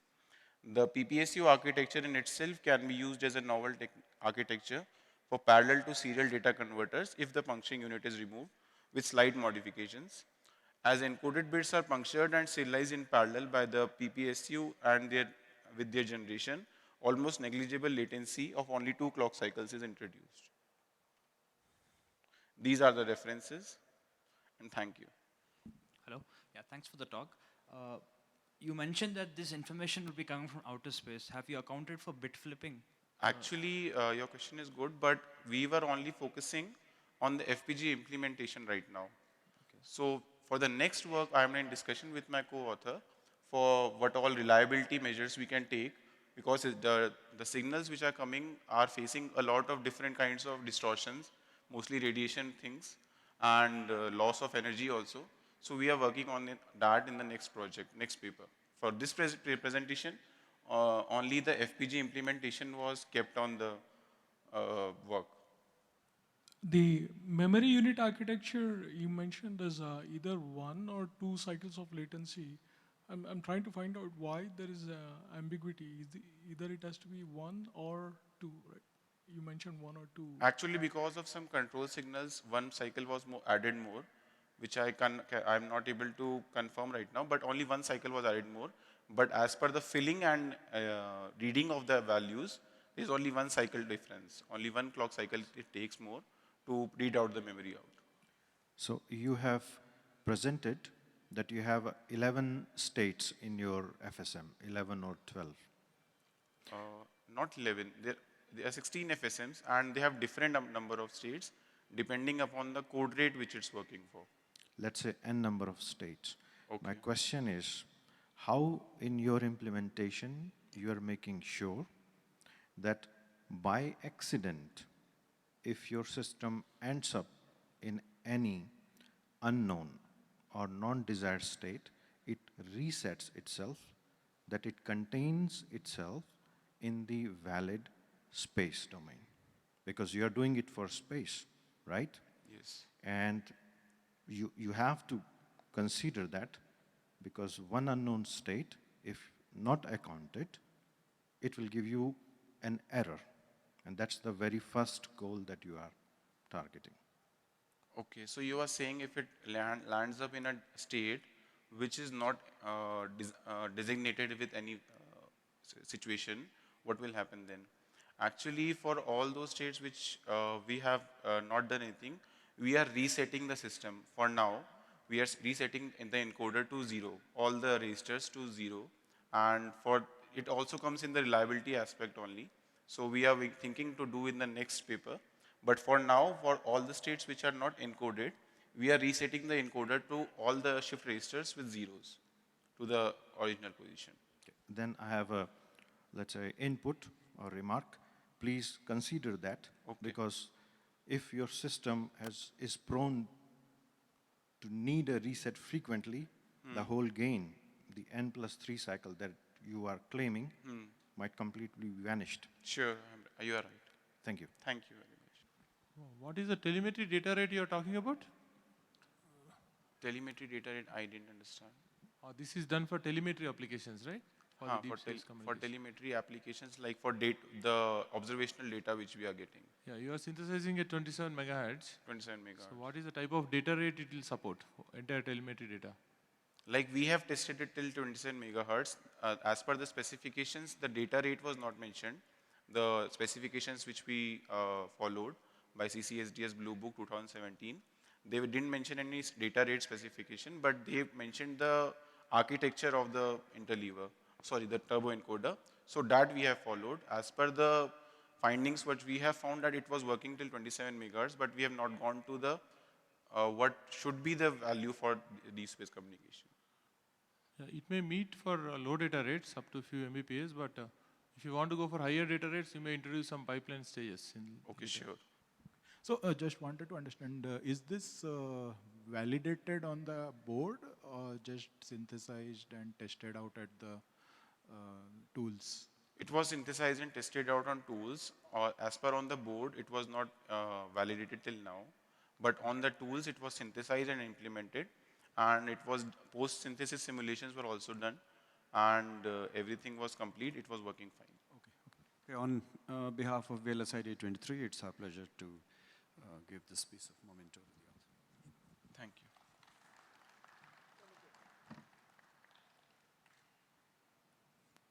Now we'll move on to the third paper. It is on lightweight approximate multiplier with improved accuracy in FPGA for error resilient applications by Mr. Apurva Prasad Padhya from IIT Roorkee. He is currently pursuing third year BTech in Electronics and Communication Engineering. He has received Spark Research Fellowship in 2022 and was honored with the Best Presentation Award for his research work during the internship. His research interests include FPGA-based hardware acceleration and neuromorphic computing. Mr. Apurva, I request you to give the presentation. A very warm good afternoon to respected dignitaries and esteemed attendees. Today, I will be presenting my research article on lightweight approximate multiplier with improved accuracy in FPGA for error-resilient applications. So, as mentioned, we will be glancing through the following points. Firstly, we will look why do we need novelty in this domain, followed by the existing architecture that is there in this domain. Then we will look in our proposed architecture, followed by a comparative viewpoint of our architecture with other state-of-the-art techniques. Then we will go to the image processing application and look how our architecture is instrumental in it. So why do we need so first of all, as you can see, in many applications such as machine learning, image processing, data mining, and multimedia, it is not necessary to have accurate computation. We can have approximate computations as well to get a desirable result. Not necessary to do accurate computations that require high hardware requirements, energy, power. And secondly, I would like to mention that many research in this domain have been done in a way that they are designed for ASIC purpose. So there was a scope of research in the field for FPGA designs due to inherent differences in their basic building blocks.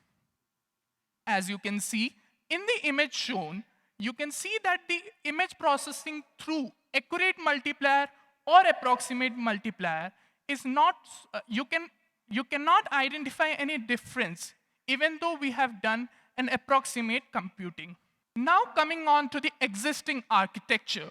As you can see in the existing architecture, the researchers, what they have done, they have used two 4x2 multipliers to design a 4x4 multipliers. Each multiplier has been summed to PP, as you can see. So what they have done, they have utilized 12 LUTs with proper LUT input configurations to get this, to design the multiplier. Now if we look at the error analysis of this multiplier, why do we are having an error in this design? The main reason of error is LUT number 8. As you can see, there are 5 variables that are being fed to the multiplier. The output of the issue in this LUT is that when all the inputs are 1, then my O5 and O6 variables also become 1. That is an issue because, as you can see in the carry chain, what they had done, they have implemented a binary adder so that the latency is low. If you look, if my O6 is 1, then my O5 cannot be fed.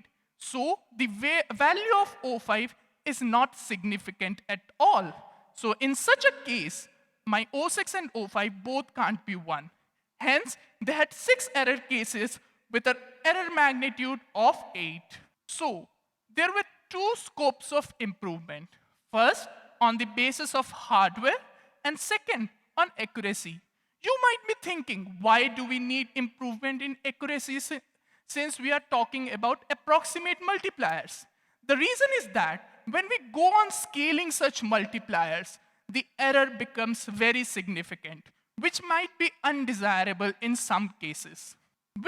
By aiming with better LUT utilization, what we can do, we can reduce power consumption, area, and latency. So this is our proposed architecture. As you can see, there is we have used 2 4-bit numbers. The product matrix for it has been shown up here. Instead of splitting the matrix horizontally that the previous state-of-the-art techniques have done, what we did is that we split it vertically so that my variable dependency becomes low and more efficient LUT utilization can be done in FPGAs.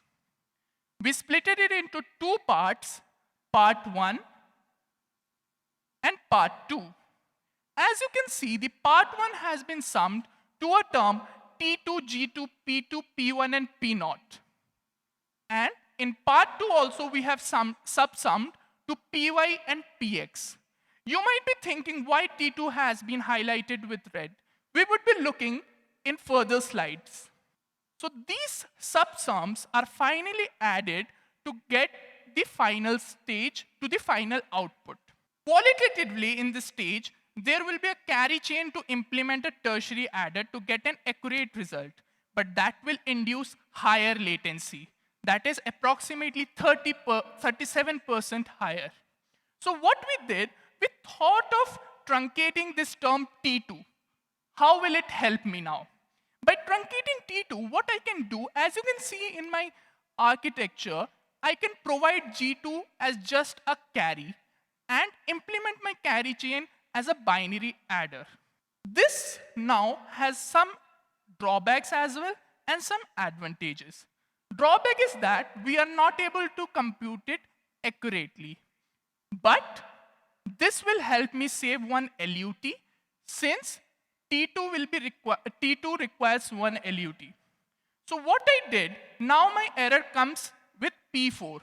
This will induce an error magnitude of 16, which is higher than the previous state-of-the-art architecture. But what we did now, here comes a methodology that we adopted and we observed. Firstly, we observed that T2, G2, and P2 all dependent on the same shared variables. Their dependency on the variables were same.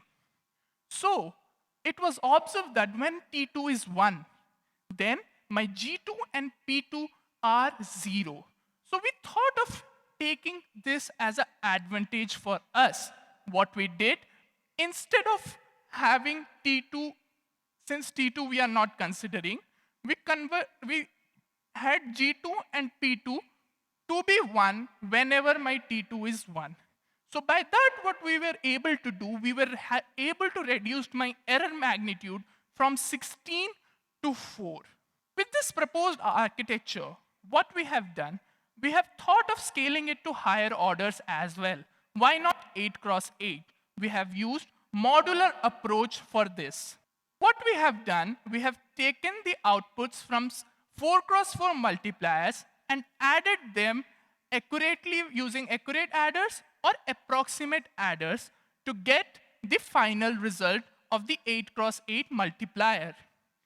The approximate adders are just, we are not passing any carry to the further terms, hence our computation is becoming more faster. So this is just a schematic diagram that I got from my simulation for the 4 cross 4. This is the device level.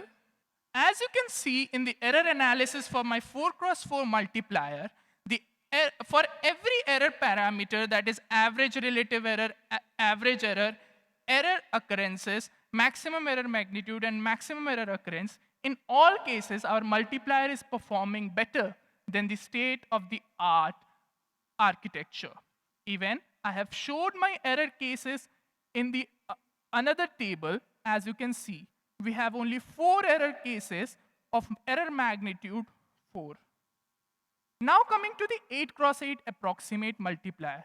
Here what we have done, we have designed 4 variants, as you can see, depending on the approximation we have taken in calculating the sub-multiplier outputs. The addition, as I mentioned in my previous slide, we have used some approximate adders or accurate adders. So as you can see, the first multiplier gives the best results since we have used accurate adders. As we move to the right-hand side, my accuracy decreases, but it will give me high computation power. So now coming to the results in terms of efficiency, LUT utilization, logic power, and delay. We have compared it with the state-of-the-art multiplier, as well as the Xilinx IP core, which is an accurate multiplier. You can see we are able to save LUT saving. We have done it with 11 LUTs, whereas the state-of-the-art multiplier takes 12 LUTs. Similarly, the power consumption is also quite low in our case, as well as the latency. Now, if we go to the 8 cross 8 approximate multipliers, since we have traded off with accuracy, my fourth variant is showing the best results in terms of LUT saving, power saving, and latency improvements in compared to all. Now coming to the application, how we can utilize this multiplier for some purposes. So what we did, we thought of implementing it for the image sharpening application. As you can see, for the image sharpening application, it is a quite multiplication intensive process, since I would be moving my kernel and convoluting to get the output. It is for calculating a single pixel, I would be doing 49 multiplications. It was observed that the error in an accurate, there won't be any error in the accurate multiplier, but the PSNR value of our multiplier is quite high as well. It is around 69.08 dB, which is quite a good result, and quite a good result. As you can see, the first image is the normal image. The second one is the sharpened image. You can see sharper edges using the accurate multiplier.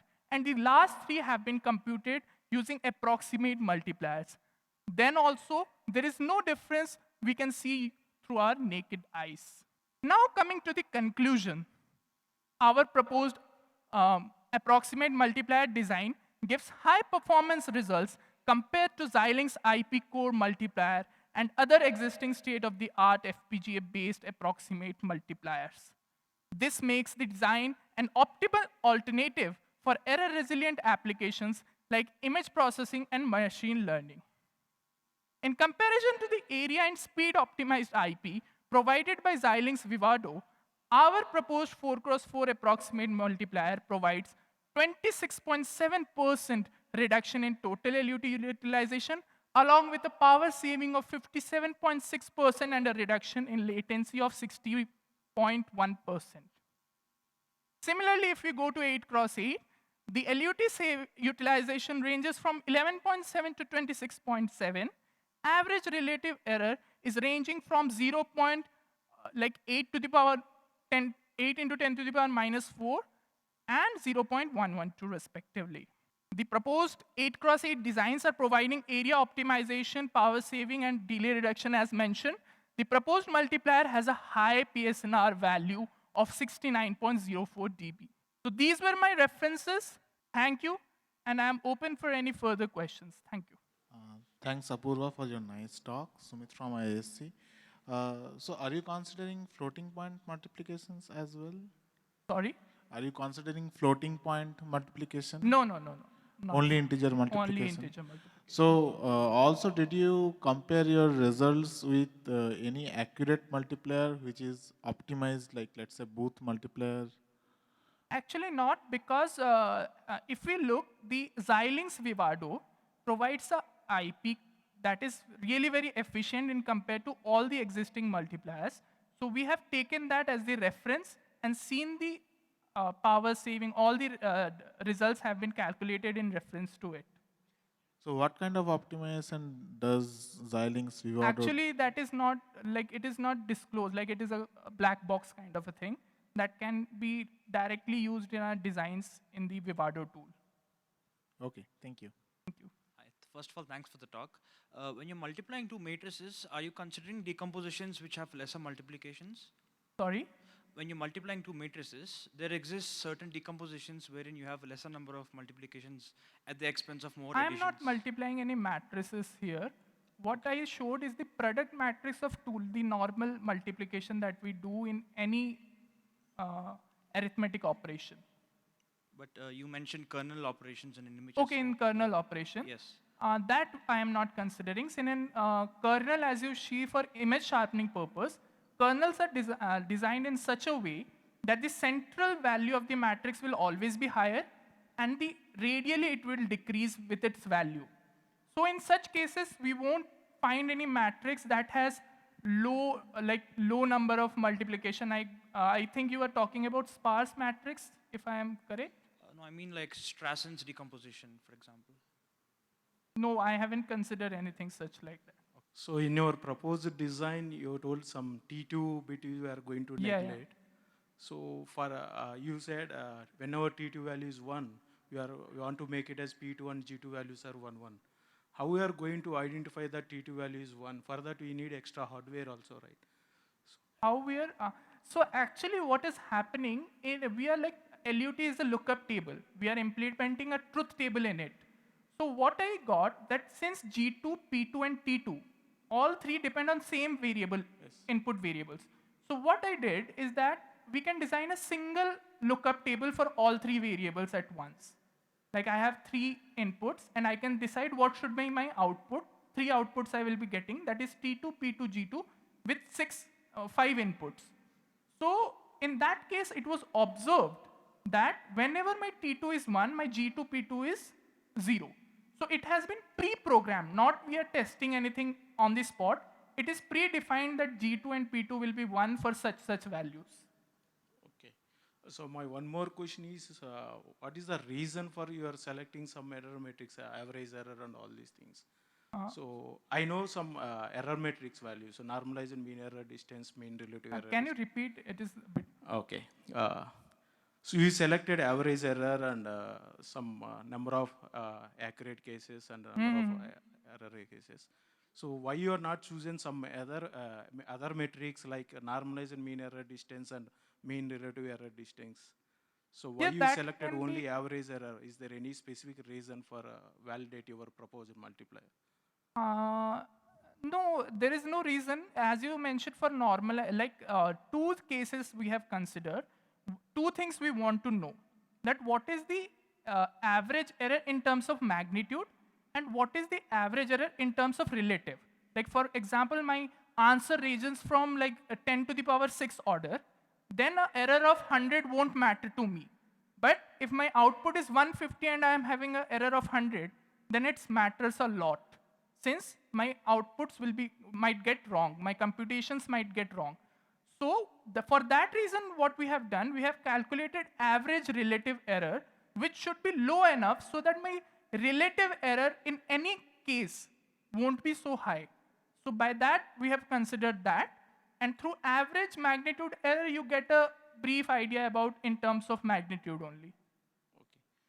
So one more thing is, for coming to the 8x8 multiplier, so you did any hard synthesis analysis for that means FPGA implementation, 8x8 multiplier comparison. Are you, can you? So 8x8 multiplier, right? So for that, are you compared that 8x8 exact multiplier with proposed approximate multiplier? Yeah. All the comparisons have been done with 8x8. Then what type of technique you used for implementing exact 8x8 multiplier? That means there are a recursive type of multiplier is there, VLSI multiplier is there, data multiplier. So actually what we are doing is that instead of what we did, we are just doing the we are taking the modular approach. We haven't gone for any other kind of observations since it was giving a good result.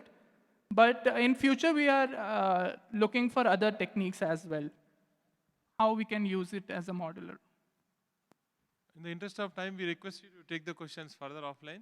Any other audience also. Thank you, Apurva, for a wonderful presentation. Thank you. Thank you. The title of the next presentation is Delay-Aware Control for Autonomous Systems. I'll introduce Professor Sumana Ghosh recently. She is working as an assistant professor at ISI, Kolkata. She did her PhD in computer science and engineering from IIT Kharagpur in 2019 and did her postdoc in electrical and computer engineering at TU Munich in 20, getting the prestigious DAD Prime Fellowship in 2019. Her current research interests include cyber-physical systems, formal verification of AI-assisted systems, and real-time scheduling for heterogeneous systems. Please. Thank you. Hope I am audible. Thanks for the introduction. So I'm very glad today just to present my paper, Delay-Aware Control for Autonomous System. So currently with the advent of new technologies, high-performance hardware, improved communication infrastructure, nowadays embedded systems are becoming the reality. For example, now we are in a point of time where we have high-level automotive vehicle transitioning from the concept to a reality. So now autonomous system has made profound impact on various applications domains, starting from the autonomous vehicle to robots to industrial automation systems. So in such system, in most of the application, actually, the perception-based computing is becoming an integral and important part. And for example, it's automobile. So and it is because of the efficiency of the underlying image processing devices and because of the low-cost CMOS cameras with high resolution. So now, what is this perception computation task?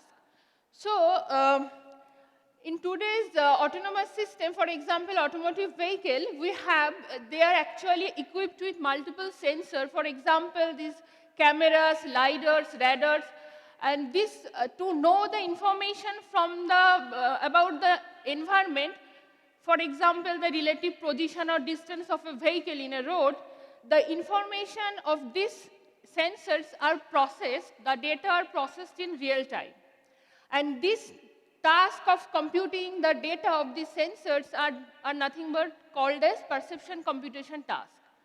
Now, this data from this perception, after the processing, this data is passed to the controller to to determine the appropriate control input. For example, the relative, the speed of the vehicle, the acceleration, and then this task is known as control computation task. Then the next task is the actuation task, where the control input is then actuated to the physical plant via some actuator. So in embedded computing platforms, so we have sensing, perception computation, followed by the control computation, and then the actuation task.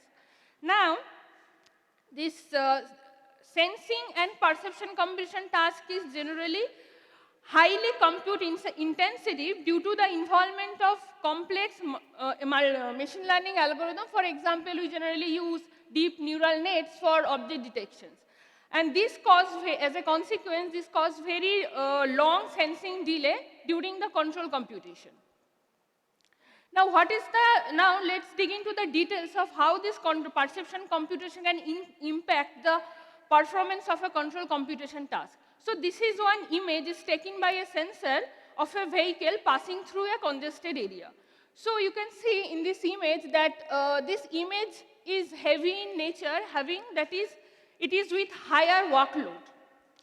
And therefore, it needs to process the input camera frames at a higher rate to get the desired accuracy, and that's why it is causing or it is leading to a higher computation time.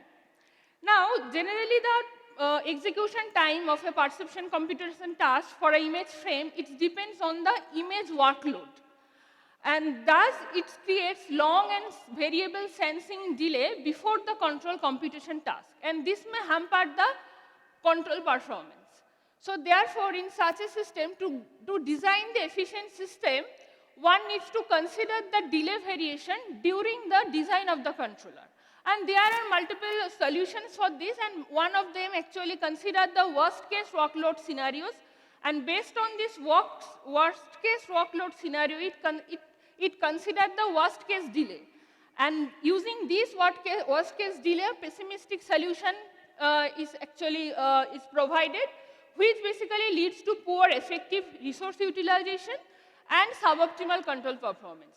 Now, to mitigate this thing, this particular work actually bridges the design gap by relating the delay variation with the variable sampling rate, and thus it's come up with a multi-rate control scheme for performance improvement. So let's take a motivational example. So it is an example of a cruise control system. So this cruise control system, the objective is to always maintain the reference level of vehicle speed. So therefore, the controller actually monitors the current vehicle speed, and based on that, it actually updates the throttle angle to maintain the reference level of the reference level. So in such a system, so let's consider this is my design objectives. The reference speed is 30 km/h, and the settling time is 1 second. What that settling time is now, if my current reference speed is beyond my reference level, for example, 30 kilometer per hour, then the controller should revert back the speed again to that reference speed of 30 kilometer per hour within 1 second. So this is the requirement. Now, my initial setup is the initial speed I have assumed as 0 kilometer per hour, and the controller is designed by, with a sampling period of 10 milliseconds, for example. So this is my delay configuration I have assumed. The delay configuration says that we have the sense to actuation delay varying between 10 milliseconds to 30 milliseconds. And D is one such delay sequence. Now let's see that how this delay affects the control performance. So, so in this figure you can see that I actually not aware that how to use that pointer laser here. So that I can just use it. It is not working. Okay. Then it is very tough to just explain in this way. Okay, I'm trying. So here you can see that the first line is the sense line. It is that the time point where sensing event has been done. And you can see in the actuator line where the corresponding actuation has been done. For example, let's see. At the 0th sensing event, so you can see that at 0th, when corresponding to the sampling event done at 0th sampling interval, which is represented at 0 in the sense line, the corresponding actuation has been done at 1 sampling interval because of the delay of 1. So delay unit has been represented by this circle. And similarly, you can see that corresponding to the sensing event done at 2nd sampling interval, that is 2 in this figure, the respective actuation has been done at 4th sampling interval. So because of the delay of 2 samples. Now how this 1, 2 comes here? Now if you look at this here, this D equal to 10, 20 and these things, this 10 indicates here that at the first sampling interval, the delay of 10 milliseconds has been occurred. Since my sampling period is 10, so I am getting 1 sample delay. Similarly, for 10, 10, then I have the 20. That 20 means I have the 20 millisecond of delay has been occurred at 2nd sampling interval. Therefore, I am getting a delay of 2 samples there. So similarly, at the corresponding to the sensing event done at 6th sampling interval, I have the corresponding actuation at 9th sampling interval because of the delay of 3 samples. So here, the idea is to use different controller. As you can see here in the case 2, I have used multiple controllers K1, K2, K3. The K1, K2, K3 are the 3 controllers has been used to take care of this delay effect. Instead of using only single controller K1, which is in the case 1. Now with this using of these multiple controllers, this K1, K2, K3, we are kind of getting a good performance. This blue figure, this blue curve is the output response of the cruise control system where I have applied multiple controllers, and the red curve is the output of the cruise control system where I have used only single controller. So you can see that how much performance improvement I am getting. The system settles down very quickly with respect to the other one. So this is the motivation that why you have used multiple controller here. Now I will explain a bit that how this K1, K2, K3, these multiple controllers can be computed based on the actual delay. Okay, so the first step of this just to characterize the delay and develop a lookup table for the controller. So how to characterize the delay? So we can characterize the delay variation from frequently occurring workload scenarios, and therefore we can just bound the delay by a minimum and a maximum rate. So now note that here that exact delay sequence at the runtime cannot be determined, but it can only be assumed to be arbitrary, always satisfying the minimum and the maximum bound. Now, once we have this dmin and dmax, so now we analyze the system behavior for each d belongs between this range dmin and dmax and pre-compute suitable controllers, let's say kd, to take care of the resultant performance degradation. Now, how this KD can be computed? This KD can be computed using a stable control technique. We have used standard control techniques. So we have used that, so we designed the stable controller KD with a sampling period of QH. This is the important point here. This KD has been designed with a sampling period of QH, whereas where this H is my base sampling period with which my initial controller has been designed. Now I am designing a different controller with a sampling period of QH. And what that Q is? And that Q is, you can see here, Q is the delay you are facing at the current sampling interval, and D is the delay you are facing at the current sampling interval, and Q is just, by dividing that H, we are getting that much amount of, that much sample delay you are facing at that time point. So based on that, we are creating a new stable controller, KD, and, so now we have, so since we have this delay variation dmin to dmax, for each such delay D, we are pre-computing all these stable optimal controllers, and we are putting it into a lookup table. Now, when a situation comes based on the actual delay sequence at the runtime, we just select a respective stable controller from the lookup table and we will apply it. So this is the idea. So now the things that here we know that how to, we have designed all the controllers. Now the question comes when to use which controller. So this is, for this we need to focus on the delay values. So you can see that from this delay 10, 20 and all, so I am just calculating the DQ. DQ is telling you that how much sample delay you are facing at the current point. Now from this, we are calculating the actual actuation instances. So here K plus QK is my actuation instance, because at kth sampling interval I am facing a delay of QK sample. So my actuation will be K plus QK. So based on that, so in this figure actually represent this thing that, so corresponding to the delay, you can see that corresponding to the sensing event done at 0th sampling interval, I have the actuation at 1 sampling interval. Similarly, for corresponding to the sensing done at 1 sampling interval, I have the actuation at 2. Again, I have the actuation at 4 sampling interval, corresponding to the sensing done at 2 and 3. So that is why I have multiple entries, at least twice that 4 has come in that list. Similarly, we have this 6, because at 6 point, there is again there is an actuation instance. Again, we have actuation at the 9th time step, and this 9th time step represents the corresponding actuation, a sensing done at 6, 7, that's 8 sampling interval.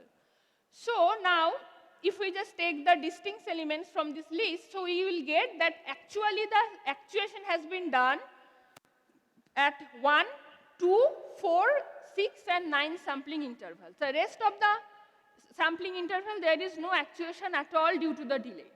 So now we will represent this, if we symbolically represent this actuation point as 1 and other is 0, this will be my control execution sequence. So therefore, we got the control execution sequence as 1 on 0, 1 0, 1 on 0 and so on. So once we get that control execution sequence, so here in this control execution sequence, 1 represents there is a control execution as well as there is a control actuation. And 0 represents the drop instance, that means there is no control execution at all, so therefore no control actuation at all. Okay, so once we get the control execution sequence, from that actually we are using that idea of using multiple controllers. So the question is that where to use these multiple controllers, right? So you can see that 1 0, the subsequence 1 0 that has been circled here. So this 1 0 indicates that you have a dropped instance, or there is no actuation at all. So you apply a new control 2 instead of 1. This 2 has been designed with a sampling interval of 2h, where h is my base sampling period, and controller K2 has been designed with a sampling period of 2h, and I am applying this 2 instead of 1. Now we have another instance 1 followed by 0. So this says that there are 2 subsequent drop instances, so you just use another controller K3. So this 3, therefore, it is symbolically represented. So you apply a new controller K3 here. So therefore, if we get the sampling period with which we will design the new controller, which will be H, 2H, and 3H. So you know that already we have the lookup table, we have all that controller pre-designed. So we will just pick up the controllers with a designed with a sampling period of 2H and 3H, and we just applied there.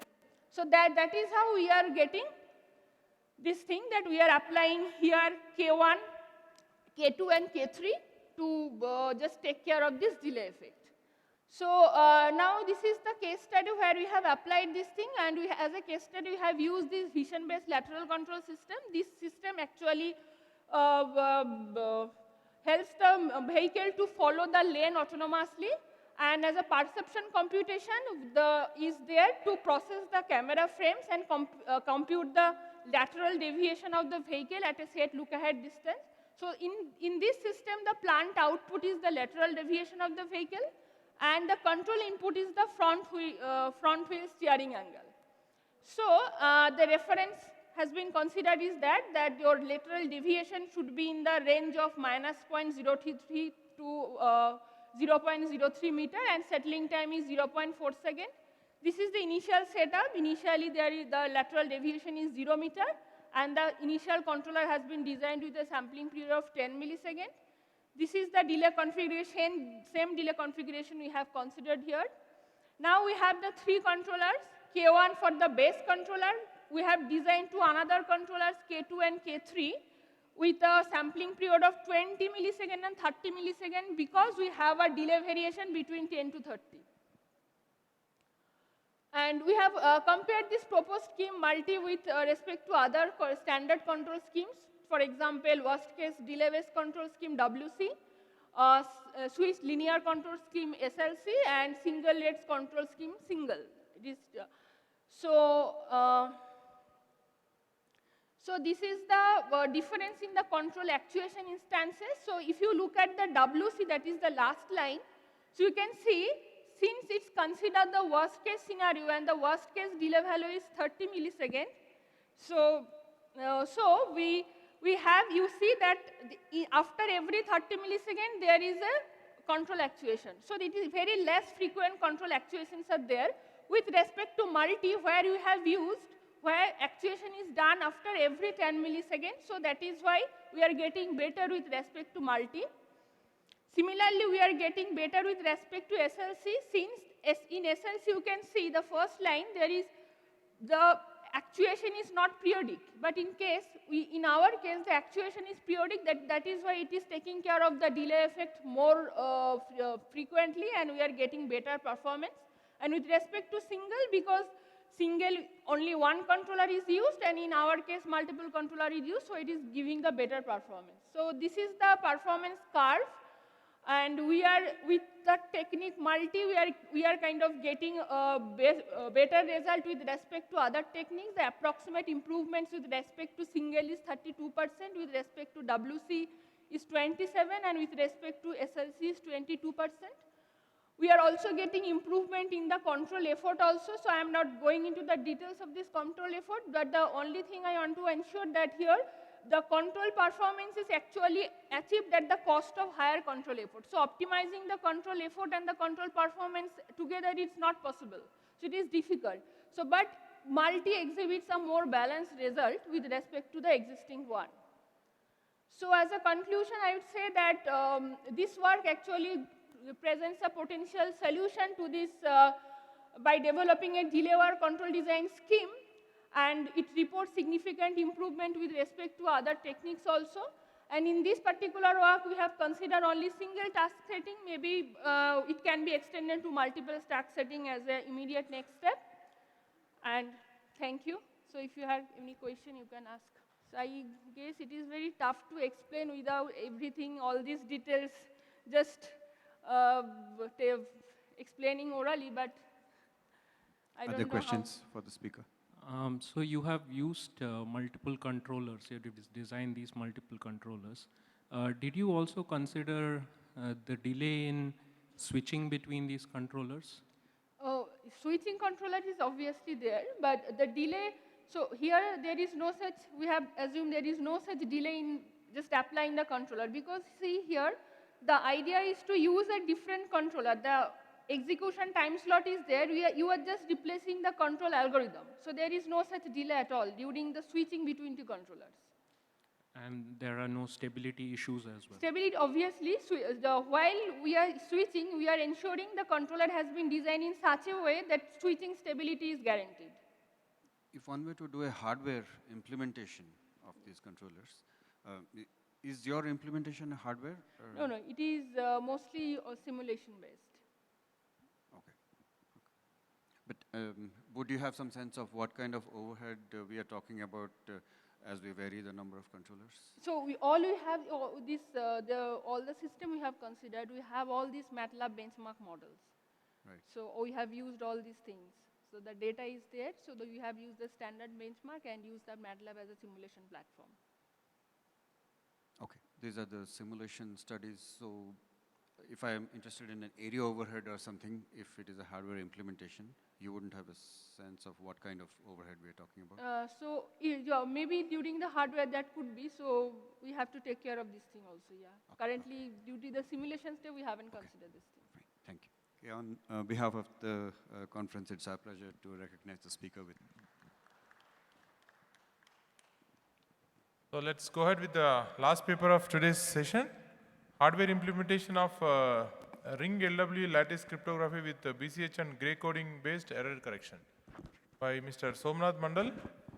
He has completed his BTech in EC from NIT Durgapur, MTech in Microelectronics from IIT Mumbai, and pursuing PhD from IIT Mumbai. He is working in DRDO Hyderabad as scientist, and his area of work is hardware implementation of lightweight post-quantum cryptography algorithms.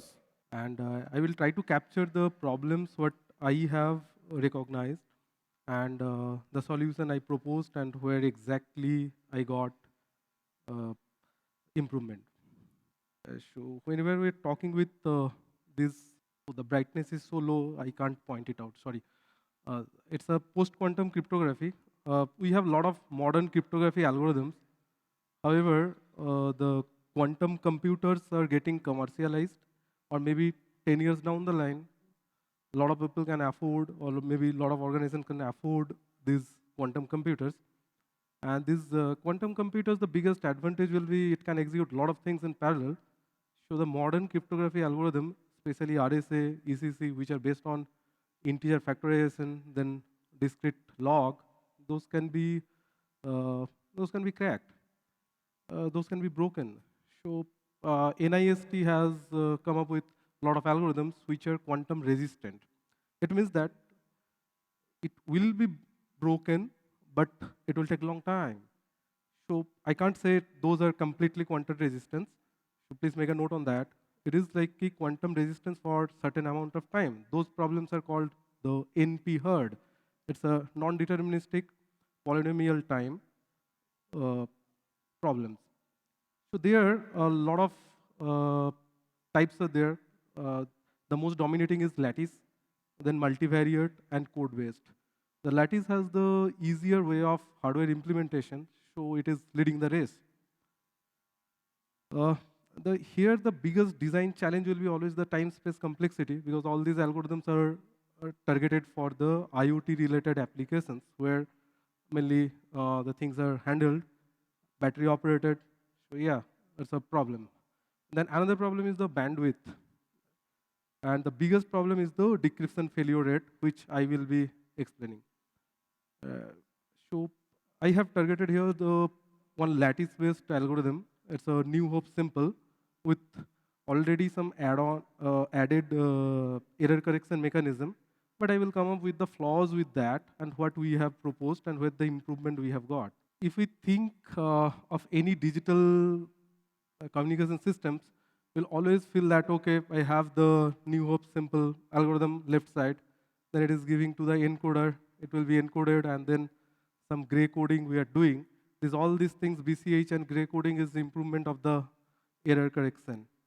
And then there is a channel, it's a binary symmetric channel, unlike AWGN, binary symmetric channel is magnitude independent. So here actually the purpose is I am working in a digital world, it's a 0 and 1, I need to flip it, either 0 to 1, 1 to 0. So that's why that binary symmetric channel is used. This is the algorithm here. That's the pointer, I don't know. So basically the server, client, and server architecture. The client wants to send one key to the server. So for that, server will be sending one seed. And along with the seed, you can see here in step 5, as I can't point it, the marker pointer resolution is very low. So step 5, we can see there is a actually major operation. It's called a polynomial operation, and polynomial multiplication, and another one is the polynomial addition. And if you see the step 3, two polynomials are generated from an error function, error distribution. So that error distribution generally a Gaussian distribution. However, Gaussian distribution implementation in hardware is complex. It will take long time and long resources. The same thing we have replicated using binomial distribution with that k equal to 2 sigma squared. So here we are taking these things, the input n is equal to 1k, that q 1 to 289, and k is that noise factor for that binomial distribution. And q is chosen only and only pure based on the entity performance. Entities like the DFT, like whenever we are coming from frequency to time domain, we are doing DFT. So here also entity of polynomial multiplication, if we do, that will be like the n square complexity will come. To bring it down to n log n, that entity is used. Now here, the client, what it does is like it will generate some key, and that it wants to share with the server, and the server will be using that key for further message exchange. The thing here, a lot of things are happening. So it's like here, the step 11, here, if we can see here, the V prime is it's a key. It's a 256 bits key has been generated, and that key basically client wants to share with the server. So for that, it is doing a lot of things here. And mainly if we see the step 13 and step 11, we are doing some encoding operation and the compression operation. That encoding operation is called the AT here, adaptive threshold encoding. It's a error correction technique they have used. They have used means that New Hope simple algorithm is using. But that error correction technique is the only repetition of the same things. It's a redundancy data blocks. And that compression is like mod Q to mod 3. It's like the LSB bits, they are chopping it because they contain less information. And this is the same things has to be decoded in the server side. So you can see here there, the decoding, then decompression, and then those steps, the reverse steps has to be followed. Now here, the one thing is, in the ideal scenario, step that V prime, and that in the server side, step 18 V prime, both will be same. But in actual scenario, that will be never same.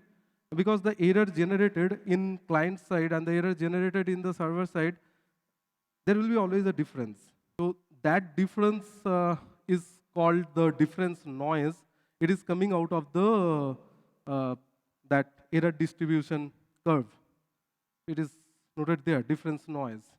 And another noise will also come, compression, because we are chopping the LSB bits, and then again when we are doing the decompression, we are again mapping it. So somewhere we are doing some truncation and round off those things. So those both errors will come off. Now these two errors will be included in the receiver side.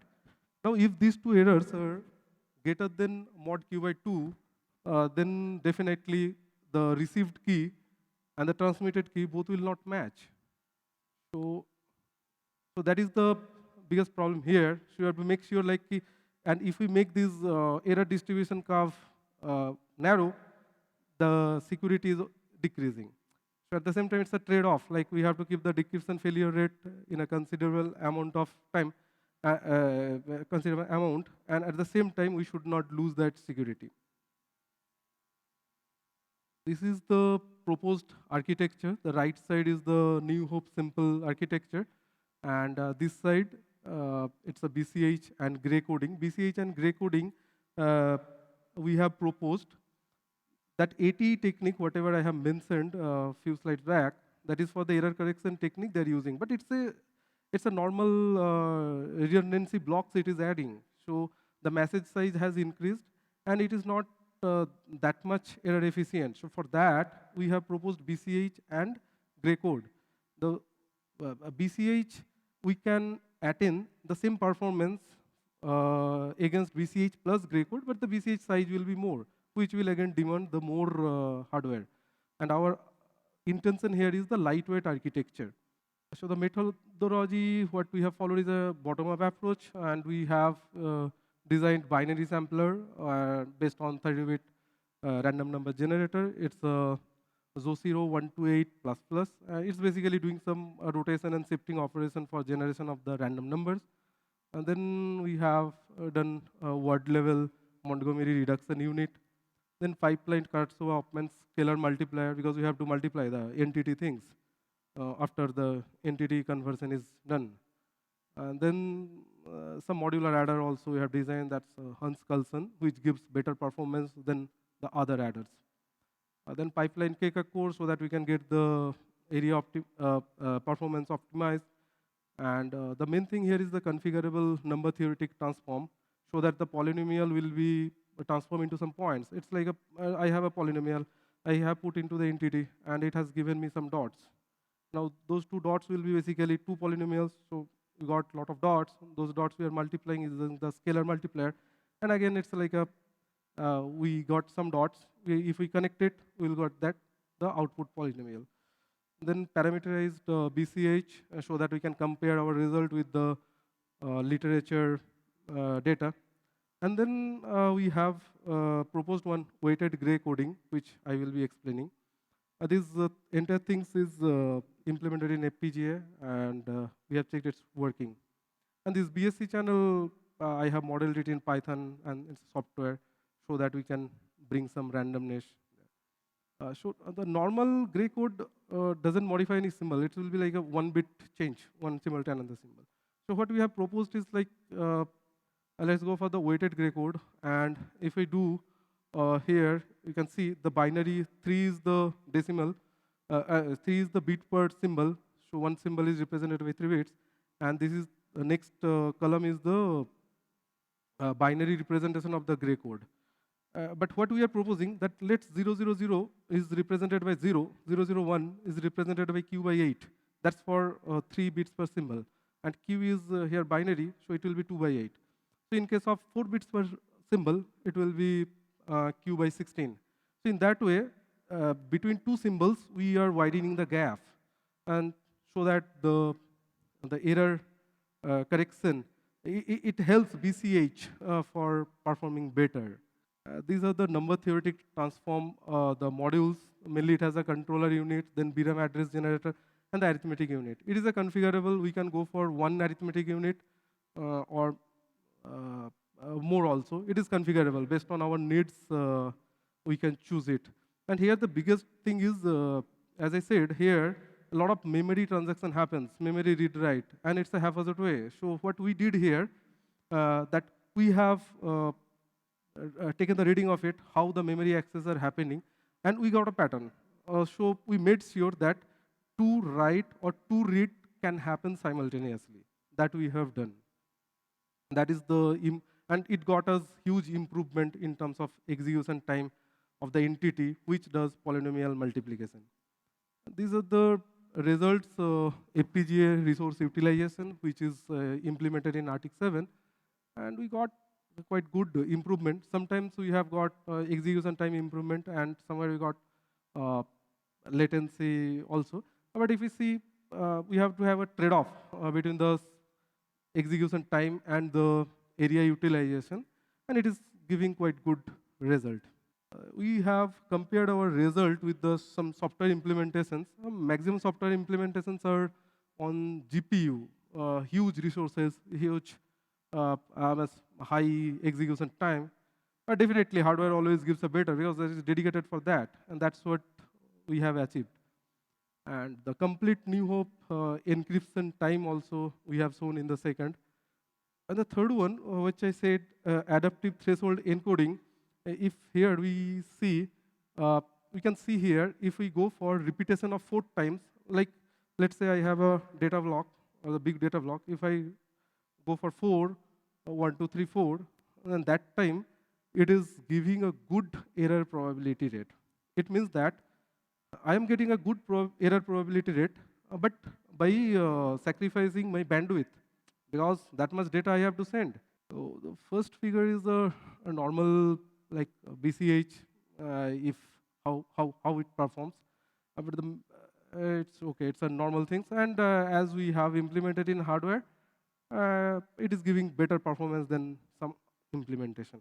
The first one is the, just want to show that BCH plus gray suits here, but those are for only digital communication system, not for BSC. But the lower 2 results are for binary symmetric channels.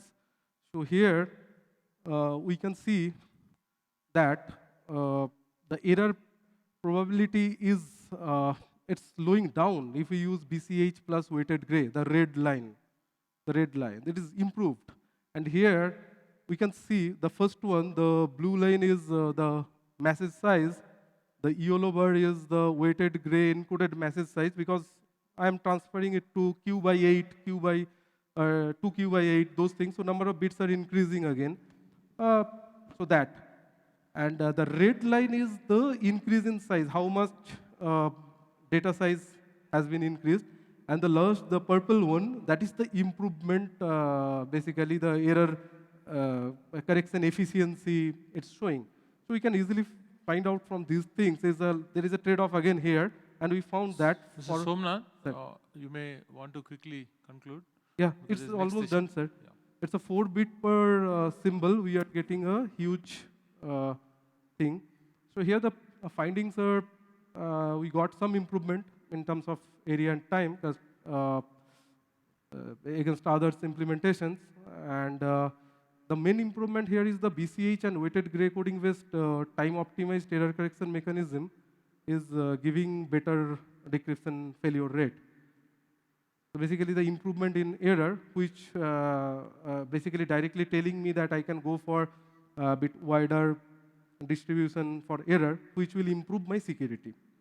So the conclusion is the design is suitable for definitely IoT, and the proposed error correction technique is capable to counter the trade-off between security and decryption failure rate, as I mentioned. And definitely, as we have improved the bit error rate performance, the ATE repetition we can chop. We can make us, okay, I don't want ATE, only one thing, BCH and gray code will take care. These are the result references. Thank you. I have one small doubt. Sir. Like you have only improved our BCH, correct? Means BHA plus gray code. But whereas no hope based on the lattice, what about the lattice operations overhead? Did you get any lightweight matrix operations like for lattice? I didn't get your question, sir. You know, it is a PQC, correct? Sir? New Hope is based on the lattice. Correct, it's a lattice cryptography. But I am asking about lattice operations, like multiplication and addition, like they are the one which consumes more area, correct? Yes, sir, that's what I have shown here. If you, I think, that's the things I have shown. The entity is the main things, number theoretic transform, that is the main thing which is doing the polynomial multiplication. Yeah. Okay, sir?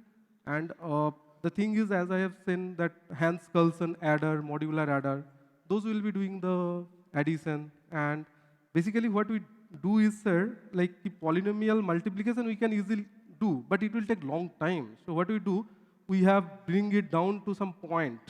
So that's the entity is doing. Then let's multiply. And then again, we have to do the inverse entity. Yes. Similarly, what we are doing is not in a polynomial addition we are not doing. We are trying to do it in a scalar domain. So we are bringing it down through entity. We are doing the scalar multiplication, scalar addition, then again reverse it back. Okay. Can I know that how much is the hardware overhead for BCH and the multiplications? There is two different things. The entity is the core of the algorithm. However, BCH is just to improve the performance of the error correction things because it helps to reduce the bandwidth. Basically, the data size, whatever is generated from the new hope simple algorithm using ATE error correction technique, it's a huge data. But if I want to chop that, I don't want that much redundancy. So I will go without redundancy, and if I incorporate this BCH and weighted gray code, it is giving me higher performance. That's what we presented here, sir. Thank you, Somnath, for a wonderful presentation. On behalf of VLSID, we would like to present a small memento. Thank you, sir. So this concludes our session 1A. And on behalf of VLSI Design Organizing Committee, it's my pleasure to acknowledge the work done by Mr. Ramesh Reddy as a session chair and coordinating with the authors and collecting their bios and PowerPoints and follow-up. So it's a lot of work. So with that, let's thank Mr. Ramesh Reddy for his outstanding work.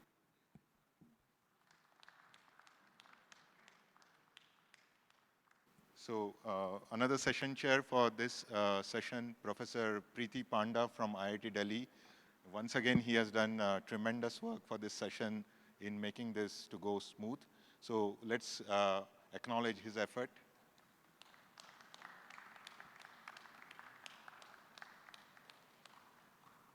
Okay, so thank you so much.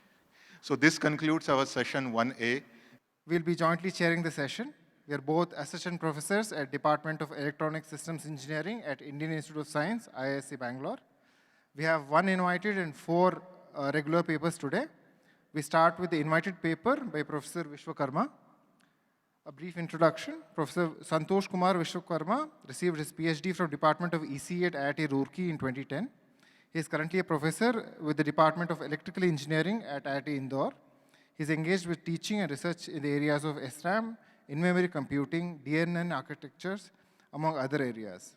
He has supervised 18 PhD students and authored more than 175 research papers in peer-reviewed conferences and journals. He has also been granted 6 Indian patents and has 14 sponsored projects. He is a member of several professional bodies, including IEEE, ACM, VLSI Society of India, among others. Dr. Vishwakarma was the General Chair of VRAT in 2019 and is Chair of IEEE CAST Society in MP. Thank you, VLSID team, for giving me an opportunity to talk on compute efficient and configurable architecture for deep ENN accelerators. And the work which I'm going to present is done by my scholar, Dr. Gopal Raut. Now he is in CDAC Bangalore. So the entire work is done by him only. Right, so this conference, many of us attending these tutorials, followed by today's almost day is about to complete. And the talk is going about how to make an efficient architectures in circuit and systems. And there, if we talk about efficient architectures, we often talk about DNNs, models, which is going to be the very important area. So, and how is a very important ML models. So coming to, because the time is slightly crunch, so I will not talk much, but an important arena which always forces us to think what is the need of neural network accelerators. This always forces to think to do the R&D activities in the area of accelerators.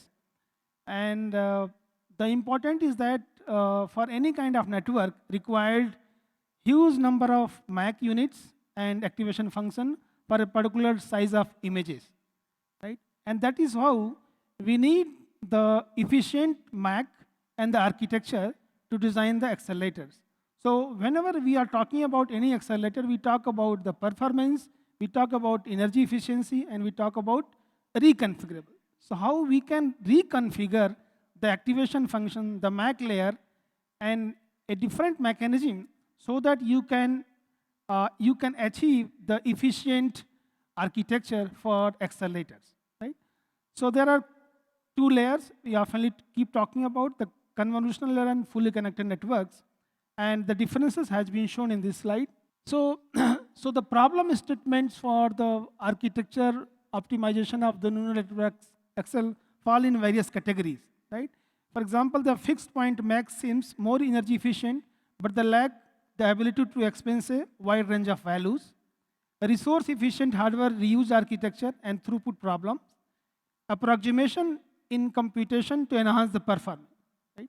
The category 2 where we can think of and work upon, where my scholars has worked, like weights are the constraint to be either power of 2 or the 0, that is the SIP CNN.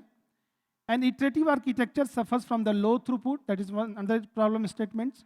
And the pipeline in MAC for performance enhancement, DNN computation. Right? Now the third problem statement which he has dealt was the data flow multiplexing benefits, the hardware reutilization, right? And the circuit configurability for multifunctionality using the same hardware resources. Analog digital interface in the DNN accelerators, and in-memory computing architecture for higher computational throughput.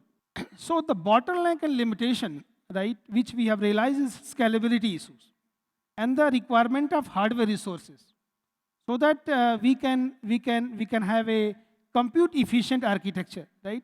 Area utilization increases with the precisions. So if you are increasing the precisions, so definitely your area utilization, silicon area will be higher. So what are the ways, especially in the ASIC level, right, wherein you can have less area, right? And the limitation limited to the power precision architecture. That is how the accuracy used to be degraded, right? And sign and unsigned calculation, that is because of the configurable. Now the nonlinear nature of activation function require huge resources. So how to optimize this activation function so that this requires the less activation, less resources, right? And parallel MAC operation requires huge area and power, right? And multiplication techniques, and so on and so forth. We will discuss all those stuff. But these are the bottlenecks and limitations while designing the accelerators. So I just said that in ASIC, if you are managing somehow the activation function, right, in a configurable fashion, then you can resource the area, right? You can reduce the area. That is going to be the big challenge.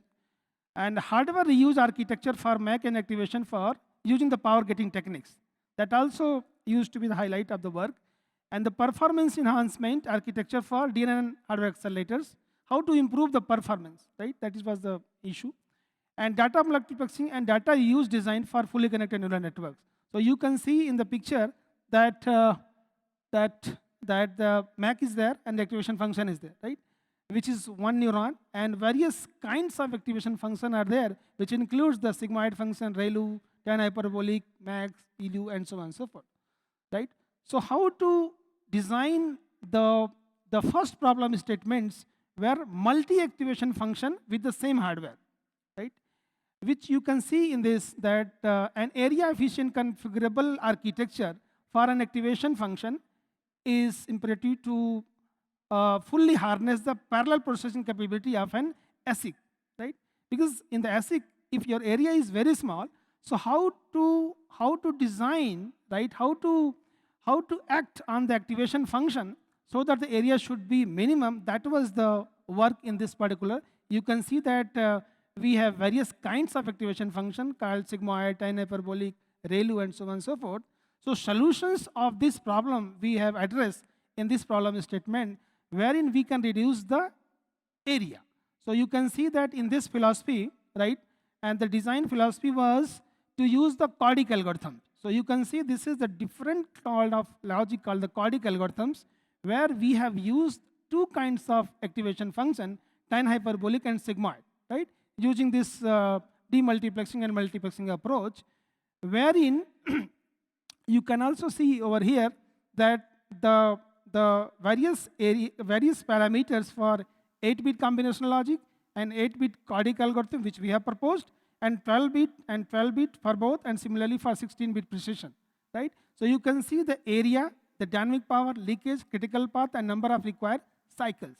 So the learning here is that the chip area where we have used, right, reduced by 0.2 times using this, with this configurable approach of the activation function.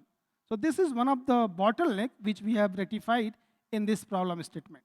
Now the second problem which we have tackled is the MAC and activation compute with the hardware, right? How to make your codic-based neuron architecture resource efficient, right? So this problem statement we have deal in this, where VLSI architecture for computing MAC and activation function. So the MAC is being designed by the codic function, and activation functions are also designed using this approach, where that approach we call is recon architecture, right? So recon architecture philosophy we have given, and as a result, we have found that the overall approach to design this is the resource efficient. Right? So this philosophy you can see here, and there also we have used the power getting techniques. And using power getting techniques, maybe in the next slide, you will see that the recon design for unsigned and signed computational units that computes both MAC and nonlinear activation function iteratively. So codic function is the linear one, and activation function is a nonlinear function. So using that approach, we call this like codic is configured when recon is to be updated, right? So linear and hyperbolic rotation model, and with the this linear model for a MAC and non-linear for activation function. So you can see in this table that using our proposed techniques, that is the last column of the codic, right, in either in terms of area, power, delay, or power delay products, and number of cycle and things, we have reduced very very nicely for 8-bit precision.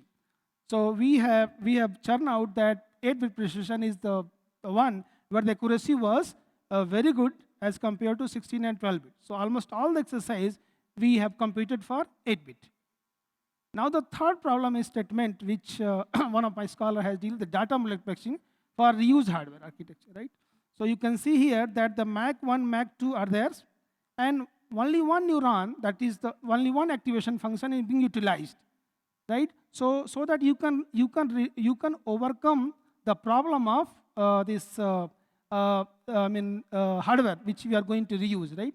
So in this, the solution is that serialize the MAC output from the every layer and transfer through the single activation function in terms of P-show. What you can see over here in the one of the graph, that and if you follow this approach, then you are basically using the data multiplication, and we are using the same activation function for all the layers.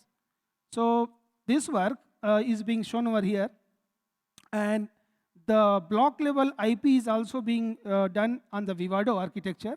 And finally, we have turned out that the number of utilization resources was very optimum as compared to other available techniques, right? So this is the work which we have worked on the data multiplication and hardware reuse architecture for DNN accelerator. And the same thing you can see here, that the inference accuracy for different activation function bits like ReLU or sigmoid and hyperbolic function for either 8-bit, 16-bit, or 32-bit is being obtained.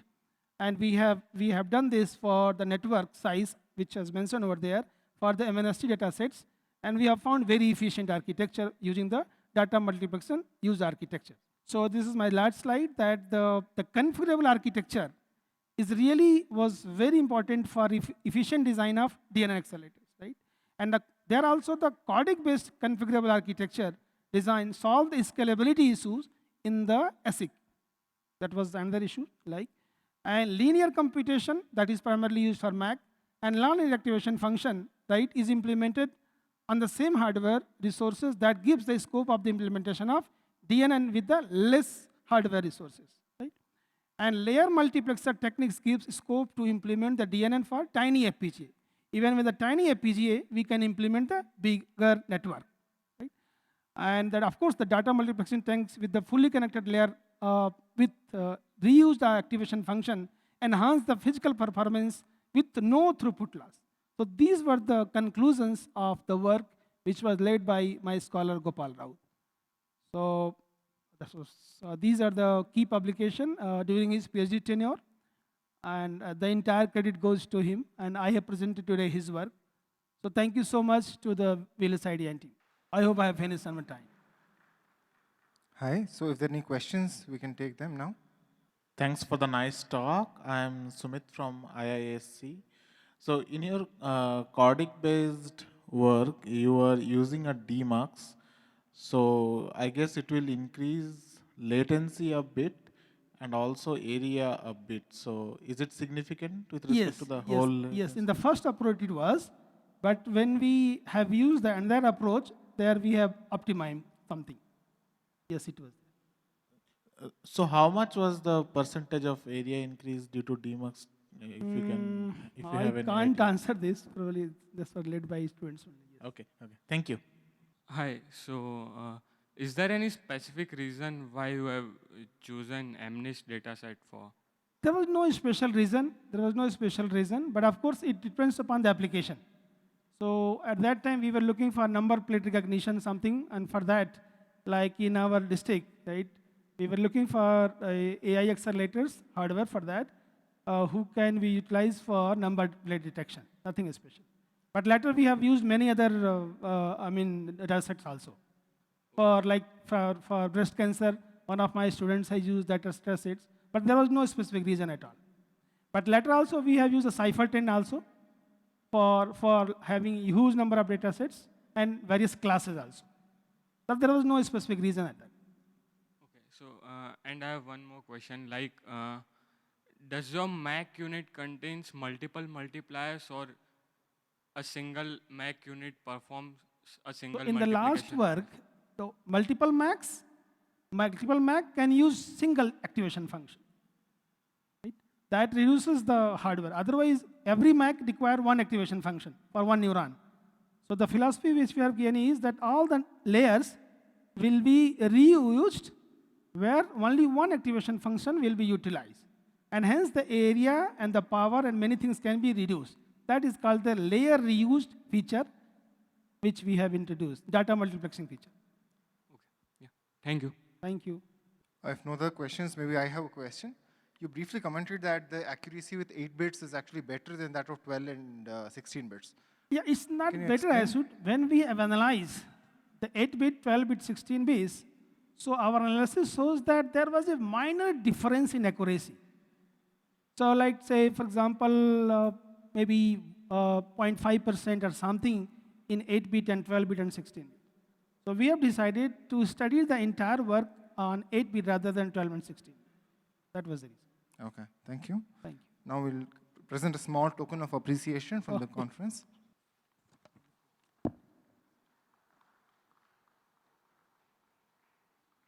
So we come to the second talk by Dr. Anand Darji.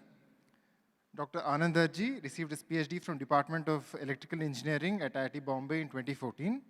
His research interests includes VLSI design, FPGA-based systems design, VLSI DSP architectures, among other topics.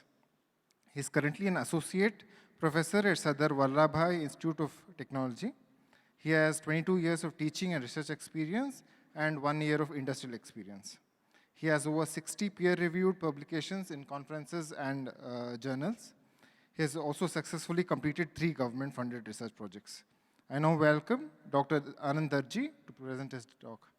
Thank you very much for kind introduction. So today I'm going to present design of hardware-efficient approximate DCT architecture. So DCT is one of the error-resilient application which we widely use in 8.264 and 265 subsequently.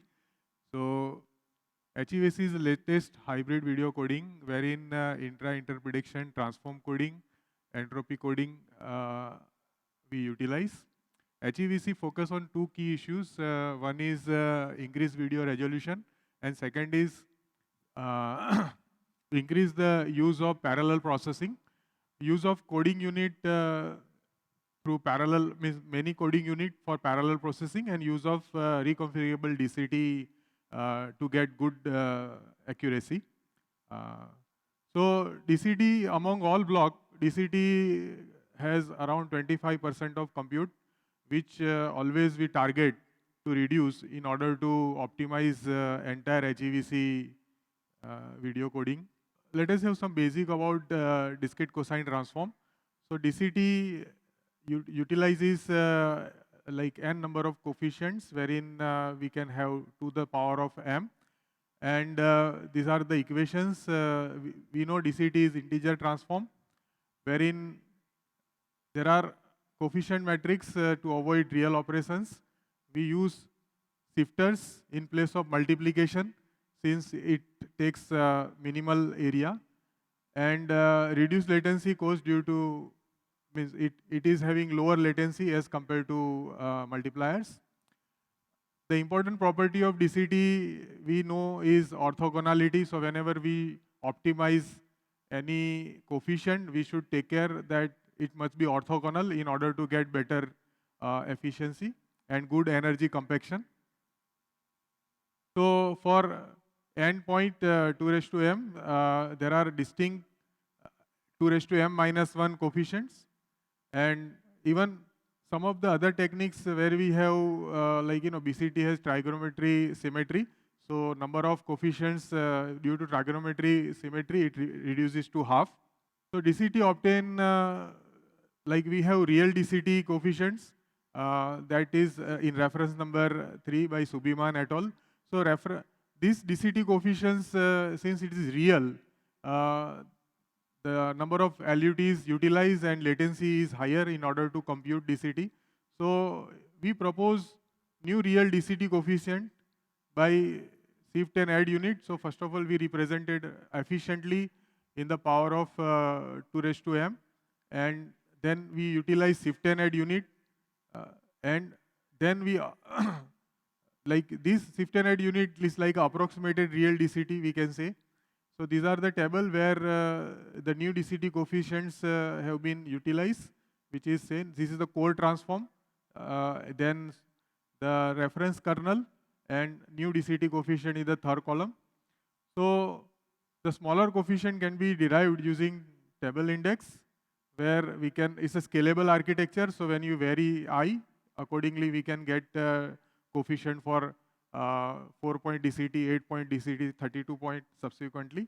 So this is the overall basic architecture, top level architecture, wherein we are optimizing n by 2-point integer DCT with input adder unit and output adder unit, along with SAU, that is shift and add unit. So we started with 4-point DCT initially. So this is the 4-point DCT originally given by reference paper by reference 3, Chatterjee et al., wherein they have represented in the form of like in non-integer form, which we reduce it in the power of 2, and we sort of like sub-expression elimination method is used without any modification, because it's only 4-point. So we have not explored any approximation here. Only the sub-expression elimination is used, and the optimization is done.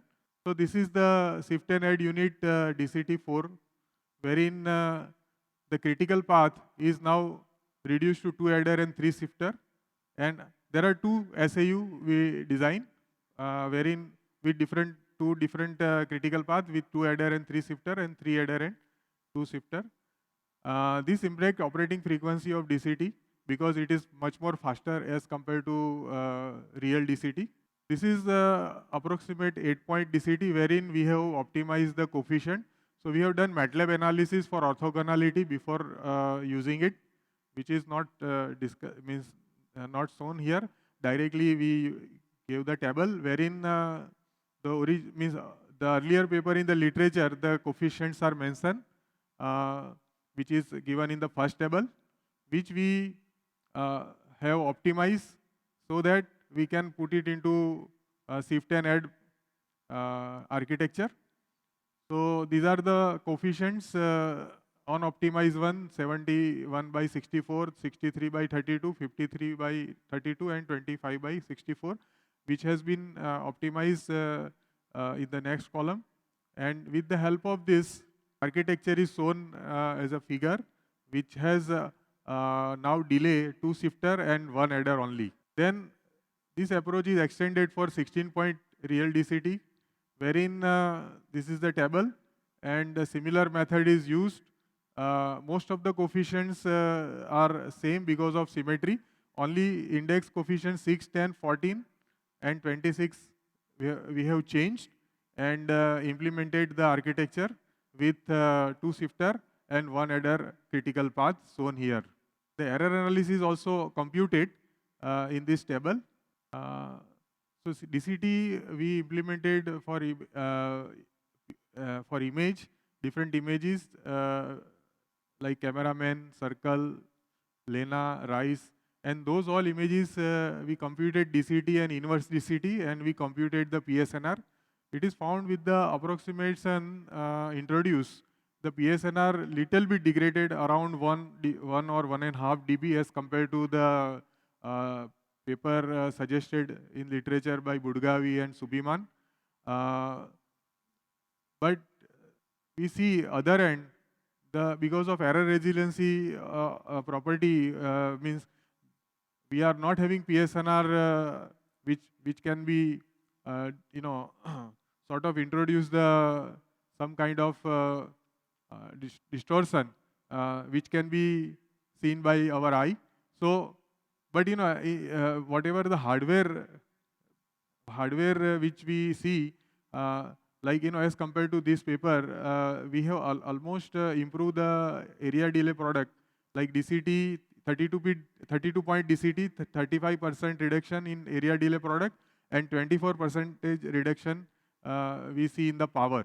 So this is a very good trade-off, wherein the 1 dB reduction as compared to earlier state of art, we got around 35% reduction in area delay, so that it will become very much efficient without losing much accuracy.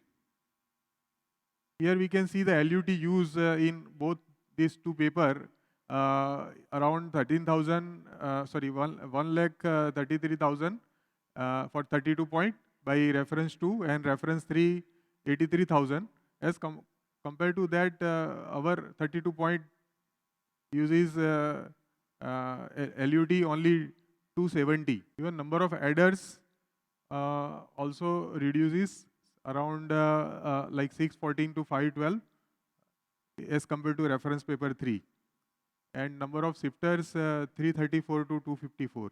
So in conclusion, degree of approximation of proposed real DCT coefficient is more as compared to existing real-time DCT coefficient.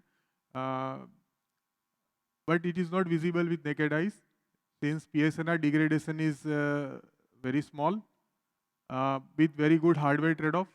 And synthesis results, when we compare, which is implemented on Vivado FPGA Vertex 7 platform, we see the frequency and LUT for SIFT10 at unit 4, SIFT10 at unit 8 and 16, 32 are listed. So we get good frequency of operation without much power degradation. And in future work to implement input and output buffer, so that we can implement entire architecture, and board level testing, bit equivalency check with 8.265 standard, and finally ASIC implementation. Thanks, Anand. If you have any questions, we'll be happy to take it now. Yeah, thank you. So if not, let me start off. So what do you predict will be the benefit of your technique if we did an ASIC implementation as against for an FPGA implementation? See, basically it's a ASIC FPGA prototyping. So as such, when we go for ASIC implementation, whatever, because of multiplier, if you directly use for implementation, and if you use SIFT10 unit-based multiplication, so definitely we have very low power as compared to direct using any multiplier. Okay. What do you think will happen if we could extend the same thing and see the impact of accuracy when you implement maybe a neural network using this technique? This can be utilized for error resilience application. So we need to see the application, like if it is not error resilient and it may end up with error. So error analysis is required. And within a tolerance limit, we can use it for any application. So this we use for HEVC, where normally we use for video coding. So it uses our human visual eye perception. so that it can be utilized. But we need to know first application requirement and how much error resiliency it can have, then we can use. Thank you. If there's any questions? If not, let's thank Dr. Anand again. A small token of appreciation from the conference. Thank you. So we now come to the third talk of the session. This will be delivered by Dr. Vikram Kumar Pudi, who received his PhD degree from IIT Madras in 2014. He was a postdoctoral fellow at the University of British Columbia from 2014 to 2015 and at NTU Singapore from 2015 to 2018. He is currently an assistant professor at IIT Tirupati. He is the author of 2 Springer books. His research interests include VLSI architectures, computer architecture, secure compressing sensing, RISC processor design, cryptography, and in-memory computing. I welcome Dr. Vikram Kumar. Good afternoon, everyone. My name is Vikram Kumar Podi. Today we are going to present design of energy efficient low delay POSIT multiplier. You see, this is my agenda. And you see that number systems, like we have 2 kinds of numbers. One is called integers, other one called fractions. What we have come up is POSIT number system means it's just an alternative to the existing floating point number system. And we see how it is. Like first we will go to the introduction. Next we will go to the what we have done for multiplication. You see that floating point numbers means fraction numbers. Currently we are using IEEE number system 754. You see that this is the usual typically the representation of floating point number system. But you see that in a floating point current existing system, they have 2 representations for 0. One is called -0, other one is called +0 whenever you are doing operations. And also not a number, like sometimes you will get +infinity, -infinity. That has a lot of representations. You can see that lot of drawback. But this, if you see POSIT number system, you can represent only single 0. There won't be -0 or +0. Other one is not a number, like we don't get at all in a POSIT number system. And it doesn't have overflow or underflow because of the range. You can see that the range for POSIT is more, whereas compared to the floating point number systems. And you can see the dynamic range, because of the range is more, dynamic range is also more. But main important, there is no none, not a number. You can see that that is the representation. When p equals to 0, we usually take it as a 0. And if it p equal to -2 power n minus 1, we call it as a plus or minus m. Otherwise, remaining all cases, we will get a representation. You can see that below there is a POSIT numbers representation. Compared to the floating point will come there. It will have like 4 fixed numbers. You can see that the difference between the floating point number and the POSIT number system. But even the POSIT number system, they says that it has lot of advantages. You can see that 4 representations, like it has sign, regime, and exponent, and mantissa. And these numbers will always vary, like. Whereas a floating point number system, they are always fixed. Whereas a POSIT number, that you see that regime bits, k bits is not fixed. That is, and the exponent bits, it can vary, like a mantissa, it can vary according to the different representations. You can take, and POSIT number system, we have fixed, like a floating point, you take like n, number of bits will fix it, whereas POSIT multiplier will fix like ES and as well as n equal to 8. You can see the 2 different representations for 2 numbers we took, and we represented in POSIT number system, and then we will multiply whatever resultant, that is how we will multiply that. Whereas you see that different colors represent different regime bits and then exponent and mantissa. This is called POSIT form, like equivalent. But what we found is the main difficulty in the POSIT number system, that extracting that regime bits and exponent, they are challenging.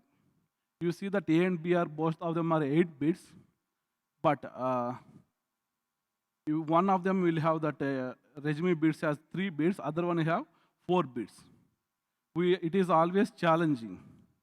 So that is where this more overhead is there for this POSIT multiplier compared to the floating point.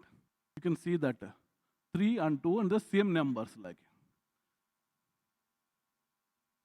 And when you give any number, like you see that The first thing is extracting that mantissa exponent. You see that that is the architecture we have come up with.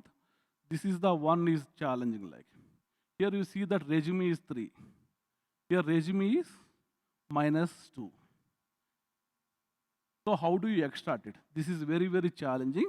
Previously, people have done some work, but they have given the mux-based approach. Where we are doing is like a different approach, adder-based approach. This adder-based approach, what we have done is, you take any number of ones, we'll just add it. Like you can see that leading one detector, if you have 4 bits, whenever the change is happening, it will detect it. And we designed a 4-bit leading one detector, and by using that, we have designed other detector. You can see that you have designed a 4-bit leading detector. You can use the 8-bit leading detector also. Like you can see that this is the existing leading one. It is uses like a mux, lot of mux. Compared to that, we found that ripple carry based, like adder based approach is much low. It will consume the low area and low delay compared to the existing one.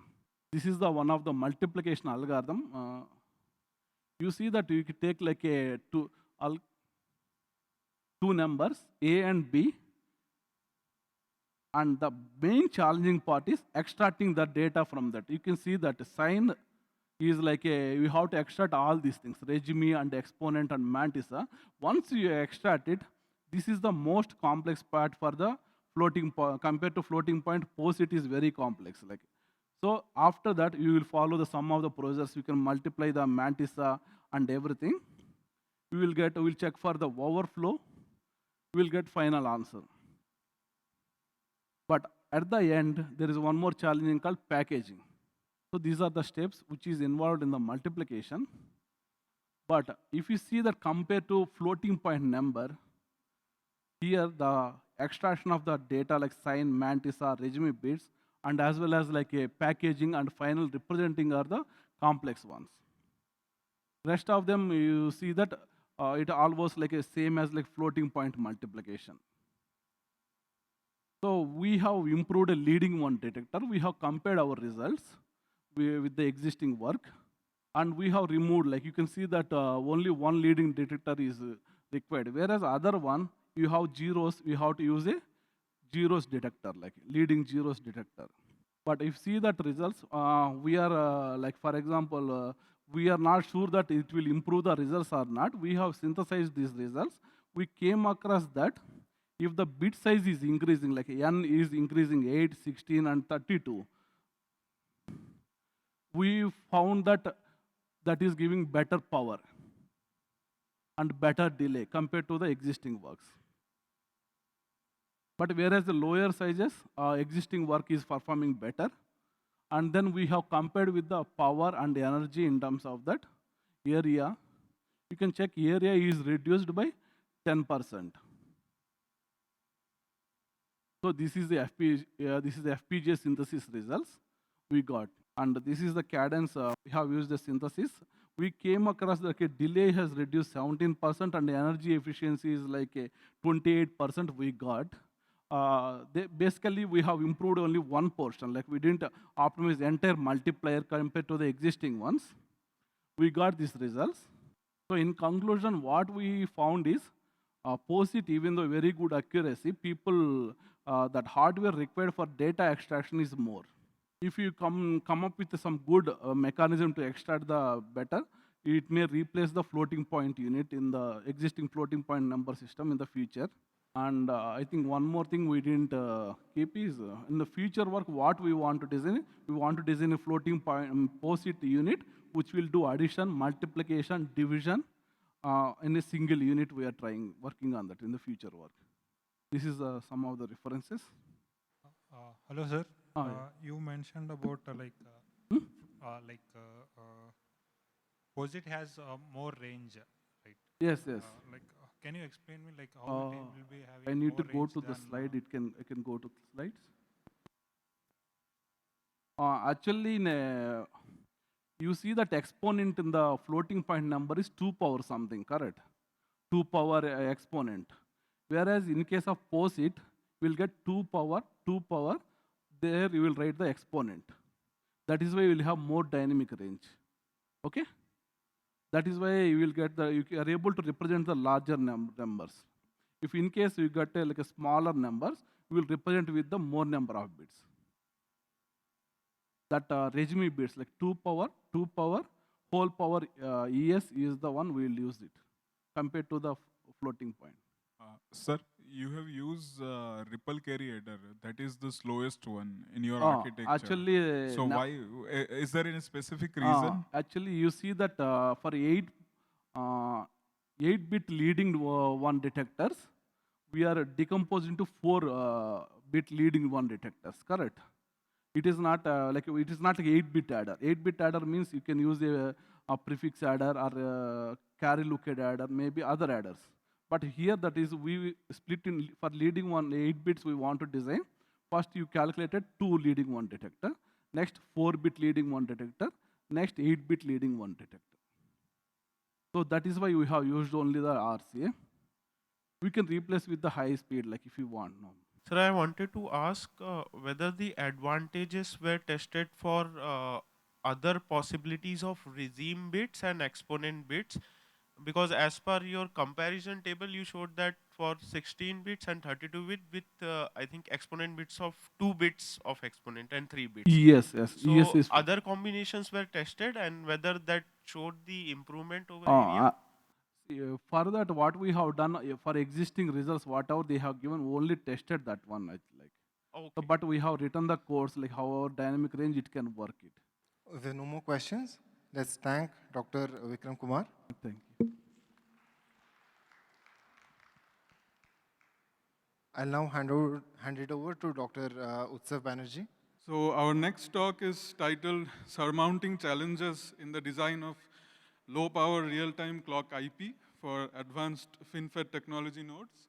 And the authors are Krishnan Sukumar, Santosh Vodnala, Ravindra Ayagari, Animesh Jain, Thanapandi Ganeshan, and Rajesh R. from AMD. And our speaker today is Krishnan Sukumar from AMD. And Krishnan is a senior member of technical staff in the mixed signal circuit design team at AMD Bangalore and has been with AMD for more than 9 years. And after completing his MTech in electrical engineering from IIT Kanpur, he also worked at Intel for close to 4 years before joining AMD. And he's interested in digital circuits, low power design, and CAD methodologies. So please welcome Krishnan. Thank you for the introduction, Utsav. Hello everyone, a very warm welcome to you all. My name is Krishnan Sukumar. I'm from AMD India. Me and my co-authors are all part of the Circuit and Technology group at AMD India.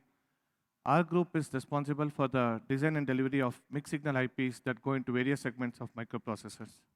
Moving to the agenda, we'll first look at the overview of the real-time clock or RTC IP. We'll then understand the key challenges in the design of this IP by understanding the specs of this IP. This in turn sets up the problem statement and the scope of the presentation. We'll then look at the proposed solution, its implementation and novel aspects, and also discuss the important results. Finally, we will capture the key findings and conclude the presentation with some important takeaways. The real-time clock, or RTC, is a computer clock that is used in almost all electronic systems to maintain current time in human units such as seconds and minutes. The IP, as seen in the figure, consists of 2 main blocks, a digital component called ARTC, or auxiliary RTC, and an analog component called peripheral RTC, or PRTC.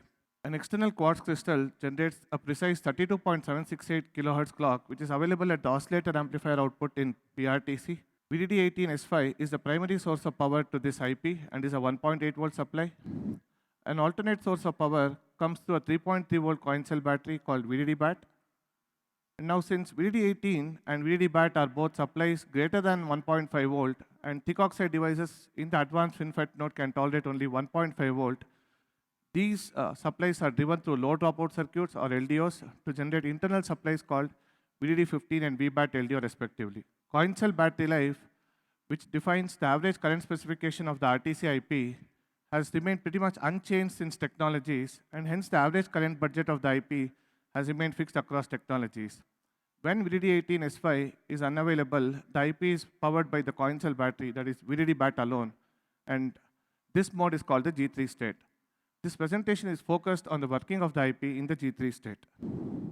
Moving to the problem statement, usually in AMD products, the shelf life specification of the coin cell battery from legacy is about 5 years.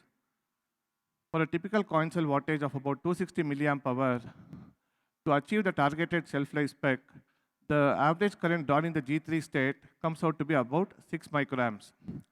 VRTC consists of LDO, oscillator, and other circuits that take up about 4.5 microamps, leaving ARTC with a budget of about 1.5 microamps only. In ARTC, about 80% of this current comes from the synthesis autoplay send-out, that is SAPR logic, which consists of critical circuits that need to function in the G3 state. To meet the overall current budget of 6 microamps, it is imperative that the current contribution from ARTC be limited to about 1.5 microamps. The SAPR logic consists of several thousand standard cells, and to meet the overall current spec, we need to limit the current drawn by each cell as much as possible. This implies that regular standard cells built with thin oxide devices cannot be used because of their higher leakage, and instead we need to come up with a dedicated low power thick oxide standard cell library for the ARTC IP. Moving to the scope of the presentation, let's look at the leakage characteristics of the thick oxide transistors, both in an older node and in an advanced node. In the IDS-VDS plots, the knee represents a threshold voltage beyond which the current shoots up exponentially with voltage. We see that for the MOS devices, this knee occurs at about 1.5 volt in the older node and at about 1 volt in the advanced node. The challenges in the design of the thick oxide library can be understood better through the challenges in the design of the basic thick oxide inverter. In the older node, for both a regular inverter and an inverter with a large number of stacks, say 6 stacks, the currents were relatively large, and neither of these topologies helped us meet the IBAT active spec. I'll just tell you in a moment what is IBAT active. They didn't help us meet the current spec. Further, the 6-stack inverter was also area inefficient. So we tried a different approach of adding an always-on device in series here. And with this topology, the VDS of the off-MOS decreased, the current to the off-MOS decreased, and the resulting current was only about 46 picoamps. This topology using always-on devices was also area efficient, and this was used for designing all the standard cells in the older node. It helped us meet the current spec of 1.5 microamps. And in the G3 state, since the VDD bat supply is actively used, we also call the current as IBAT active. So in essence, we have to meet an IBAT active target of 1.5 microamps for ARTC in the G3 state. In the advanced FinFET node, we use 1.5 volt devices, and the maximum channel length of these devices is 135 nanometer, as opposed to the 240 nanometer channel length of 1.8 volt devices used in the older node. Since the knee occurs at about 1 volt in the advanced node, this implies that ARTC circuits need to operate at a maximum voltage of about 1 volt to meet the IBAT active spec. But the analog circuits responsible for timekeeping need at least 1.25 plus or minus 100 millivolt. So in the advanced node, this presents a challenge in the design of the standard cells. We first tried the always-on topology, which worked for us in the older node. From table 2, we see that for an always-on inverter, an inverter with a large number of stacks, and an inverter with a combination of always-on and large number of stacks, the currents are all very large. And neither of these topologies helped us meet the overall current spec, that is the IBAT active spec. Further, the multi-stack inverter topologies are also area inefficient. So it's clear that neither stacking nor always-on helps us in the advanced node. So essentially, the challenge for us is to develop a novel architecture and come up with a new architecture for designing the standard cells in the advanced node.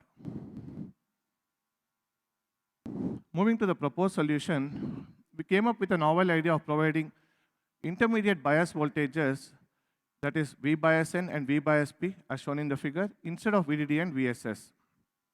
The bias voltages need to be such that the currents to the off devices reduce significantly and fall in the flat region of the IDS-VDS characteristics.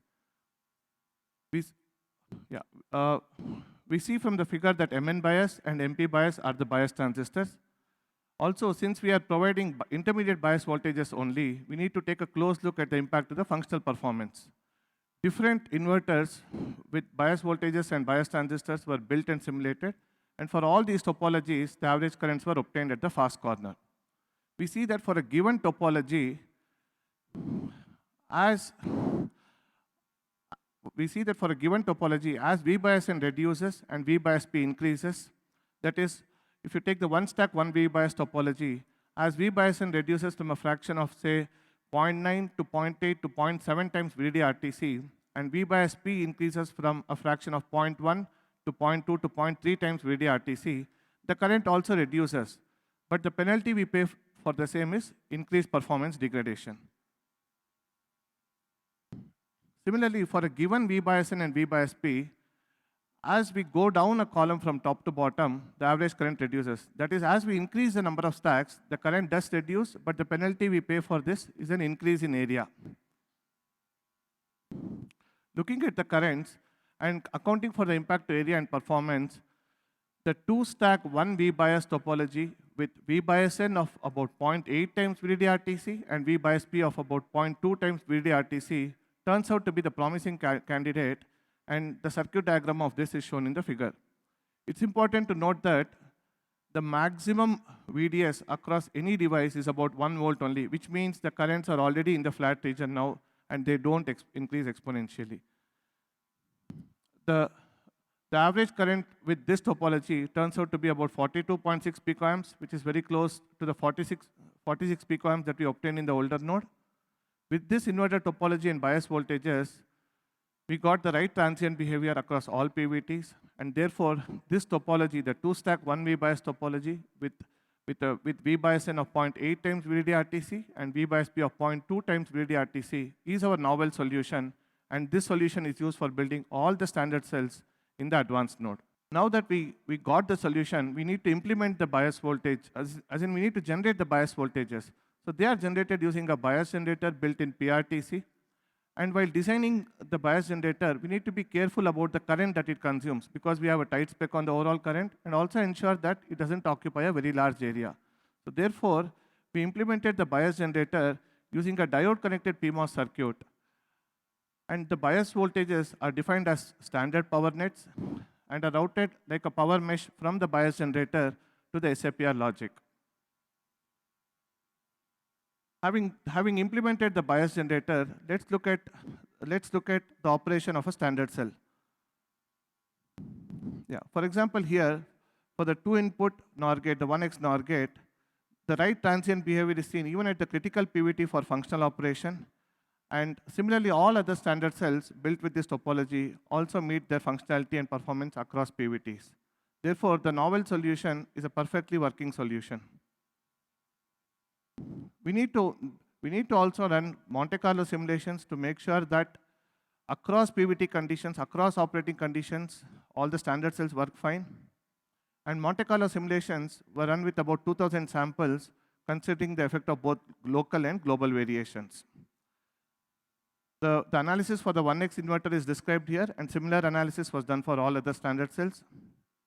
Figure 8 shows that the mean of both the high and low noise margins is quite large, that is almost about 500 millivolt, and standard deviation is quite small, about 17 millivolt.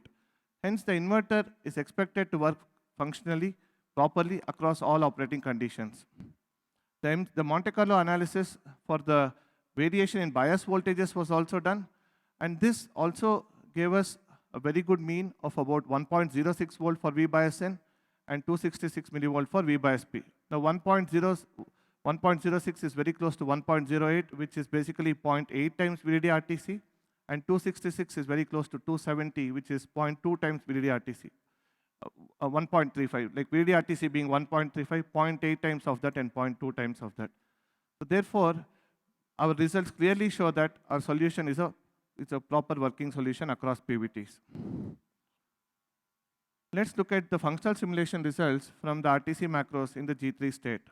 From the figure, we see that VDD18S5 is logic 0, VDD-BAT is 3.3 volt, and the on-chip LDO and PRTC generates VBAT LDO of 1.35 volt. VDD-RTC would be the same as VBAT LDO and would be 1.35 volt. The bias generator generates V bias N of 1.08 volt and V bias P of 270 millivolt, that is 0.8 and 0.2 times VDD-RTC. Now IBG here is the current consumed by the bias generator, and it's a very small value of about 14 nanoamps only. because we have implemented it using a diode-connected PMOS circuit. The figure shows the working of the ARTC macro using the frequency divider SAPR block as an example. This block receives the 32 kilohertz signal from PRTC and generates multiple divided clocks of frequencies, 16 kilohertz, 8 kilohertz, 4 kilohertz, and so on, all the way down to 1 hertz. So this confirms that the block functions as expected, and similarly, all other blocks also meet their functionality. Looking at table 4, the IBAT active contribution from various blocks is shown. From the SAPR block, it is about 1.14 microamps. Summing up the contributions from all the 3 SAPR blocks, then adding the contribution of the RAM, the total contribution from ARTC is about 1.43 microamps, which is within the 1.5 microamp budget. And summing up the contribution from PRTC and ARTC, RTC IP is giving us about 5.84 microamps, which is within the 6 microamp spec. Therefore, the novel solution provides a working solution to meet the IBAT active spec. Silicon findings also showed the RTC IP to be working well functionally, and all samples passed the timekeeping logic test. From the histogram plot of IBAT active, we see that for about 95% of the samples, the current is within 6 microamps. Therefore, the novel solution is silicon proven as well. Let's summarize the key takeaways from the presentation. Since the RTC IP is integrated directly into the SoC, this helps us save real estate on the motherboard. The novel solution provides a working solution to meet the IBAT active spec, thereby enabling the RTC IP to meet the shelf life spec and reduce the BOM cost. The solution also guarantees reliable functional performance of the macro. The overall solution includes multiple innovative and unique features in both circuit and layout design, such as design of the low power standard cell library, design of the bias generator using diode-connected PMOS circuit, and routing of the bias voltages, both from the bias generator to the SAPR logic and internal to the SAPR logic as well. All the novel features contribute to a power and area efficient implementation and are present in many RTC IPs that have gone into servers, clients, and semi-custom SoCs. Further, this robust architecture is scalable and can be used in future nodes too. With this, the presentation comes to an end. I would like to thank VLSID for giving us an opportunity to present this paper. Thank you. Thank you, Krishnan, for the excellent talk. So, any questions from the audience? So, while generating the P-bias and N-bias signals, yeah. So that is a diode-connected stack. Right. So, are all those transistors in saturation, or which region you operated that? Yeah, they are all in saturation, and we have taken 5 of them in series to get this. Then there is a chance of going into subthreshold region, right? Yeah, we have accounted for that also. So we have done variation analysis on that block as well. Okay. Okay, and how about the leakage from that path? Sorry, leakage current. That was about 14 nanoamps, as I showed you. Okay. There will be a ESD component, right? ESD. Yes, we have taken care of ESD also, but what happens is this RTC is built in a bigger block. So we have taken care of ESD requirements at the next level, which will also suffice for the RTC IP. So how is the leakage comparison with that? On the ESD? Yes. I don't have those numbers with me, but we have taken care of ESD at the next level. Thank you. Sometimes what we do is, when we can't meet ESD, or rather, let's say, to add ESD cells, you would need more area also, right? We try to club multiple blocks at a cluster level and try to meet the ESD requirements at that level. Yeah, I will ask a quick question. So, sure. How much effort would be required to migrate this design to a different technology node? Yeah, so what happens is, when a new node starts, we first start early in the design cycle once the transistor models are available. And we first see if the architecture in the previous node can be used in the new node. Now, or if, let's say, it can't be used as it is, can any minor design tweaks be done? Like, say, for example, we have used the bias voltages along with the stacks here in the advanced node, right? Let's say 5 nanometer. If we move to 3 nanometer, and if, let's say, the same 2-stack 1V bias can't be used, we'll first see if, let's say, the same topology, that is, the stack with bias can be retained, but let's say if 1-stack 1V bias can be used. If with such minor design tweaks, we'll see if it's possible. Otherwise, we'll have to come up with a new architecture. And generally what we do is, we have to do this analysis early in the design cycle, because standard cell development takes time, and layouts need to be churned out, and integration of these into the SAPR block takes time. So we start early, but we reevaluate once transistor models get updated, they become more mature, process matures. So unless we figure out major surprises down the lane, we'll go with what we have initially come up with. Thank you, and let's thank the speaker again. And on behalf of VLSID, we have a memento. Thank you. Thank you.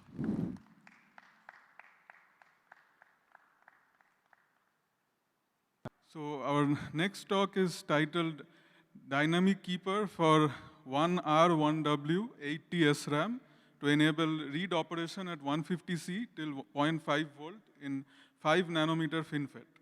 And the authors are Vinay Kumar, Vijay Sahu, Amber Khara, and Sudhir Kumar from Synopsys. And our speaker today is Amber Khara. Amber received his MTech from Heritage Institute of Technology and has more than 4 years of industry experience.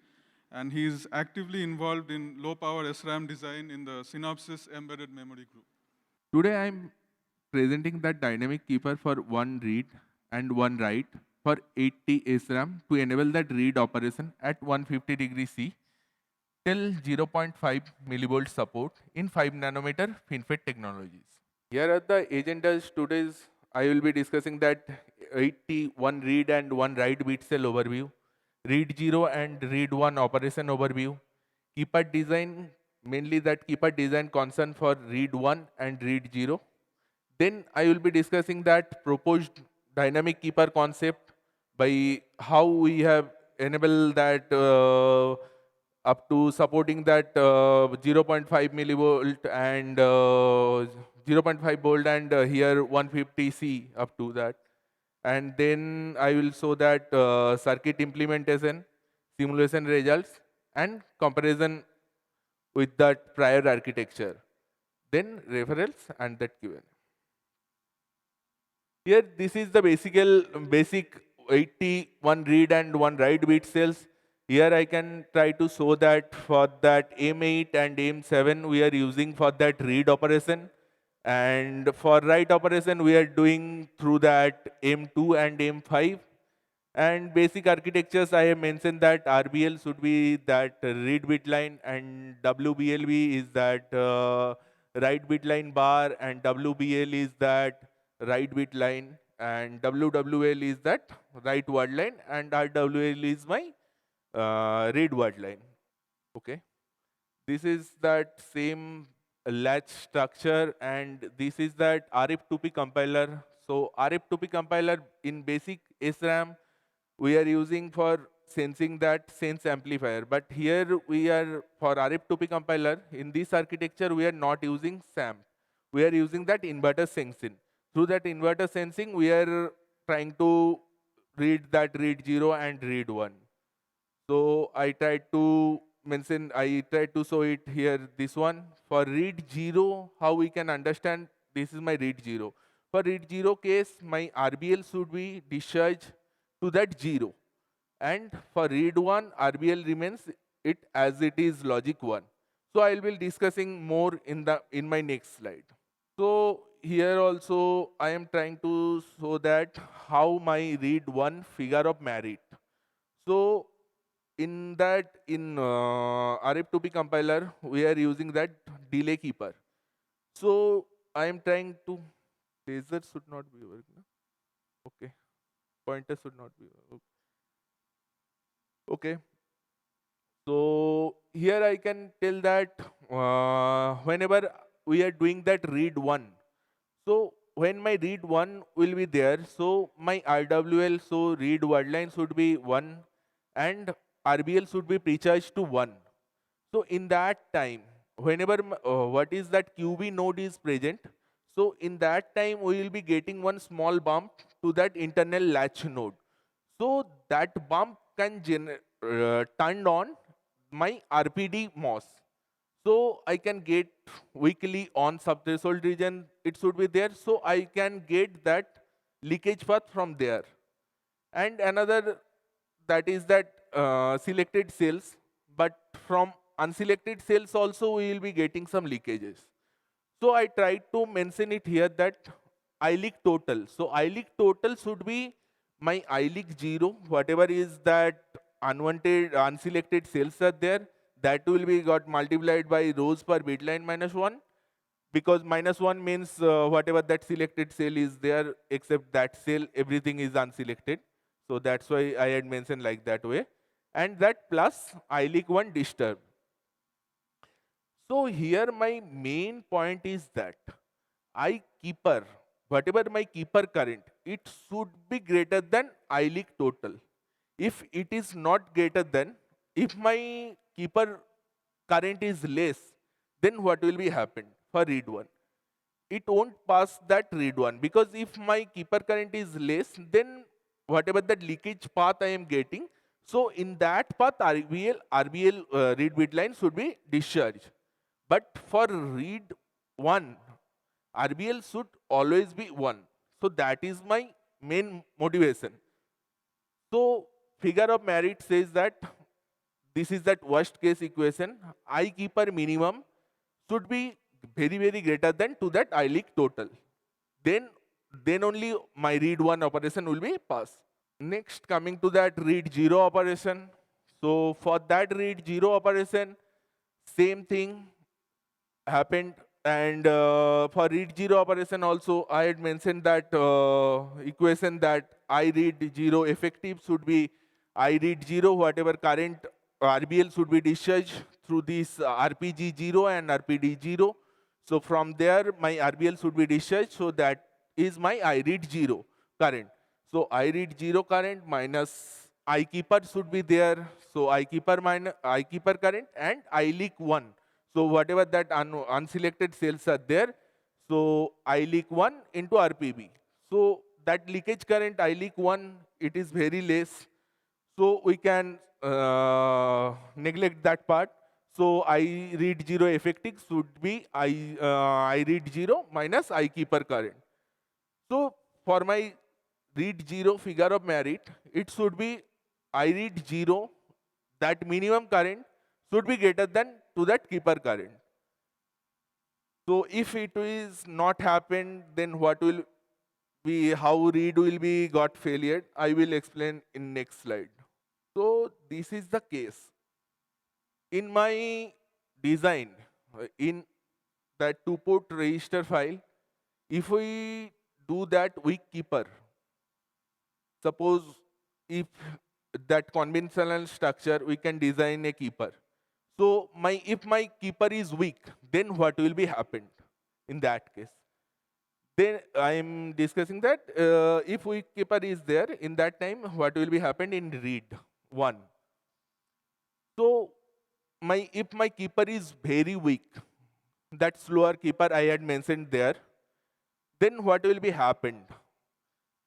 As my read word line is 1 and write word line is 1, in that time what will be happened? I will be getting one bump in my QB internal node.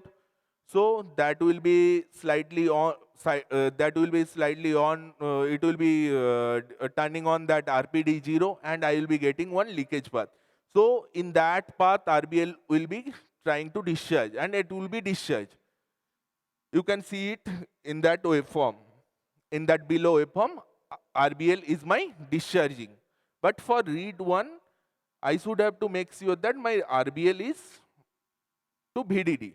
Like it's not discharging to that ground. So this is that read failure case. In that above part, in that above graph, I am trying to show that if my keeper is weak, in that case, I can see that my read 0 is not failing. I am facing only issue in my read 1. That is also up to 0.64 volt. After that, greater than 0.6 volt, I will be not facing any issue. Okay? So that is the problem we are facing in read 1 if we design that weak keeper. Next, coming to that, if we designed strong keeper, then we will be facing the issue in read 0. In that, if we design strong keeper, it will help me to hold that RBL, and read 1 will be very good. But in this case, read 0 will be failing. Because read 0, what is that read 0? In that time of read 0, RBL should be discharged so that RPG 0 and RPD 0. But if my keeper is so strong and fast, then it should not be, RBL should not be discharged so that RPG 0 and RPD 0, because it will be throwing feedbacking that through that keeper. So that is also I am trying to show in that below graph. You can see that read 0 failure at lower voltage 0.55. RBL is not discharging. It started discharge, but keeper is feedback. Then again RBL is going up. So that figure of merit with strong keeper design implementation, you can see that. If you can see with strong keeper, my read 1 is excellent. It is very good. But I am facing problem is my read 0. That is also up to 0.6. Above 0.6 volt, there is no issue. But below, whenever we are reducing that voltage up to 0.5, in that time only we are facing that issue. As I discussed that two problems of that 2P SRAM, read 1 disturb limit for V-min voltage design at hot temperature with weak keeper. As I mentioned, hot temperature. Why hot temperature? Because in my read 1, that leakage should be that important role. So at hot temperature, I will be getting more leakage. So that's why we are told that of the design at hot temperature, the weak keeper. And read 0 disturb limit is V minimum voltage of design at cold temperature with strong keeper. So keeper circuits, so for that we are trying to propose one dynamic keeper solutions where we can make sure that secure that read 1 operation and no impact on read 0 performance also. This is the dynamic keeper proposal. So what we are trying to do here, we are doing one temperature sensitive delay circuitry. Through that temperature delay circuitry, it will be detecting that it should be enable weak keeper or strong keeper. Correct? So by that way, by using that temperature delay circuitry, we are trying to do this one. So from the temperature delay circuitry, that T keeps signal should be generated, and that T keep activates that strong keeper path after some delay, temperature delay. I had mentioned that temperature delay in that part. So in this temperature delay circuitry, so temperature delay at -40, it should be very, very greater than that 125C. This is my temperature delay circuitry. So what we are doing here, we are basically using that diode circuitry. So in my diode circuitry at that lower temperature, that threshold voltage should be high. So it will be getting that delayed. And at higher temperature, that threshold should be very less. So we will be getting very quick output. And it is also shown here. Whenever we are putting the diode in and diode out -40C, you can see that we are getting so delayed, but 125C we are getting so fast. And whatever the diode output actually in real circuitry, whatever that read bit line replica it is coming. So basically we are using that tracking, read bit line tracking, we are applying here. And we are trying to get that output. This is the one thing that whenever we had done our silicon, but silicon came failed, how we can analyze the things, how we can do the things, how we can testing that our circuitry is correct or not. So that's why we are providing that all the VT options. You can use high VT devices, low VT devices, or standard VT devices. So one trim option should be there. After silicon also, if it is got failed, you can test and you can see that your circuitry is working or not. That is the thing we are trying to propose it here. And this is the basic architecture, whatever I had discussed. I just kept it, I am trying to keep that overall picture with one array, how that my weak keeper and weak keeper and strong keeper is there. And whatever the things we had designed, that keeper circuitry, we had done that 5K Monte Carlo simulations also.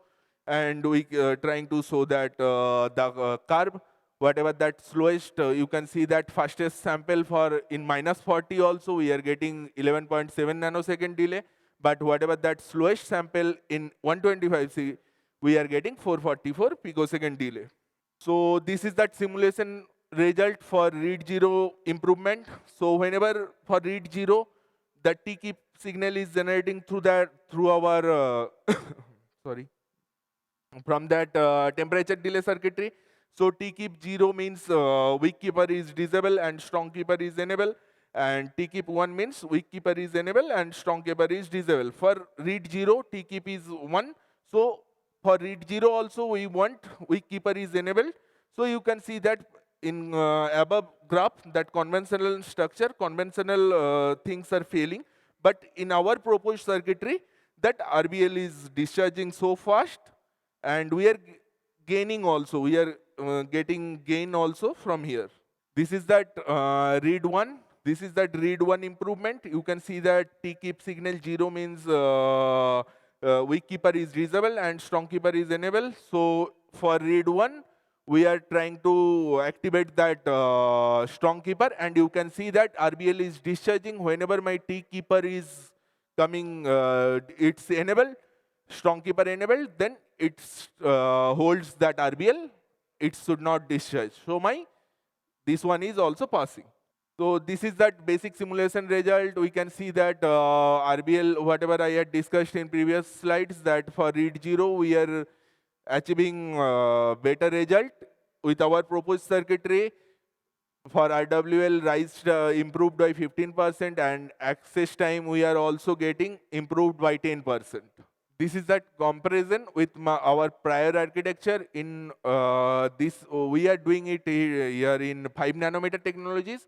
Previously, in 10 nanometer technologies, they had used 10 T-bit cells, but we had done with our 80-bit cells, and we are achieving same thing for -40 to 150 degrees C.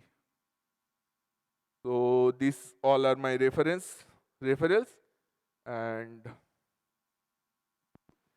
thank you. Thank you all. Is there any questions? Thank you, Amber. Any questions from the audience? So what is your leakage current under this scheme for the 80 cell, where you are really seeing this leakage, which is getting Leakage current means bit cell leakage current? Yeah, Or bit cell read leakage current, which you are really bit cell leakage current, it's depending upon your technology to technology. So, yeah. So in this particular given example, what you showed it of 127 bit cells getting leakage. This is that 5 nanometer technology. Yeah. So what but is actually, actual data we can't publish. That is that confidential thing. Sure, no problem. Then based on this contention, what you are currently doing, that how you are dealing with the high voltage challenges, because the same has to operate on a higher voltage as well, or you don't have to. In higher voltage also, because in higher voltage, what will be happening?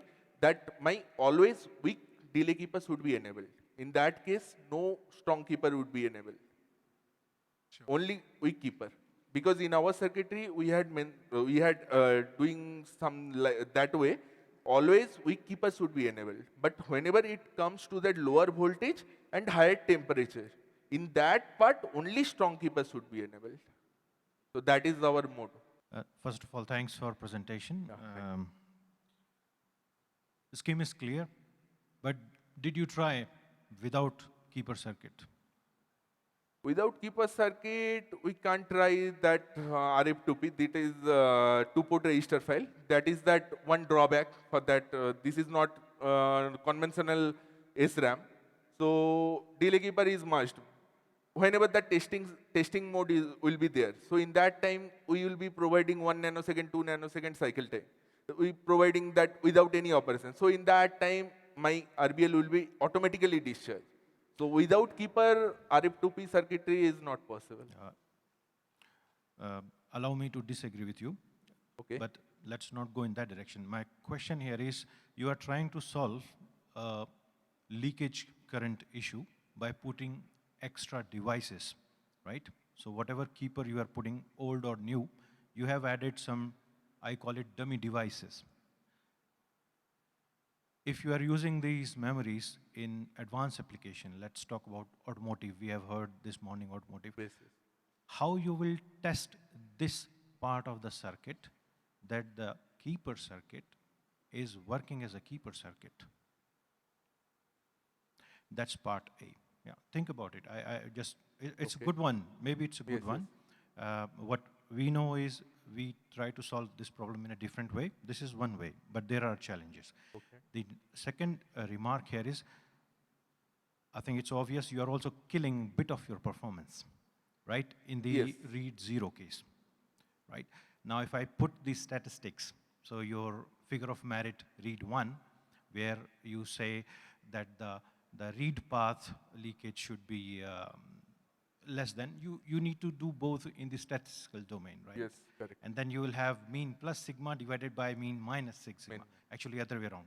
Mean minus 6 sigma divided by mean plus 6 sigma, or x sigma. I think as you try to cover certain robustness, you will see that you may even throw up to 25% of performance. And think about it, how you can further optimize this scheme, or perhaps there is another way to do this. Actually, we can't, whatever your question, that question is very good. Because whatever that fab provide us bit cell, so we can't modify inside the bit cell. Whatever we should have to do from outside.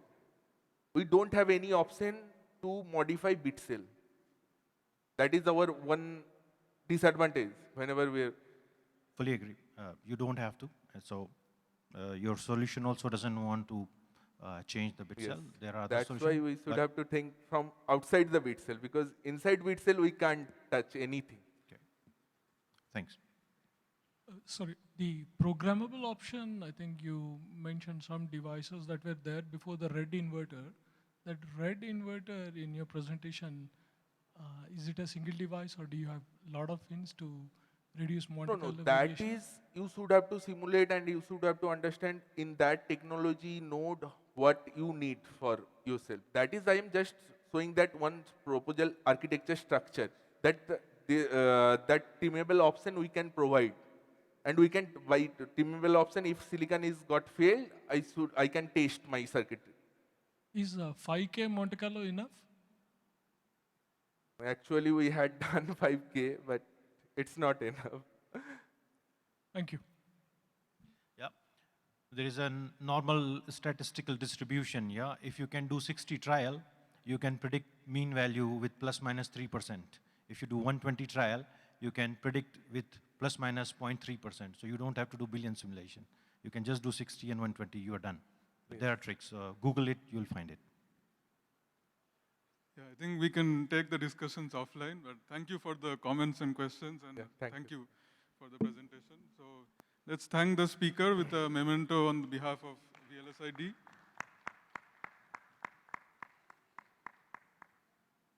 Okay, and before the session ends, I would like to make an announcement. There is a lucky draw from the exhibit session. We are going to conduct it in just right now. So if you have your friends and colleagues outside or somewhere in and around area, please let them know that we are going to start the lucky draw very soon, just right away. So before we conclude today's session, I would like to thank the contributions by our session chairs. So let's acknowledge our two wonderful session chairs, Dr. Utsav Banerjee.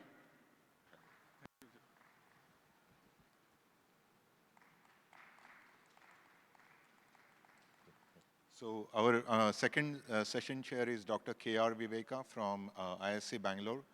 Thanks for all your help and support.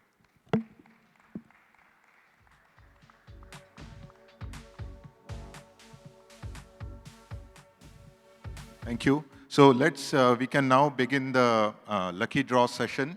So if there are some attendees in the audience and they haven't submitted their tag here, so this is the last chance to submit your tag and try your luck.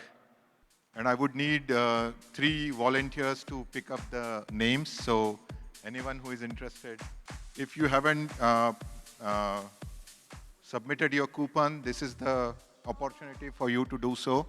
And we'll have 3 lucky draws this evening.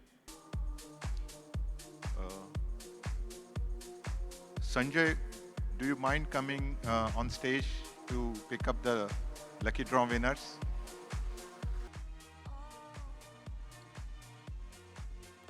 So this is the lucky draw for the first prize winner, and this is going to be an Amazon gift voucher. So let's see who is the yeah.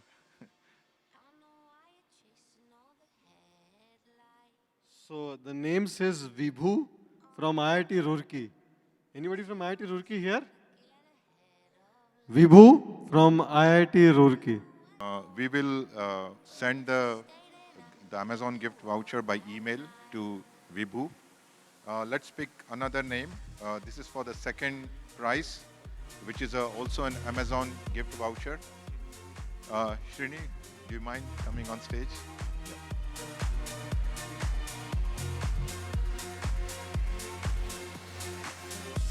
So this is the second prize, an Amazon gift voucher, and let's see who is the winner.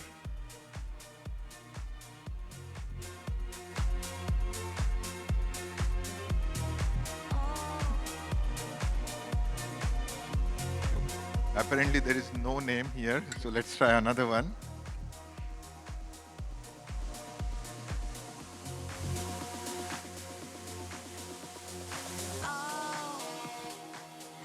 So the winner of this second raffle is Mr. Naresh from Western Digital, and he's given his number, mobile number. 9493108009. Naresh. So we have our third and last prize for today. It's a dual drive USB Type-C 128 GB pen drive for mobile and given by Western Digital. And we will need one more volunteer, so please. So this is the third prize. And let's see who is the winner. How do I see? Here.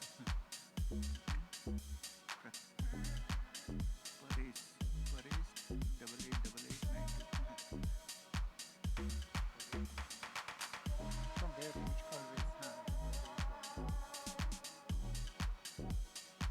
We can try another. That's probably right.